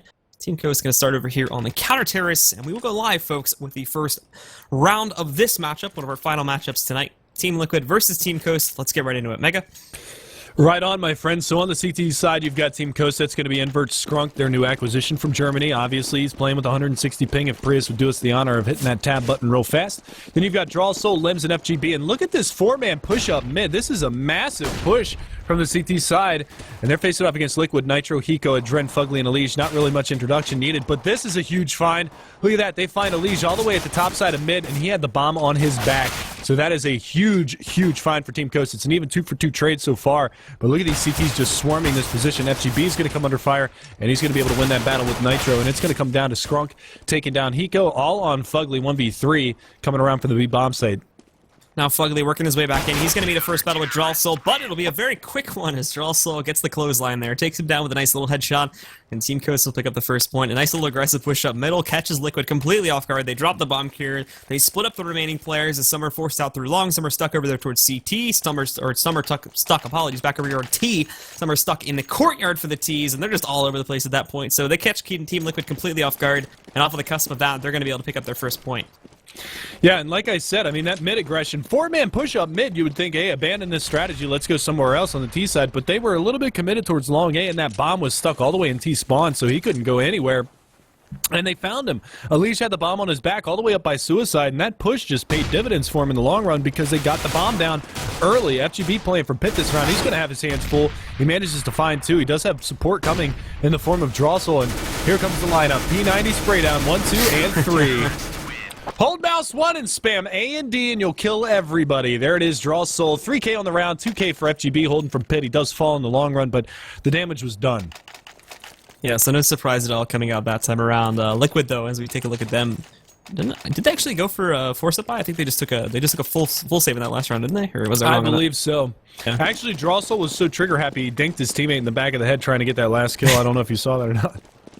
So I didn't catch that, but more importantly here, we did see Team Liquid not only go for really a big buy on that last round, but this round too, they take it fairly light. So going into the first gun round, they should actually have a whole lot of cash comparatively to what you're normally used to when you see one of the rounds go for like a Tech 9 armor buy or something like that. So they should be able to get an op, potentially with a couple bits of utility behind that as well, which is going to really help them out here. As I don't really think they're expected to do too much in these eco rounds. Obviously with the vibes coming out from Team Coast, they're not making too big of an impact in the second round. So this one, we'll see what they can do. Elige actually takes his time, and he's going to line up a nice little headshot over there in his front. So he presses forward. He's going to be able to get the plant. Yep. And this is going to be a huge thing because Drawsoul's not able to press forward and stop this from happening. So they basically just have to hold this angle they're working with now. FGB's going to grab one as is Drawsoul, but Adren and Elige trade that back out with 2 more kills for themselves. So there are a man up. The retake situation is going to come in from Invert, but they're still holding strong angles against us at this point. They're going to need some help, but Elige is still alive back over there as well, and it's planted for Elige, so they have to look the other way in order to try and get that. The smoke's going to come out, but I imagine Elige still has a pretty good train on this one. The Molly comes in, is actually going to be able to catch it, along with a good spray down coming in from Hiko, and they're going to be able to hold this now. Lens is the final player. He's looking to spray it down, but he overexposes it. Elige is going to be able to finish it off with an eagle headshot. So Liquid upset the third round. They're going to win it off with full eco for the most part. And Team Coast, that's going to hurt. Yeah, that stings a little. I mean, it really boiled down to Elige getting up by quad box, biding his time, finding some really nice deagle shots there, and he executes 3 of them in the long run in that round. Came down to that final one, but it was a little bit dodgy getting that last kill, but in a 1-on-3 with the P90 in Hiko's hands, it's just really, really tough, and you can see, forcing them onto the eco, they're just going to maintain these rifles that they picked up in the last round, the M4 and the 2 P90s. That's a huge find for the Liquid side. And now off of the hands of this, Team Coast just go right onto another eco round here. Not really anything being brought into this round at all. No armor, no utility and whatnot. So unless we see them turning it back around, then more than likely Team Liquid are going to be able to tie things up here. Skrunk, though, opens it up with a nice little frag here that goes on to Nitro. So might not want to count them out just yet. Yeah, that's a nice find there from Skrunk. They got they pushed 2 players very aggressive on catwalk and actually found that nice pick in mid. So they got Nitro down. Fugly does trade out the P90 for the AK, so Hiko's going to be leading the charge into this bomb site. You can see the mollies and the nades raining on in. FGB's going to be here at the corner along. And he should be dispatched relatively easily. There is another player around the corner there, I believe. That is Skrunk and Drawsoul. Drawsole goes down. Skrunk playing from the pit, not going to be able to find much in his position. One player coming around from Catwalk, that's going to be Invert trying to find Fugly. He actually does some decent damage to him, but in the meantime, Hiko is able to find Skrunk down there in the pit, and now it's just going to be a bunch of players over here on Catwalk, and this should be Invert meeting his demise very, very soon, as there's just a double stack over here. Peeks him out. A lot of damage being dealt. Now he's getting the pinch, and he goes down. So finally, they cornered him and took him down, and that's going to be the second round now for Liquid as they bring this one back. Nice job from them. Yeah, Invert looking for a little bit of a way to get out there towards the end as he realizes that's not really going to be plausible, but doesn't end up coming through. And for the members of Liquid, they get through with another round. Fairly clean for themselves. They end up losing only one player that time around, and obviously that happens at the beginning, but they're very easily able to get that back into their control. Now for Team Coast, though, this is their big buy-up. Everybody's got armor. A little bit lapsing on the utility for some players, but they do get a double op set up behind this as well, so it'll be interesting to see how this pans out. And Liquid is going to go right into this long push once again. It's going to combo with a cat push as well, so already losing one of their players. Strunk has to fall back, but he's still a little bit awkwardly placed now, and it's going to fall mainly to Drawsole and Strunk to try to hold this off. He finds one. Drawsole does pick up an additional kill for his team as well, but Adren moving in, he's going to find 1 and 2 kills with that P90. Nitro popping out towards long, picks up an additional frag, and now they've got control of the segment. Only Lem's left alive, and he's already been hit with a little bit of damage or two via nade, and Adren just going to finish him off. And again, a relatively clean round there from Liquid, just stopping that buy from the Team Coast side. They're going to be back on the eco round. Not a lot that they could do in that last round. I mean, really nice plays there from Adren, picking up 3 frags that last round, swapping out the P90 for the M4 as well, and they AWP in the hands of Nitro, so switching things up a little bit. They're just leaving Adren with the big bank. He's already over 10K, 9,100 for Hiko as well, so they're just racking up the cheddar right now here on the terrorist side of Liquid, and it looks like it's just going to be, well, it looked like a quick push towards B, but they're going to slow things down a little bit on the Liquid side and maybe work for some picks. Here comes a Molotov to back Plat, and Elige just ready to go, just inching on out. Gets dinked. Manages to find one, but the trade should come out. Invert, is it? Oh, wow.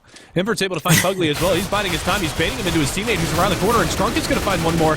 Doesn't realize that there's a teammate up top, but FGB comes in to find one as well, and it's all down to Hiko now all of a sudden. So that B push a little bit off the mark.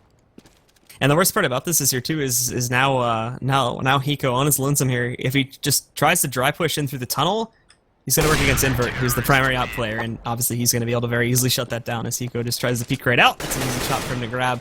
And Team Coast, off of a full eco, will tie things up at 3 points once again. Yeah, that was really nicely played from Team Coast. They stacked the right bomb site at the right time. FGB got there just in time to bail out his teammate. Invert getting that AWP and putting himself into prime position in the backside of that B bomb site just to hold off any push coming in from Hiko, and just shuts it down. So it's going to be another gun round here from Liquid. They aren't opting to pick up the AWP. Adren definitely has money to do it, but he's just going to stay on that big bank that he's racked up so far, 74.50, even after the buy down. So he's going to have money for days. And Strunk here will look to try and stop the push from Liquid here at the beginning, but not going to be met with too much there. But there we go. He's going to pick up the op shot onto Elige. More players from Liquid still sitting down below, but none have jumped up onto the platform just as of yet. So Strunk is going to smoke that. Falls back a little bit here, but he's going to look away just as they start pushing into him here, and he's not going to be able to correct his aim quickly enough. So Adren takes him down. Funga now pushing up, also takes down more of the natural sight defenders, and look at that, 4 kills from Liquid in a very small span of time. So it's just on to Invert at this point. He's got the op, so obviously won't be looking to do too much else in this round. It's all going to be about him and trying to save that now. Well, the biggest part about that defense at the A bomb site was because so much pressure was being dealt on Cat, nobody was paying attention to Long. Nitro just got 2 kills for free, and that just completely obliterated that defense in that A bomb site. So really nicely done from him. Invert's at least going to get a little bit of a silver lining here. Finds one. He's got Fugly coming around from tunnels behind him. He's really got to be careful. Molotov comes in to flush him out of position. He's going to go for the window peek. Actually, it's a really nice shot there on the Hiko. It's another nice shot there on the Fugly. He doesn't realize that Adren's coming from behind, so he will get cleaned up, but he at least makes it expensive for Liquid. Yeah, he does some good damage, and now the op is obviously going to go back into the hands of Adren, so they have that to work with if they should so choose. But now for the money situation over here on the Team Coast, it's going to be pretty dire. They will go for another rebuy, which includes the op going back into the hands of Invert, but for most of the rest of these guys here, it's just going to be a couple pistol upgrades here and there, and obviously the FAMAS sitting on the Lems at this point. Everybody else on Team Liquid armed to the teeth once again, and now they've got the op in play here as well in Adren, which should hopefully be able to do a little bit of work. But they'll lead up by 1 point, potentially can bring this up to 5 as well. As just this op and just this FAMAS, if it doesn't do damage right from the get-go, it's going to be a very, very quick round indeed. And already 2 of these players going down as Hiko finds one, gets another one. FGB does get up in their face and is able to get a headshot response as Invert, also picking up a kill onto Elige as well. He's going to find another one, so hold on, we're not done just as of yet. The CTs still actually hold pretty strong. And now waiting out this push, and Team Liquid are going to have to sit back for a moment and decide what exactly they want to do. It was a really nice play there along A by Hiko, but unfortunately it kind of gets quelled relatively easily, and now that bomb rotating back towards B, and this is where both of the CTs are, so this is actually really scary for Liquid right now. They've got a player pushed out, and that's going to be Fugly to find the first frag. Now they know that both players are over here, and Fugly just takes matters into his own hands and finishes it off. He had a gravely wounded teammate at 16 HP, but they do salvage the AWP, and that round did get a little dicey for Liquid. So nice play from Team Coast. They were on a bit of a mix buy, and they almost made it work.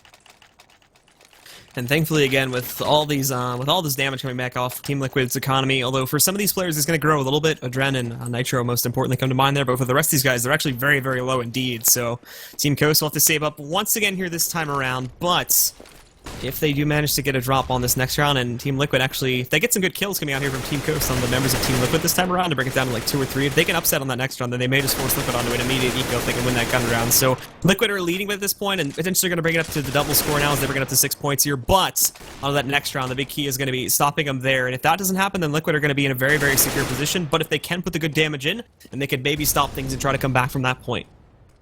And I was actually going to point out, but you kept talking so much that I couldn't say it in time. Limbs was actually GoldenEye for that last round, 007 with the silenced USP, so that was kind of fun to see, but he's having a little bit of a struggle. He was almost the hero for Team Coast in that first matchup against LG on Cash. He had something like 26 or 27 kills by the time that the match ended, maybe even more than that since it went into overtime. I'm not really sure off the top of my head, but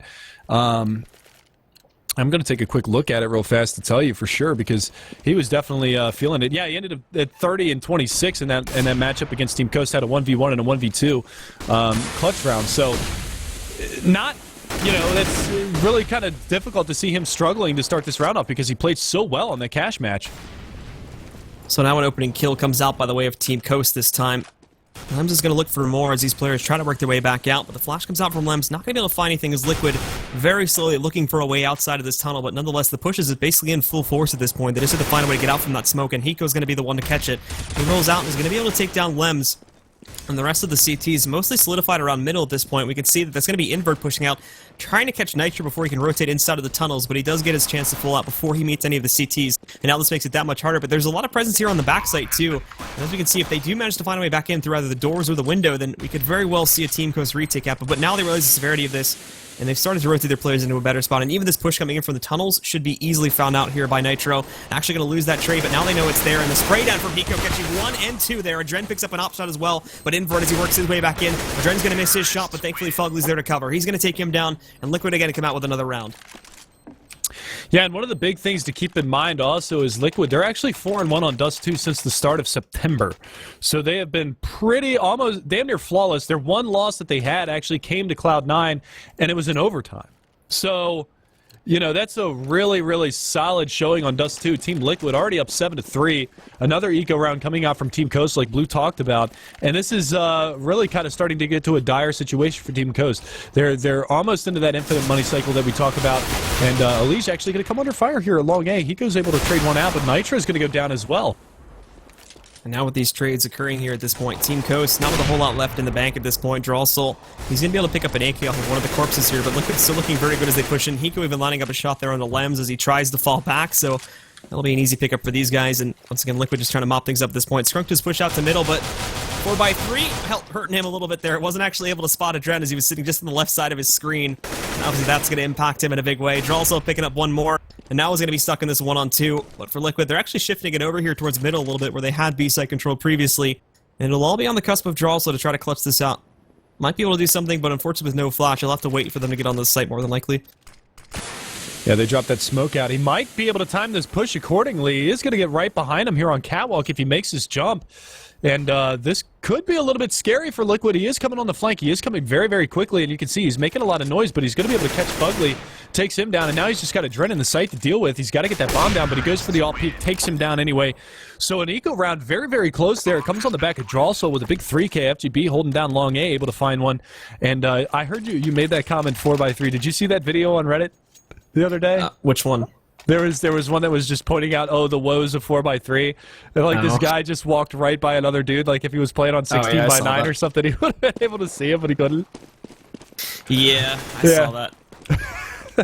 I figured you were making a reference towards that because it was pretty hilarious to watch. But again, that's just one of the things about playing on a 4x3 or a black bars situation is just that, you know, a lot of the times you just don't have the opportunity to actually see some of those players coming around the corner. Look at this nice little boost here being done by the members of X-Team Coast. It's not going to get them anything, it doesn't look like, but still, it's a nice little thing that they can use in practice. This molly's going to come out, so they actually catch this, and they're going to be able to molly it out. But had there been a large presence in middle there initially, which is what Team Liquid had been doing previously, that could have been great. But the take is now going to be on, and Adren actually is going to burn FGB alive there as he's stepped behind cover. Not a whole lot he can do. Nitro also ripping more of these players apart. He's going to pick up the kill on a Scrunk. This forces Drawsoul back over here on a Cat, and Fugly even catching another kill on the Lems. This one's going nowhere. Invert and Drawsoul. Hold on, they combo with the 2 kills, but Hiko making up for 1 more, and now it's just Invert. He's looking to save at this point.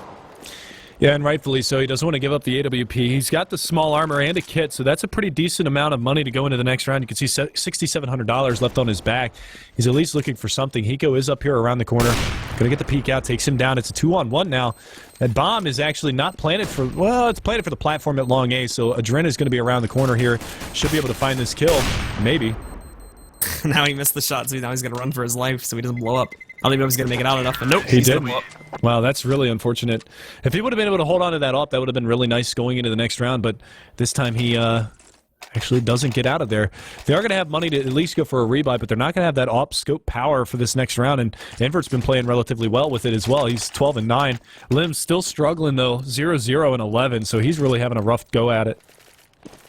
So now for Team Coast, really starting to sink back here, and as Team Liquid takes the big advantage, obviously Team Coast are going to have to rally deep and figure out some strength that they can use to come back against Team Liquid. I mean, maybe bring this up to 9-6. This is going to be a forced-up round for them, though. 3 FAMASas in play, the 1 M4 as well coming out for Drawsoul, but already you've got a Legion Fugly doing some work, controlling the tunnels there as the CGs try to get aggressive and push into the members of Team Liquid. Just doesn't pan out, and another failed attempt to push back into their territory too comes out there from Scrunk. Hiko's going to be able to find that, shuts him down, and just like that, this round's pretty much already in control for Liquid. They're probably going to have that 10th point coming in. And this is just showing you the strength of Liquid and their T-side on Dust 2. I almost said Inferno. What the hell am I talking about? On Dust 2. And it's just, you know, relentless aggression. That's exactly what this is. They're getting in Team Coast's face. They're winning all the aim duels. This is kind of like what we talked about. I don't want to keep harping on it, but in that matchup with NME versus Cloud9 on Overpass, Cloud9 took a much more passive approach to a lot of their offensive strategies and didn't try to get in enemy's face and win any of those aim duels. It was really just nothing that was doing all of the work for Cloud9, and they ended up losing that match 16-11. And this time, obviously, Liquid, they're taking all these aim duels. They're winning all of these battles. And you can see it's going to be a 5-man stand again, unless Drawsoul can drop a couple of guns here at the end. But, you know, it's just in a difficult spot. I mean, he's not even going to get that. He does decent damage to Nitro, but Nitro wins the battle 10-3 for Team Liquid, and they're not showing any signs of stopping. Almost a team ace search that time. Everybody getting a piece of the action. The only player that missed it that round was going to be Adren. So we've got the pause coming out now.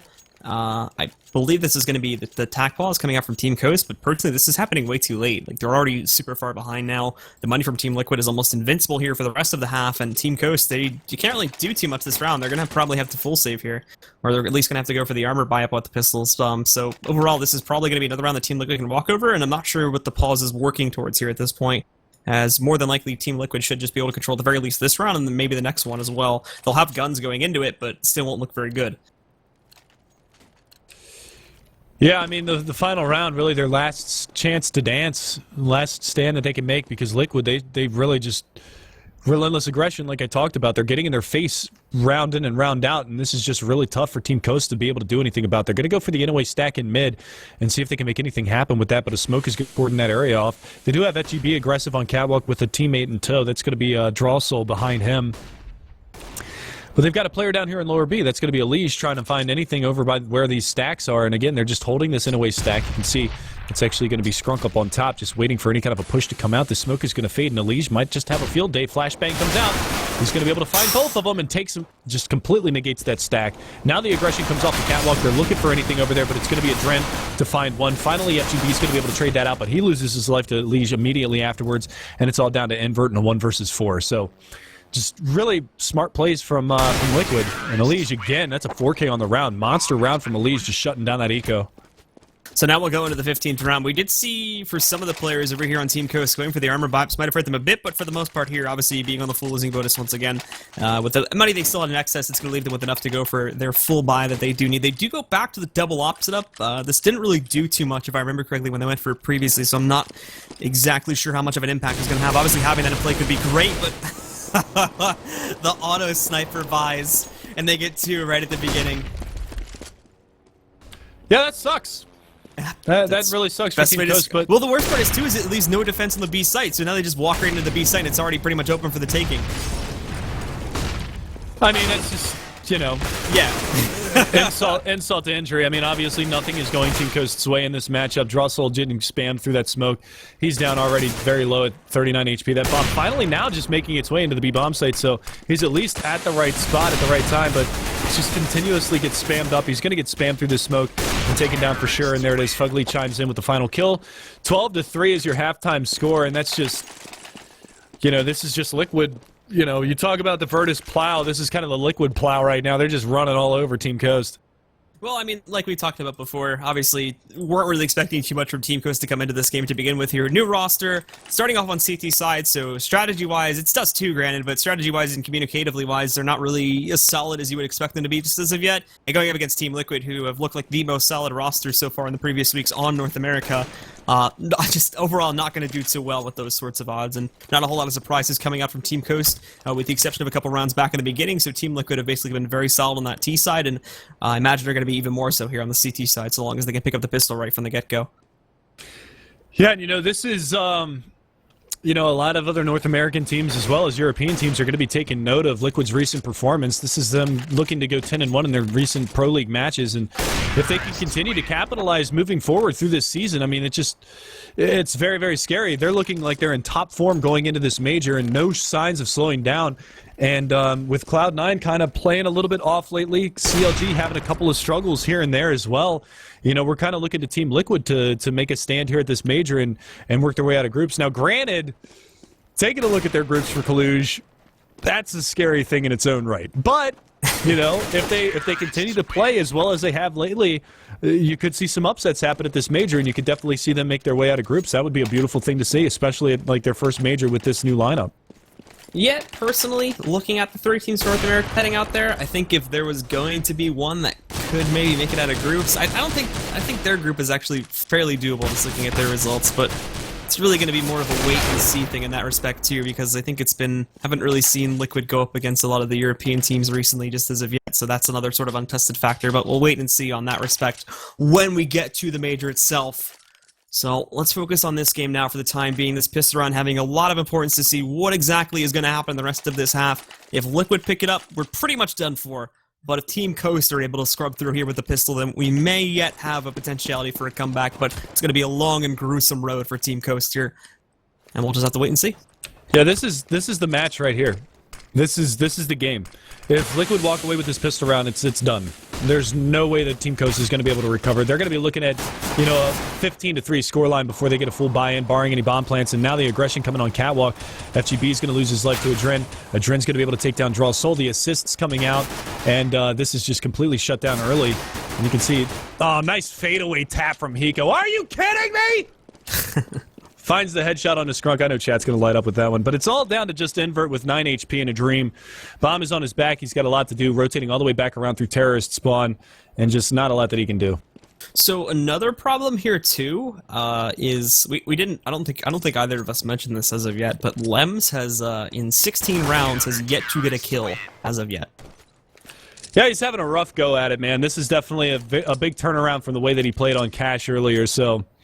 Just a really, really tough spot for him, and Liquid relatively clean through that pistol round. Hiko picking up a couple of frags. He's at 18-8, so he's the high scorer right now. He's going for the high score in this game. Adren's right behind him, Elige as well, so doing a great job overall here on Liquid's side. They're spreading the frags out top to bottom. You can see Fugly a little bit slow to start, which is kind of crazy to say because I feel like Fugly is their most consistent player on Liquid.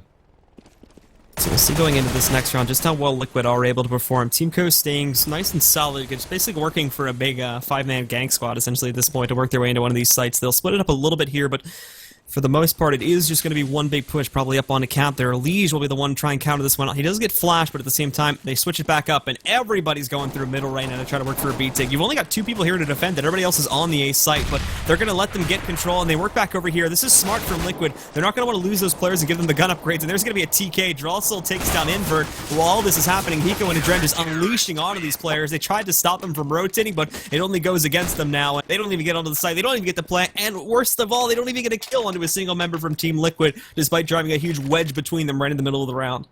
And that's exactly how you want to play that B defense. I don't know if you guys were taking note on that one, but both of the players that were playing in the B bomb site, they just evacuated. They went right into the tunnels and took the fight with the player that was in there, got rid of him, and then the next thing that you know, all right, well, now we've got a solid defense set up with our CT rotators coming around to bail us out, and then they could just go for the retake. But basically, it's just like converting yourself over to the terrorist side and going for that retake on that B-bomb site, 2 coming out through the tunnels and then 3 coming out from the outside of the B-bomb site. So really, really smart play from Liquid if they were able to establish control of that B-bomb site. But it's just Adren at long A with this MP7 wreaking havoc. Smoke comes around the corner, finally going to get caught by Drawsoul. Skrunk's able to find one as well as Invert.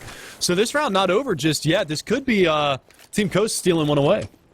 Good amount of upgrades coming up onto the members of Team Coast here as well, as you've got the one UMP sitting over on a Skrunk, and obviously Invert already working with the Scalp, and now Drawsoul with the Tech 9. This is a pretty competent work towards here, and they might be able to come through with this round. However, Hiko getting at least his 1 kill over here onto Skrunk. That's going to hurt because now they lose the SMG. Invert's looking for the shot onto Hiko. He does light him up there, bringing him down to 33 HP, but he takes some heat from that as well, as he's dropped down to 51. Drawsoul just barely able to win that duel with Nitro, and now everything is in the hands of Hiko.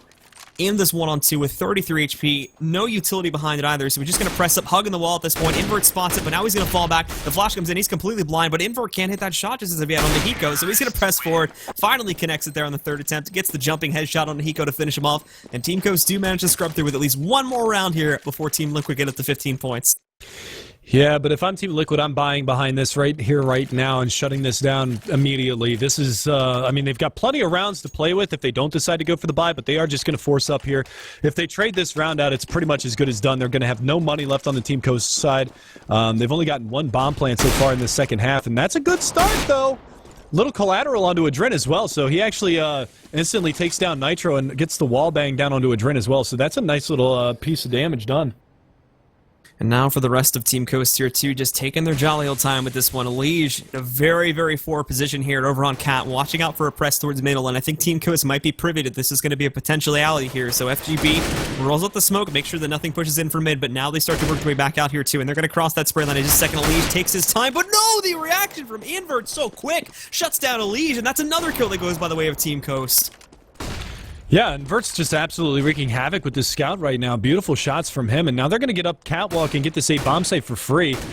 Invert gets caught out. Hiko's going to be able to find that frag, and he switches out immediately for a Mag 7, and then drops it for Moss back, and Skrunk coming from lower B, so he finds a little bit of a frag there as well. Fugly trades it out. It's a 3-on-2 retake, and this is definitely doable now for the Liquid side. They could come back from this one. It's going to be Drawsoul playing inside of the 8 bomb site, but that Molotov might just signal fall back and save. Yeah, Fugly's still pushing up in case anybody tries to get aggressive and in hopes that he can take a little bit of a duel there before he does decide to fall back. They've got some time before they can do this, and they're lining up for those exits at this point, but this is definitely going to be Team Coast pickup. They get up to 5 points. Like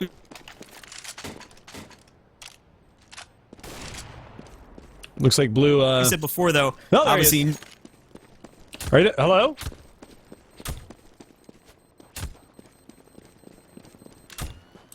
Blue? Hello? Hello? Hey. Hey. Go and keep talking. I'm going to fix this real quick. Okay.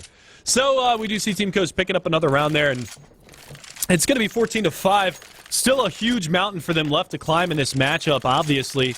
But saving that AK and that AWP for the next round definitely bolsters that economy a little bit here for Liquid. So they've got a little bit of an arsenal to work with moving forward in this round. They're going to buy up a little bit around that. They pick up a pistol onto the back of Hiko. He's going to have that P250, but they're going to keep a USP on Elysian Nitro to try to make something happen this round. And you can see, again, Adren's going to be aggressive here towards long A. They're actually going for a bit of a long stack, but it's just a fast push into B, and Fugly going to be able to find 1 and 2. He's just shutting it down single-handedly. He's got a teammate in tow, but that's going to be just Nitro, and he's only got a USP. Beautiful shot there through the double doors onto Elige as well as Drawsoul takes him down, gets traded immediately by Adren, so it's going to be a 2-on-2. Trying to pop a shot there through window is going to be Invert, but again, The retake is on, and we'll see whether or not Hiko can do anything with this P250. If he peeks now, he might be able to spot Invert, and he does just that, but Invert gets the flick, takes him down, and now Dren is going to have to save this one out for the next round.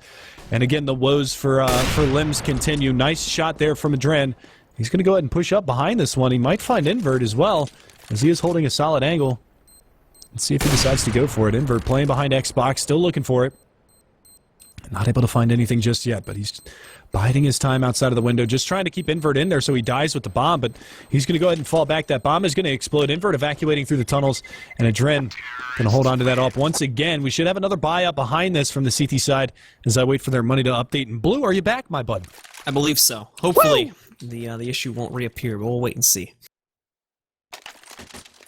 So Team Coast actually looks like they're hanging on here a little bit. I had to miss that round as I was reconnecting, but looks like they're still going to put themselves into a pretty good position now, obviously with the 4 AKs and the op coming back in over here onto Invert. Team Liquid, though, still the same story for them now as they go for another aggressive buy. Dren armed up with his op and the 4 M4, so pretty much both heads going to clash with the same arsenal. Draw solo, and Hiko jumping out around that corner without even having his weapon drawn. Those are 2 free kills now the Team Coast is going to grab. No response being found yet from Team Liquid, so this is another great round off of the cusp of Team Coast. There's a Liege picking up one, and he presses forward, but Lems is finally gonna get himself onto the board here, boys. as he wins that trade versus a Liege. Fugly's gonna pop right out there. He gets another kill onto FGB. Now they'll look to hold control, but it looks like the members of Team Coast are gonna come out on top. But hold on now, as Nitro, he's gonna pick up another kill. Thankfully, he hadn't spotted Invert as yet, so Invert's gonna pick up that final kill. But still, Team Coast come up now, and they're officially halfway there to tying things up. The chat, God, you guys are awesome. God, Limbs!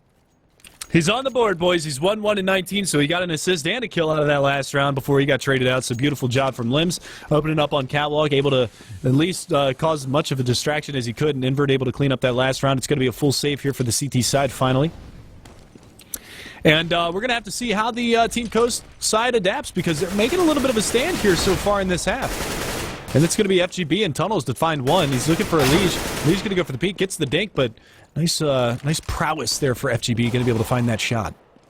So now Hiko is sitting behind the doors in his very famous position now at this point, waiting for the push to come out here from the members of Team Coast. He's going to get completely flashed, completely blind at this point, but not going to be able to maintain himself. Skrunk will take him down. Now they're through, and it's just cleanup duty at this point. Lem's picking up the second kill now as he takes down Adren. And for Nitro, he's way back over on the B site. They might just end up pushing in towards him, so there's a good chance he could find a kill or two here on the way in, but with no armor, it's going to be very, very, very desperate indeed here. And as they waltz right in, we'll see if he can pick up something. Trying to be a little slow, but that aim punch, he does connect a shot over here on the lens to take him down. Finds a second one on the invert. Wow. But finally, Skrunk will trade him back out. They do pick up the AWP, so that's going to be at least a little bit of a silver lining there for Team Coast, but a couple of nice shots there as he does take down Limbs and also gets that one dig on the invert in the backside of that bomb site. So 14-8, your scoreline. It's going to be a double up setup now for the CT side. Adren and Nitro both picking up those scoped rifles, and we'll see whether or not they can lock it down this round. As you can see, Skrunk is actually going to have the op for the terrorist side as opposed to Invert, who's been doing relatively well with the scoped weapons so far in this matchup.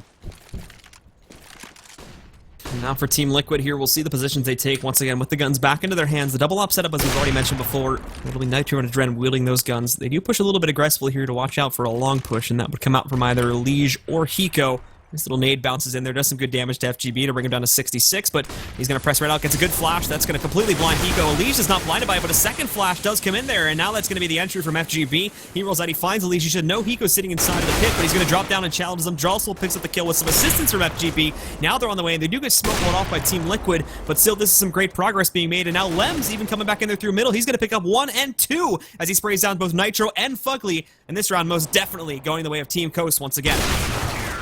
Yeah, Jawsol finishing off Adren to close out that round. A 9th round now on the board for Team Coast, and they're making a bit of a stand here on their terrorist side, saying anything you can do, we can do better.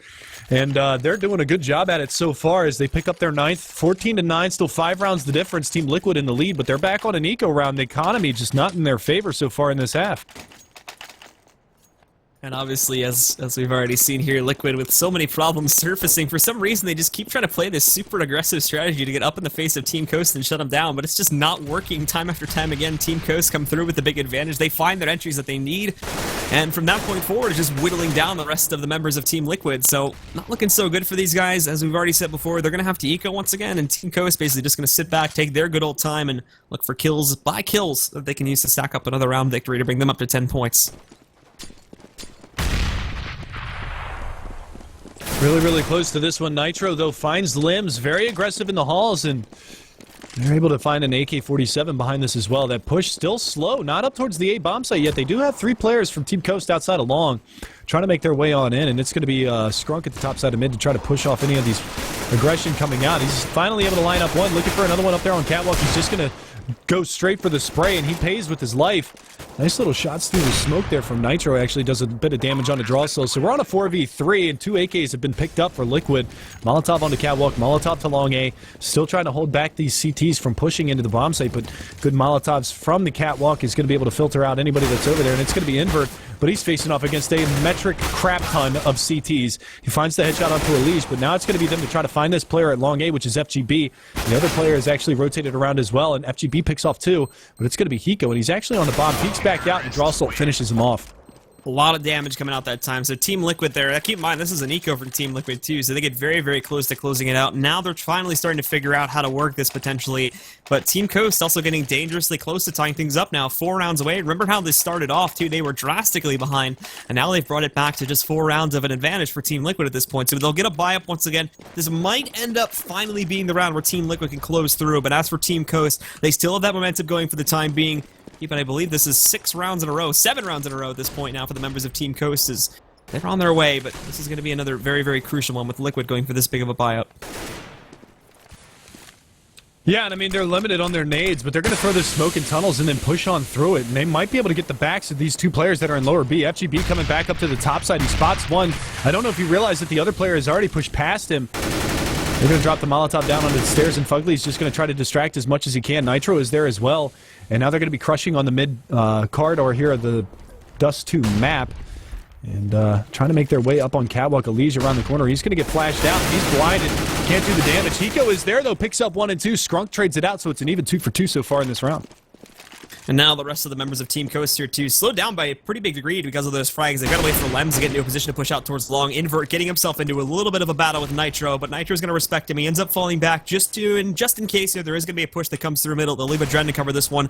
Dren's going to whiff on his shot there onto Skrunk, but Skrunk very low, so he can't really take the heat anymore at this point. Waiting for him to pop back up, but he's going to hit him, but again, through the wall, so it brings him down 13 HP. And now Fugly shutting down another player. That's going to eliminate Lems back over towards Long. The 2 still pushing in from Cat at this point. There's no presence from the CTs as of yet here, so Fugly's going to have to try to find a way back up, but they're so low that this should just be a fairly simplistic closeout from Liquid, but we have seen them sneaking through before, and there's Invert with 1, finding the op shot over onto a Dren. Now it leaves it down to Nitro and Fugly to do it, and they're actually going to give Invert all the time he needs to get into this pit position, and I think the bomb is planted for him once again. I could be wrong on that one, though. Nitro did pick up an AWP, but he could have actually moved that on over. Nitro does hit a nice shot there onto Skrunk, but it's coming down to the 1v1, and Fugly drops the smoke. He's going to go straight for the defuse, and he should have this. Oh. Oh.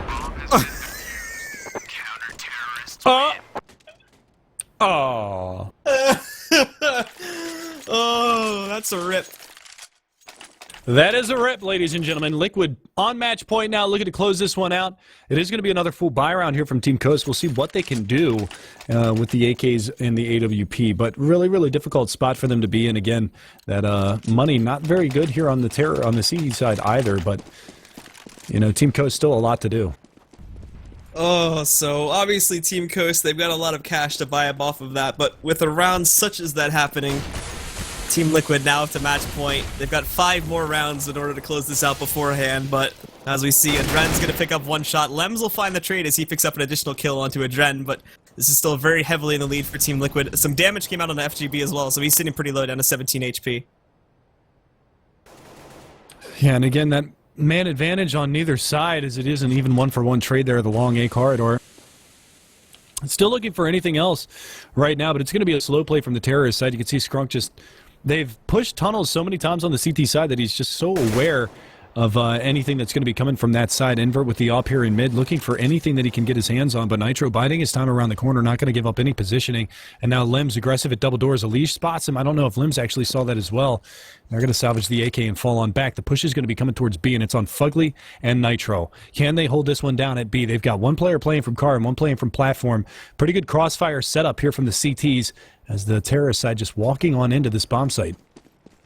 Nitro going to look to hold things off here as well, but you can see here both Skrunk and FGB Gonna be pushing out, and Nitro looks away at probably the worst time, so Scrunk is gonna take down a teammate, but he takes Nitro down in the process. Fug is gonna get a response. He finds another one over here on the Lems, and now it's just Invert. But he's gonna pick up one shot, now looking for more here as he bides his time back over by the doors, jumping up on top of the window, looking for the Hiko kill. Not gonna catch that, and Hiko will indeed close things out here for Team Liquid now with a final score of 16-10. They're gonna claim their first match of the night. And after that first half, that's a little bit closer than I thought it was going to end up being. I mean, Liquid was on 14 for such a very, very long time. But again, you know, they end up closing out the match 16-10. The next matchup is going to be a little bit more of a testament to Liquid's dominance here in the Pro League division, whether or not they can take it to CLG, because that is going to be coming up next, guys. Liquid versus CLG is going to be the final matchup of the evening. You guys don't want to miss that. And that'll be coming up in just about 10 minutes here, guys. So stick around for that, and we'll be right back in just a little bit with that final matchup for tonight, which, once again, will be CLG versus Team Liquid here at the ESL ESEA. Come back for our final matchup of the evening, Liquid versus CLG. This is the one that you've all been waiting for. It's going to be on Train. We saw CLG come out on top in their match against Cloud9 earlier. We saw Liquid just finish off Team Coast on Dust 2. And now we see both of these teams that are both 1-0 on the evening facing off against each other on DE Train.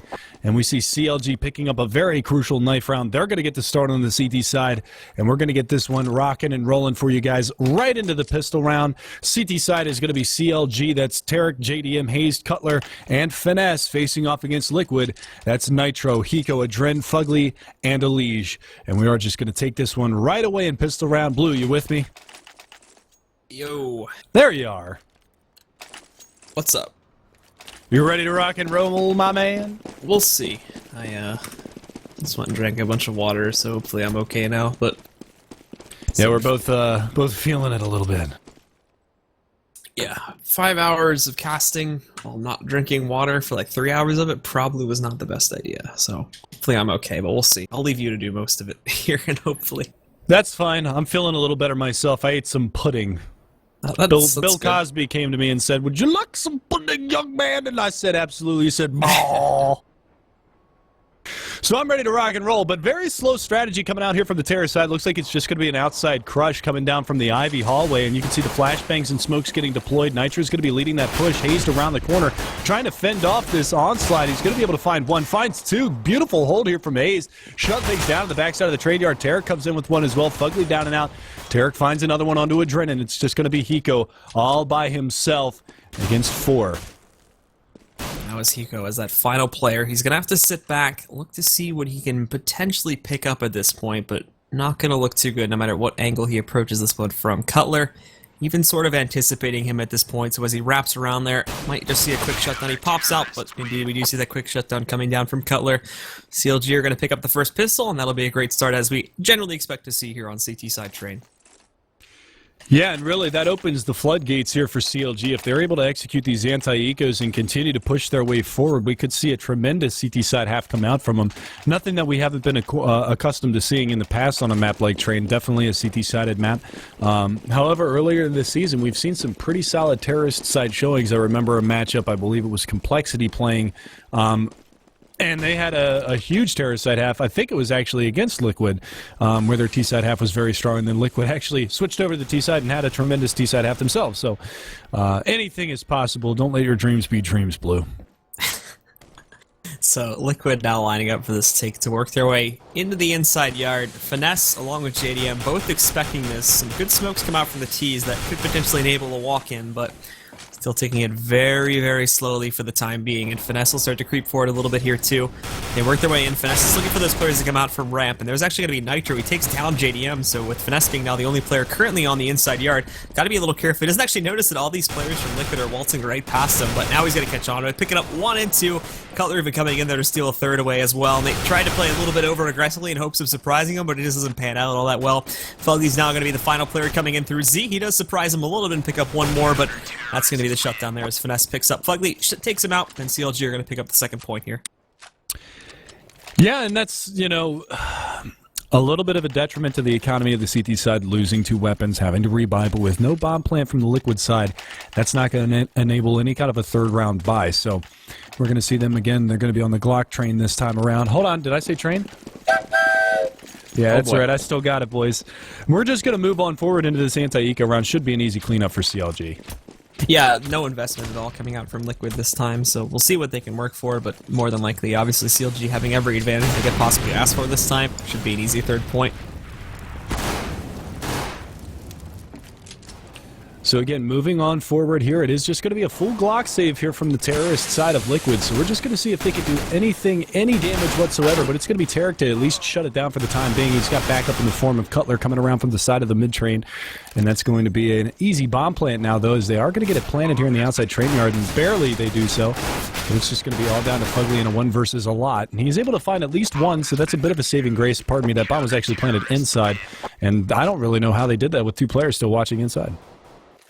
So there we go, CLG now up, and as you said before, the fact they get 2 kills to begin with is pretty impressive, but now obviously we're going to go into the first gun round here for Team Liquid. They go for the big buy-up, and not behind it, unfortunately, as they're not able to work for that just as of yet. Adren could have gone for it, but they're actually going to opt to save a little bit of money here by tossing him over a Scavenge FAMAS instead. And CLG, still looking very good, of course. Losing those 2 players is going to hurt them a little bit, and you can see for a lot of these guys, it's actually going to be a complete buyout for Tarek and JDM, so if they drop this one, the next buy is going to be very awkward indeed, but Team Liquid as well have to scrub through with that round to begin with before we even get to that point. Yeah, so a lot of work ahead of Liquid right here. They need to make a stand. They need to get, start putting some rounds on the board, and they've already worked a Liege out, but Adren's going to get the return frag onto Cutler after Nitro drops, and that's going to be a little bit of damage put out. As you can see, they're trying to progress into this outside train yard, but the rotations are on point. They've actually already rotated one around towards ladder room, but JDM, he's going to get caught out. Liege, nice awareness in that outside train yard, able to find 2. Hiko gets the flank, and it's all down to Hazed over here by himself. Fugly cleans it up, and that's a relatively clean round for Liquid, so they're going to start putting the money in the bank. Yeah, very good take, to be honest, there from the members of Liquid. Basically waltzing right into the site. There's almost no response at all from CLG that time, so they're not going to be able to hold that at all, and really couldn't even react to that for the most part as Liquid go for it so quickly. So that's a great take from those guys, and now we'll have to see how they build upon here. As we talked about before, CLG is going to have an awkward buy, and it's really awkward because they've got a double op setup, but only 1 rifle behind it, along with 2 P250s. So 3-1 the scoreline. They've got like you said, a really awkward buy-up going on, but it's double off setup here, and JDM's actually going to miss that crucial opening frag. Goes for the repeat and actually finds it on a Nitro after taking a tremendous amount of damage. He's down to 8 HP, so a well-placed nade down through Ivy might actually find him, but Hiko through the smoke. Gonna find Hayes. Nice job from him. Just spam it on through. Takes down Hayes, and that's going to be an evened up trade. And they've still got to worry about JDM. He does have the up as my phone goes off, and we're going to be seeing whether or not JDM can lock this down. Getting a little antsy, though, is Finesse, and he gets taken down. JDM is going to get traded out as well, and Adren on the board onto Cutler, and that just leaves Tarek all by himself in a 1 versus 4. Not a lot that he can do here, and this should be a second round on the board for Liquid. Yeah, Tarek falling back, trying to work with the op to see if he can grab any additional pickups, but not going to be looking too strong as he works out a Liege who had worked his way into the inside yard there.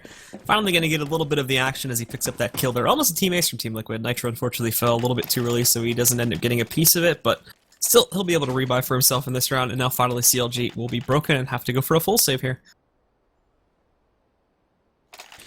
So Liquid looking to equalize things onto a 3 to 3 scoreline at least, and we'll see whether or not they can execute that. It is going to be just default pistols with the exception of Hazed and Finesse picking up P250s to work with. But lots of flashes going out through the T connector, and Adren and Nitro over in that area. Fugly just going to drop that smoke all the way over to the top side of that train yard. See what kind of an execute they have, and Nitro is just going to open things up. Cutler down and out already, so we're already with the man advantage going the way of Liquid. Just a little bit difficult here for the CLG side as they're kind of getting punished on their CT so far. And this could definitely bode well for Liquid. Like I said, they have a very strong terrorist side showing on train in the past that we've seen. And Adren and Nitro just dropping them down, beating them up in the outside train yard. You're popular over there, man. I know, man. 11 o'clock. Text messages. 11 o'clock, the ladies really start to message. Alright, so Team Liquid, of course, just kind of run through it that one as we generally would expect. So they're not going to tie things up at 3 points. A lot of money being stacked up from this too, which is what is going to get dangerous now for CLG as they have to wait. They actually have to double save this, so this is a really good opportunity now for Team Liquid to just stack up all the money they need to, and they're indeed taking this. The only player that really hasn't gotten himself to a good point money-wise is Nitro, but even he's sitting at 3.6, so even if everybody dies this round, we saw a miracle play from CLG, not saying it's going to happen, but just for hypothetical sake, then he would still even be able to rebuy for himself, while everybody else, of course, is very much just sitting in excess at this point. So So the double eco from the CT side, still a lot of aggression going to that outside train yard, and you can see all of the CTs are stacked up over here. Tarek actually falling back inside of this smoke. He's actually going to get a line of sight. Double one Deegs. Takes down two players, two tap from the Desert Eagle, but the push is coming towards the inside train yard, so a good read here from Liquid. They should be able to solidify this round with good post-plant positions. You can see this is one of the things that we've talked about in the past is get aggressive after you plant that bomb. Take over control of that inside train yard, and that's exactly what they did. Nice shot from JDM's going to find Elige, and now they've got to fall back a little bit now as Hiko's going to come under fire, but JDM's going to find that one as well, and it's all down to Fugly in a 1 versus 3. Well, I guess I lied there. I guess miracles are possible here from CLG, and it looks like they are actually going to be able to pull off a very impressive round. Fugly does pick up one more, but JDM's going to find the trade. Don't know if this defuse is going to happen. Going to be pretty close, but he might just be able to get it. It's going to be super close, and just going to miss it. Less than a second left on the defuse timer, but not going to happen. Hazed, no faith in his teammate. He doesn't want to stick around. He ran away, and thankfully he's going to save the naked at the very least, but Team Liquid do end up coming out still with the round victory here. 4-3 your scoreline, going to be a bolstered economy behind that CLG, going to have a lot of money in the bank, so they're going to put the AWP right back into the hands of JDM, see what he can do with it this round, as Nitro is going to be a little late to the buy, but he's going to have an AK to work with, and it's going to just be a full rifle buy here from the terrorist side. That outside train yard push has been working relatively well here for Liquid as of late, and looks like they're not going to be slowing up at all. Again, we talked about the relentless aggression that they had in the last matchup. We'll see if they can continue that onslaught pushing through this one. Now, obviously, here at Team Liquid, still armed to the teeth. They do have to go for the full rebuy, so it's a good round for CLG regardless of it, and they were going to get their buy up here now regardless as well. So they're still looking very good in terms of both sides' economies at this point. A lot of utility being used very, very early on by the CT, so they will have to watch out for this now, but also a good amount of hold being maintained in Liquid, not with a whole lot of map control being moved out towards Nitro. After clearing out this smoke, he's actually going to push forward. He finds the kill on the Haze. He's sitting way up on top of Green Train. JDM does get a trade back over here onto Elige, but the rest of the team now working their way, hugging that close left alley. JDM finding an additional kill as well, and he's safely inside of the mid-tunnel, so he's just going to keep executing these players. Up to 4. They're going to look for the 5th. That's an ace from JDM, and that push from Liquid goes absolutely nowhere. Huge round from JDM, and that's exactly what CLG needed. They needed something to kind of rocket them forward on their CT side because they've already given up 4 rounds, but huge round from JDM, locking down the outside train yard all by his lonesome. Gets all 5 of those frags and locks it down. You saw Haste fall relatively early to Nitro, and just a nice recovery there overall from CLG. So they're able to lock that round down and get another one in the win column, and they do it with only 1 fatality on their team as JDM just takes matters into his own hands. So good work from him on the outside train yard. His AWP is definitely starting to heat up. It was something that was kind of missing in their last matchup against C9. And we'll see now a very aggressive push towards the inside train yard, and actually burning alive is going to be Elige before they manage to put that smoke down. And that buys them time for Tarek to rotate on it. And They're able to find one. There's absolutely no defense here on this inside yard. Thankfully, the natural defender is able to have quite a bit of an impact here, but still, they're able to, for the most part, get themselves into the site. They get the plant. They keep it into a 3-on-3 even trade here, too, but CLG, as they try to press forward, still got a decent amount of utility. Still 2 mollies to work with here on Team Liquid's side if they're able to use those. One's going to go into Cutler, but he's able to press through this once again, and he'll get himself into a battle with Fugly. Some more support coming in, but Fugly over peak, so Cutler's going to be able to take him down. Now the rest are going to press their way back in. Cutler finding a second kill over on Hiko now, and now it's just the Dread, but he as well is going to get overwhelmed. So now the question is, did they buy a kit this time? And indeed they did. All 3 players, so they should be able to get the defuse, and now they'll take the lead. So CLG recovering nicely in these last couple of rounds, shutting it down, having 3 alive at the end of that one, so they're going to start building on that economy. You can see Tarek, he's going to be able to buy himself, no problem, no questions asked there. $5,900 investment as well for FNS, and it's going to be another buy. As long as Liquid keeps getting those bomb plants, they're going to be able to continue to maintain their buys, so good job for them. There's no AWP for him, but again, you know, it's just going to be that 5 AK buy, and they've had success with it in the past, but these last 2 rounds, JDM single-handedly shutting down 2 rounds ago, and then last round, that inside train yard push just getting completely stalled out and thwarted for the long run. Now they're going to go back to the old tactics and try to throw some smokes to distract from the outside train yard. And look at this, actually very aggressive is going to be Finesse. He might be able to flank right out on Hiko. This could be a huge play. This could be absolutely massive. There's going to be... Yep, there's going to be JDM picking up 1, but Hiko falls short, so Finesse is going to be able to drop him. Elige does get the trade back onto it, but meanwhile, JDM's going crazy again. He picks up another kill onto a Dread at this point. There's an attempt to push in from Ivy, but Hayes puts that to a very swift stop. Now Elige as well out in the open. Tarek should be able to easily dispatch of him. CLG now coming up 6-4 at this point. pretty confident lead. Obviously, Team Liquid still pretty close behind. Their money going to be in an awkward spot, but they might just be able to force it up anyway with the lead sitting at 6,100. We'll see what kind of a choice they make, but if they can keep this still very close, that's still going to end up ending us at around 8-7 or 9-6, which is still very, very good for Team Liquid. So CLG coming up with this round, they will have to try and open up this gap a little bit more before we end the half. Yeah, so it's going to be a force up here from Liquid, Tech9 for Nitro, Galil for Hiko. The rest are on AKs, but very limited nades to work with, and that's not really the situation you want moving forward on a map like Train, where smokes are so vital. They do have 4 smokes to work with, so they should be able to at least throw a smoke wall out at some facet of this, but nice early peek there, and Tarek is going to be able to capitalize and drops a Liege early on, so the man advantage already in CLG's favor. So this is definitely a good start for CLG on their CT side. They're able to stop that outside train yard push, and really, that, like I said, that ace from JDM has kind of skyrocketed them towards this win streak that they're on right now. 4 rounds in a row. Or 3. Sorry, I'm getting ahead of myself. I'm expecting them to win this. Ah, ha, ha, ha, ha. We're both a little off of it now for some reason tonight, so... Yeah, I don't know why. It hit us both at the same time. At the end of that last cast, we both just started feeling like crap. That's what I was asking. Were you drinking water tonight, or...? I mean, I just drank a soda because I ate between the matches before. Because there was like a 3-hour period where I wasn't drinking anything, so I thought I got dehydrated, but I have no clue. Anyway, this is completely irrelevant. Let's get back into this cast as Liquid. They're gonna go for the inside take here very quickly. They're gonna work their way back over here to the B site. Finesse picking up one, dropping down, looking for a second. He does get a trade over on the JDM now, but Nitro actually opening up the flank, so he's gonna drop Finesse before he can conclude that kill. The rest of the team trying to rotate their way back in, but Fugly just found right in the open. Hayes, that's an easy shutdown for him. Eco down to 27 HP, but nonetheless gets the plant, and at this point now it's just CLG looking for the retake, which isn't going to be the easiest thing in the world. If they can find Hiko, they should basically be able to close it up from there, and that's going to be an easy walk-up kill for Hayes. Nitro finding one, but he's going to throw his nade back out, and it's actually going to land right into Hayes' face as it kills him. So it brings it into a one-on-one, and Nitro might be able to clutch this out after all. He's going to throw that nade back, that flashback out. It completely flashes him, but Nitro, I don't think he realizes just how quickly this is gone, and he kills him, but it's not fast enough. And we are going to see Nitro, or apologies, Cutler getting the ninja defuse anyway to bring it up to 7-4. Yeah, that's really, really big. I mean, they did get the bomb plant, so they're going to be able to continuously buy right now, but that's just a really, really big play there from Cutler. No fear on that defuse, just sat right on it, and Nitro just a little bit late to the party, not able to execute him fast enough, and that's going to be a 7th round out for CLG. And at this point, Team Liquid, they're kind of reeling a little bit because they had a really good streak there of 4 rounds in a row, and ever since then, they've gotten a couple of close rounds, but it really hasn't been anything too spectacular.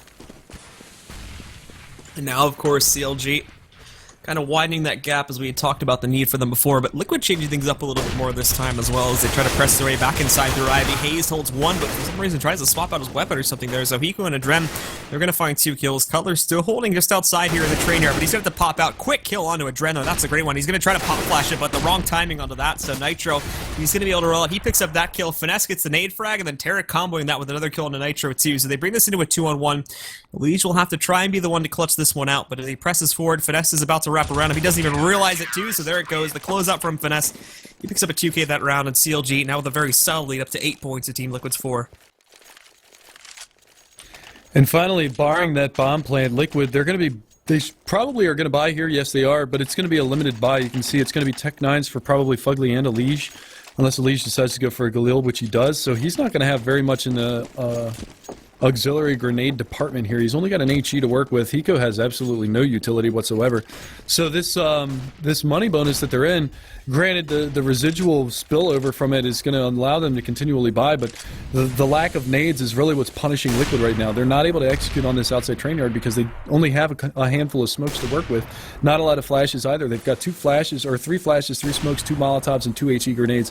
This is not enough utility to execute on an outside train yard. And they'll take it very, very slowly just to start things off because they need to try to line it up. Liege and Hiko going to make some noise back over here into the back hall. So try and draw a little bit of a rotation. It's going to work, at least to draw one of these players off. JDM will be moving in just in case there's a push combined from upper and the ramp, but that obviously won't be happening. Team Liquid still getting ready to make the default A push in here now. And they will drop down once again here, but the problem is the CLG are very much so expecting this, but with how low the timer has gone, I don't know, they might have actually thrown it for them as they're going to start to fall back a little bit more as they may think that there just may be a push coming in, but Now they start to spray down. They actually almost kill Hiko with that spray, as it brings him down to 8 HP, but he's thankfully going to be able to survive, and now they drop themselves down. The Molly immediately comes out from the CT, so already this plan has gone badly, as Hiko, he can't even press through that. He's got to sit back and he's got to wait now. And for CLG, still holding strong. No kills coming out yet, but there's Cutler picking up one. Nitro pressing through to get the force plant, and Dren picked up a kill, so it did force CLG to fall back a little bit more. And this plant is going to occur, but the site's still not clear. There's Cutler finding an additional frag over here onto a Dren. He went down to 8 HP. He's going to get dropped by Finesse again, coming through with that flanking from the inside yard. Now as well, Nitro, he holds for now, but that Molly is slowly going to burn him alive, and as he peeks back out, JDM takes him down. Now it's just on Fugly. All he's got is a Tech 9. Haven't found him yet, but you've already got JDM, and they're actually going to drop him, so they've got to very quickly get this kill. They haven't found it as of yet. They're going to press forward. A lot of time being wasted, and for some reason, Tarek taking it there with the pistol. He's out of ammo on the M4. He picks up that kill as well, and the final one to take down Cutler. So Team Liquid, specifically Fugly, somehow clutches out that round, and they're going to get right back into this now with the 5th point.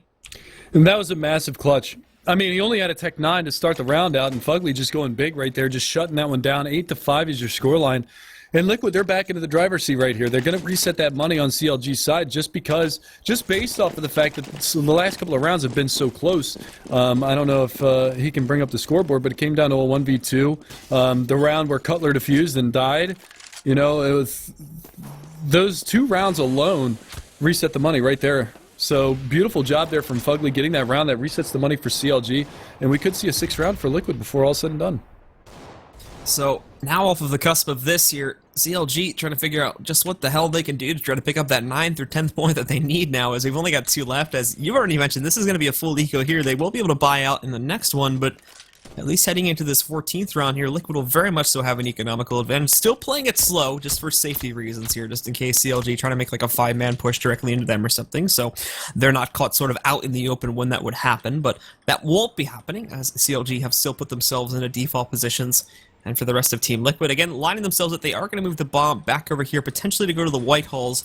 I think they're going to set up smokes and whatnot to go in for an A take, but we'll see if they actually go in for there just as of yet, because they are moving the bomb back to go into the inside yard. Yeah, but there are 2 players playing back here in this inside train yard. It's going to be Finesse, who actually pushes a smoke and finds a little bit of damage onto Elige, but he gets traded immediately by Adren, and now it's just going to be on JDM to hold this down, but the rotation is coming in. Another nice shot from Adren to find Cutler. Takes him down and out, and now Elige getting spammed up. JDM playing this one really passively, patiently. Tarek's going to find another 1D onto Hiko, takes him down. And now they got to be careful. There it is. Now he jumps. Now Haste finds another one, and now we're down to a 2v2. But Fugly's quickly going to make that a 1v2, and now pushing up on the bomb yard is going to be Tarek, but he gets dropped by Fugly, so another good eco round again from CLG. They've been so close on a lot of these, actually stealing one away earlier in this half, but 8-6 your scoreline. Liquid hold on for dear life on that one. Yep, but now bringing things this close, of course, as we go into the final round, this is one that, in my opinion, CLG absolutely have to pick up here. As again, with it being on train here, we obviously expect this CT to take a fairly large advantage. And if you can't get at least the 9 points there, that's actually going to be pretty weak. Getting 7 rounds again on T side, just like sort of a map like Mirage, there is actually a very good half, and Team Liquid will be extremely proud of that. But CLG again, they get a pretty competent buy. Not really a whole lot of mollies or anything, so that's going to hurt when the take does come into fruition if Team Liquid just go for this big solidified push, as it looks like they're going to try to set up now. But they've at least got smokes and whatnot to bring the timer down lower, and if they can hold off theirs naturally with their individual skills, which again, they've been doing a very good job of that in the earlier portions of this half, then we can still see them come out with that 9th point here against Liquid, but it's all going to come down to the aim, and we'll see how that pans out when the side take begins. Yeah, like you said, not a lot of utility on the CT side in order to bar off any kind of a push coming. Hiko with the bomb on his back, working back over towards the ladder room, so it looks like they might be favoring outside. They've got 2 players down on Ivy. That's going to be Adren as well as Fugly trying to work something down in that avenue. And no smoke to cordon that area off, so they're just going to bank a smoke over onto the left-hand side towards CT spawn side of Ivy. And maybe try to work up slowly here. You can see there's 3 players watching over in this area. At least Hazed is up on top of Green Train just looking for anything over there. They drop the pop flash, and Fugly is just going to get that kill for free. No trade being attempted whatsoever. They've still got to deal with Tarek, who's up here in heaven, and Cutler's going to strafe on out, trying to find something over in that avenue. And he does just that. He is able to find Fugly, but Elige is going to trade that out. And now Tarek from the heavens trying to rain death down from above, but he gets caught and he tumbles all the way down the ladder. And just like that, the round blows up, and Liquid are going to walk away with a 7-round half on their terrorist side. So that is a big half for Team Liquid. I'm pretty sure that was a team ace too at the end there, as well as everybody kind of got a piece. Yeah. So that's yes, it was.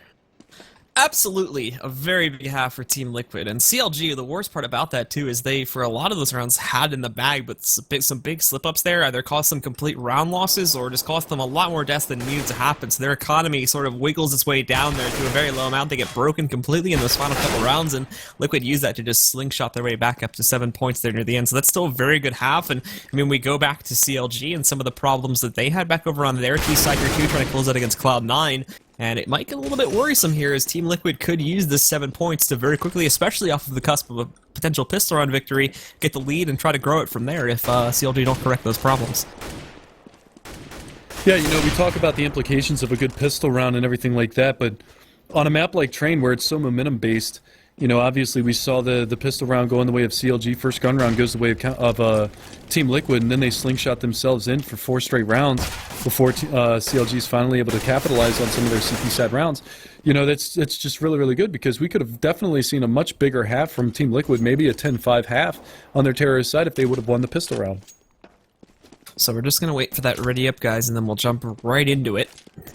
And this is our final match of the night, by the way, so I guess this is a good time for it. If you guys have missed any of the matches from this evening and you'd like to catch up on them, be sure to go ahead and check out the Score Esports app, available on both the iOS App Store and Google Play. You can use them to check out the scores, not only here from the games in North America, but also in the European sector. And as well, they have all the latest news from not only the Counterstrike community, but Dota 2, League, all your favorite esports available back over there as well. So be sure to go and check that out. And we will go live, guys, into the second half, so let's get right into it. Yeah, so again, Liquid going to be on the CT side. That's Elige, Fugly, Adren, Hiko, and Nitro.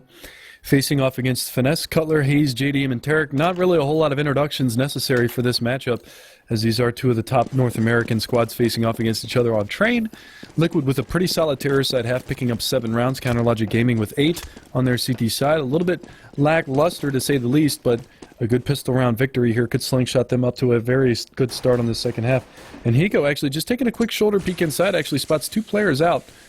So that's a lot of early information being gathered, and he just falls all the way back to the backside of that inner upper train yard. As well, they're going to look out for some of this aggression to come in from CLG, but CLG taking it nice and slow initially. Now Cutler goes for the entry on the inside yard, trying to draw the rotation. Not going to work, though, as the players come in through the drop area there. And that's going to be Elige, who unfortunately can't connect the opening shots over here on a Tarek, but Fugly can. He's going to take him down with a nice little goosher there, takes him out of the play.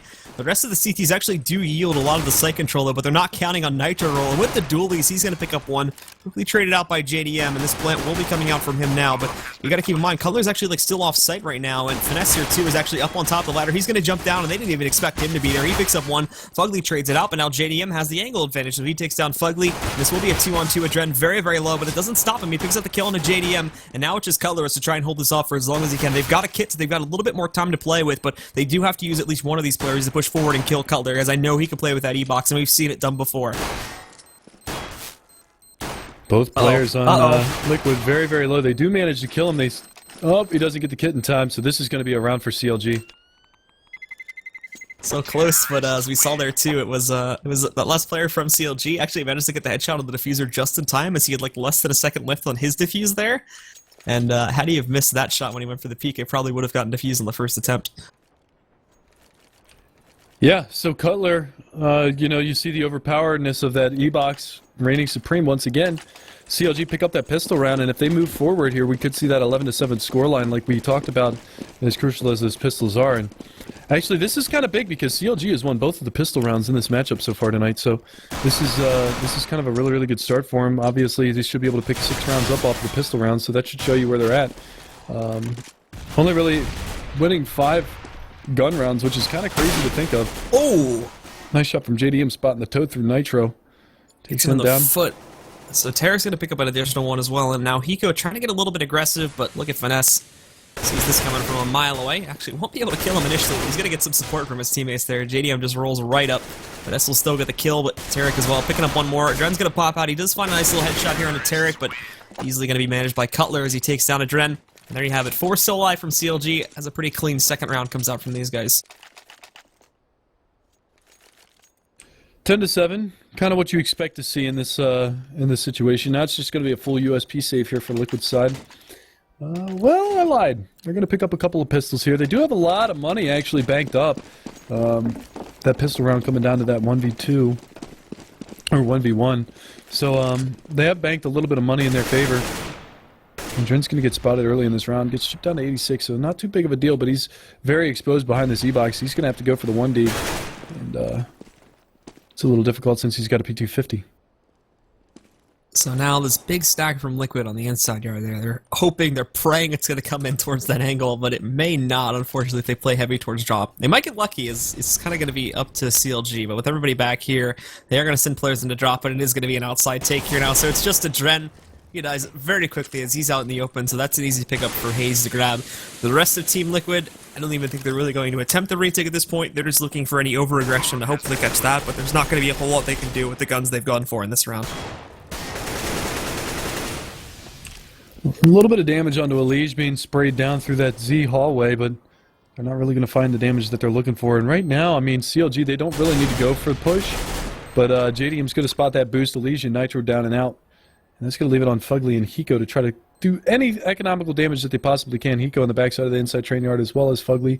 Just waiting for that Z hall push. That's a nice nade. Finding some damage there onto JDM. They're going to try to spam down, and they actually do kill him, so he only had a Galil, so that's not really a good find for the CT side.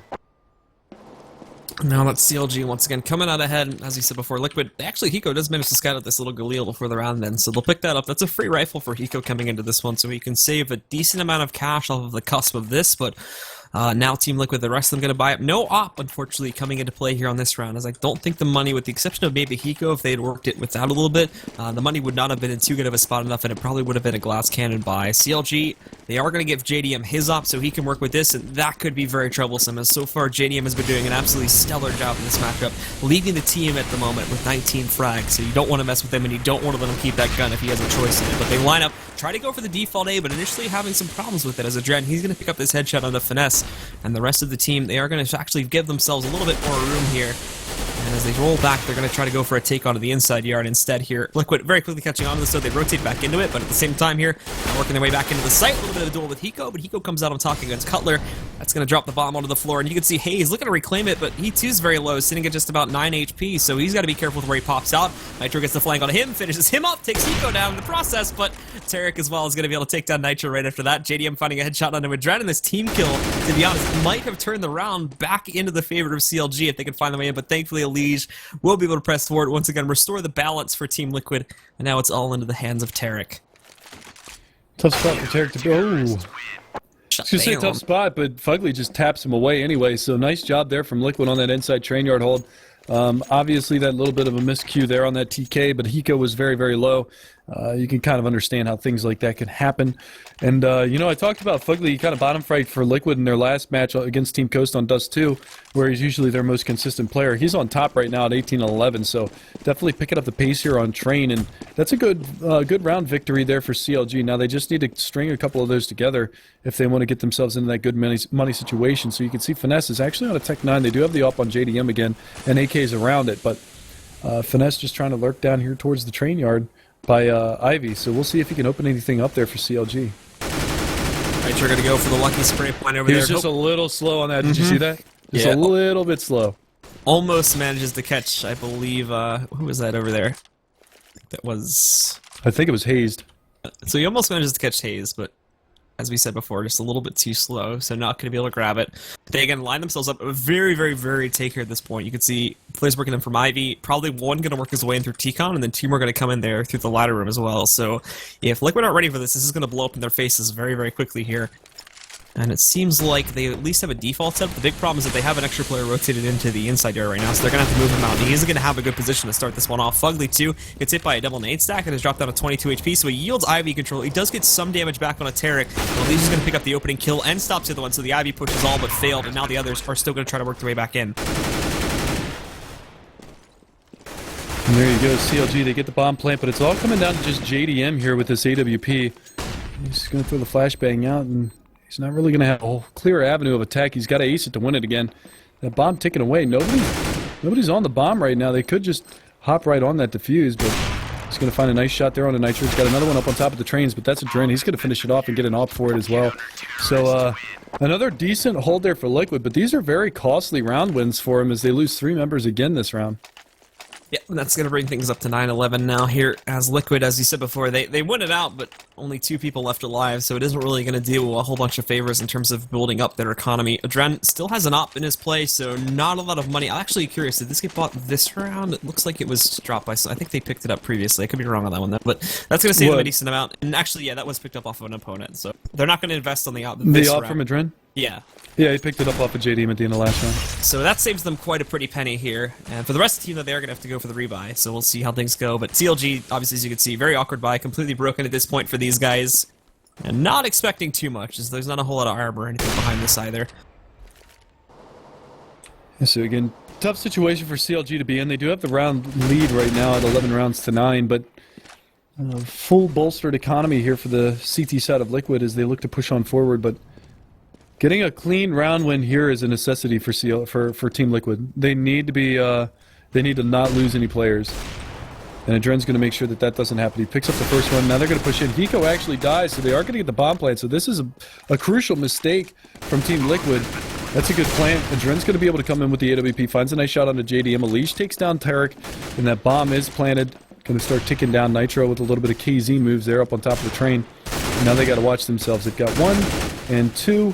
And Elise should be able to finish this one off. Never mind, Nitro coming around from the side takes him down. And that will be a 10th round now for Team Liquid as they're looking to string together more rounds here on their CT side. That's 3 in a row for them so far.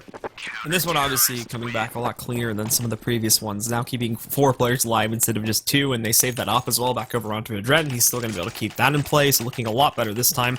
Nitro even picking up a Tech 9 there as well off of one of the corpses, but CLG still having enough money now this time after going for that broken buy. They're going to be able to buy through this and go for the big buy up here, including the op on a JDM once again. So both teams fully armed to the teeth, and we'll see once again if CLG will be able to preserve that lead, or if now Team Liquid will be able to strike back and actually mount this comeback here by tying things up at 11 points here. And they line themselves up.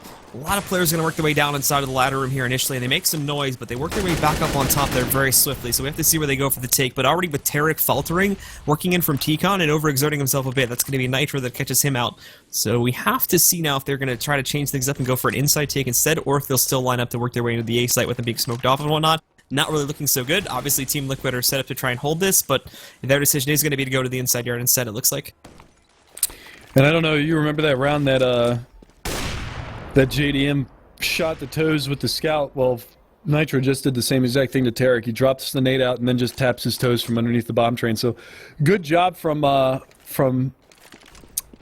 Nitro, good awareness from him, and now the push is coming towards the inside train yard, and it's going to be Adren to lock this one down. Hiko falls again. JDM gets a return frag on Nitro, but they're so far away that they got to work their way down into this bomb site, and Adren's just having a field day. He actually picks up the quad with the AWP, just locking it down in the inside train yard. Good job from Adren, and now we're tied up 11-11. Yeah, and that take overall there from CLG just seemed very slow, and it didn't really seem the leadership was fully solidified on that, or at least the rest of the team didn't really seem to agree with what was going on there. They were very slow. It was a very lackluster push overall, so I'm not sure if there was a miscomm or something that came out there, but some kind of mistake was made, it seemed, in the overall strategy there from CLG, and that round just basically got thrown right from the beginning of it, as Adren was given every opportunity to have a ball game on the inside yard with his op.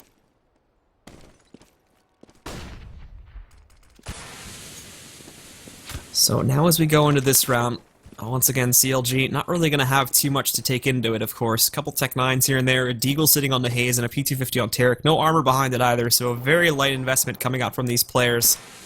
And looking at Team Liquid once again in terms of what they've brought in, they've got everything, and the money's starting to stack up a little bit there too. Not really in a safe spot just as of yet, but it is slowly bringing it up to that. And if they can keep rounds as clean as they have been here for some of the previous rounds, then it's going to be great to try and build it up, and that's something that CLG has to try and stop, as that's a very, very vulnerable position they can get into. But that's going to be Nitro and Fugly pick up the first 2 kills. Fugly finding another one too. It's a very dry attempt to take control. Thankfully, Finesse is a little bit of a surprise. He rolls right out from Ivy. I don't think they were expecting anybody to come from there, but he's only going to manage to grab 1 kill. The Leash will very quickly trade it out. Yeah, and again, just Team Liquid holding very solid on that outside train yard. They take back their lead 12-11. You know, Counter Logic, they really didn't have very much luck on the last gun round. We'll see where they go with it this time. JDM's going to have the AWP again, but the last time they tried to go to the inside train yard, and Adren just DM'd them. Just sat there with the AWP on the backside of the train yard and just picked off 4 players as they tried to make their way in. So really, really solid stuff coming out here from the Liquid side on their CT side half. And already the early aggression, JDM down and out. That's already the AWP down.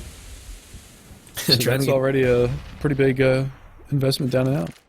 Dren grabbing the flick shot there in order to grab that too. So, as you mentioned, a large amount of cash just sitting on the floor now doing nothing for the members of CLG. They are going to throw their nades and whatnot into the site, and it looks like they're still going to try and attempt to work in. They go down inside of ladder room here as Cutler along with Hayes are going to try to make the entry. The rest are coming in through T-Con, and one's working his way back over to Ivy. That's going to be Finesse once again here too, but they just walk in, they rush for the plant. They don't clear this out, and this of course has a lot of benefits and a lot of defects as well with how this works out, because obviously you just have to sit back and hold this position, and the bomb is planted for you, so you don't have to worry about that. But if you can't hold it, and if obviously the CTs just pick up kills left and right, and it doesn't work out at all because you didn't clear it out to begin with. But the trades begin. Elige, Hiko, along with the Opera from Team Liquid picking up 3 kills, but Tarek responds with 2 more. He's going to find a third here as he manages to drop Hiko. He's going to have to clutch it out, but Nitro's just waiting for it at this point. As soon as he walks out, he's a dead man. He's going to be able to close that out very swiftly. And then we have Dren defusing the bomb. Team Liquid now with a very solid lead, up to 13 points, 3 more away from closing out this matchup. Dren has really stepped up in this second half. Once he's gotten that AWP, he's really caught fire, and he's really been kind of chapping the ass of CLG, for a lack of better words. I mean, he's really stepped up in the second half. I mean, he's 21 and 15. He's the top fragger on his squad right now. The only one ahead of him in the server is JDM.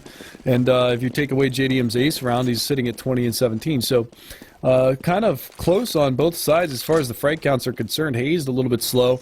Hiko is down at 10 frags, so they're both kind of negated on each other, and it's really JDM stepping up here for CLG, and they need to continue to do so if they want to put rounds on the board. But this is going to be another force up. Not a lot of utility to work with on the CLG side, and it looks like they're just going to go for this fast outside take again, and they haven't had much luck here. Now they're going to work their way into the outside yard once again here. Lige over in the short alley, just watching out for a push. That's a great pop flash from Tarek, but he doesn't see Lige in the corner, so he's going to be able to take him down. JDM, thankfully, doing some work with the optics out both Fugly and Lige. Now, although it was a bit of a false start there from Tarek, now we can see Hiko and Nitro picking up 2 more kills here to put Team Liquid back into the favor. But keep in mind, that bomb is down, the timer started. They've got to move out, and they've got to find these kills. They've got a limited amount of time to do so. Nitro, though, gets a free one. JDM does get a response, but finally Nitro shuts him down. Jen on the bomb, he's got the kit, so it should be good to go. And a 14th point now is going to come out on the board for Liquid.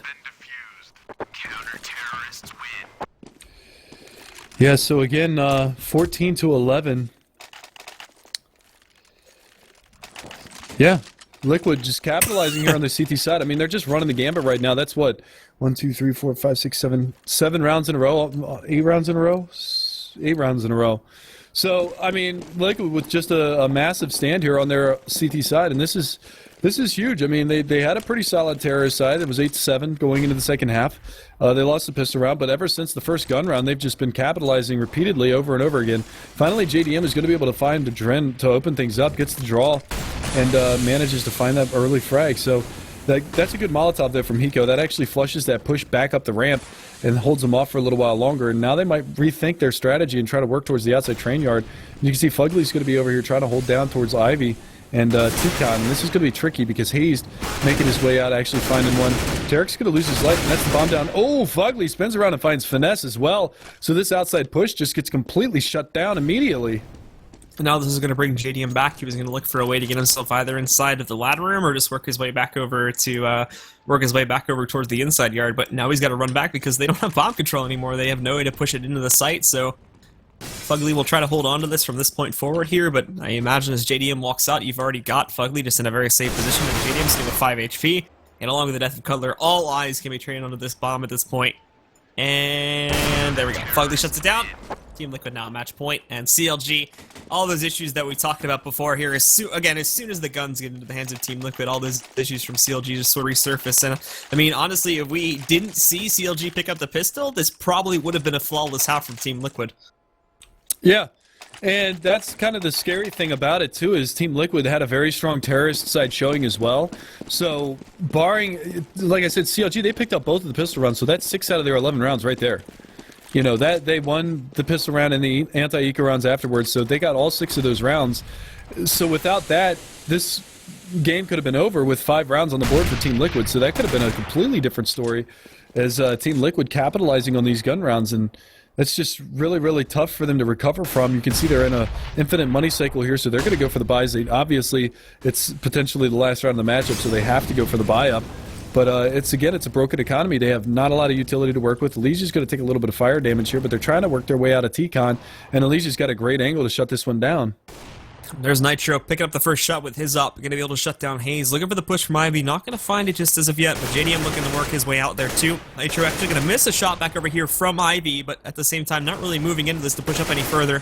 Adrenaline Liege having much better luck holding out the T-Con push. They're going to find 2 kills from there. Finesse does open up another avenue back over here, but it's just him and Cutler having his own bit of problems here. Finesse is going to move out. He gets shut down, and Hiko picks up the additional kill too, so that's going to close things out. And Team Liquid with that Iron Wall CT defense is going to close things out here against CLG. We do have a couple problems to work on here. Not just their T-side on this map, but back over on Mirage as well. Yeah, so GG's our exchange. Liquid goes 2-0 for the night. CLG splits goes 1-1. Cloud9, not as good. 0-2 for Cloud9. So NME goes 1-1, and Team Coast go 0-2 for the night. So that's going to be it for the evening, guys. And with that being said, we're going to be off all week this next week because of the major in Cluj. So make sure that you guys watch that because it is going to be an extremely awesome tournament. I can't wait. I know that our brother-in-arms is going to be over there. Both Sadikist and Moses going to be over there at the major. So tweet at them, wish them luck, and we will definitely see you guys next time for ESEA ESL Pro League. And by the transitive property of tonight's matches, this means Liquid is now the best North American team right now, Kappa. So anyway, that's going to close things out, guys. Thank you once again for tuning in this evening, and we'll catch you not this coming week, but next week for more of the ESL ESEA Pro League matches right here on Twitch in both North America and Europe.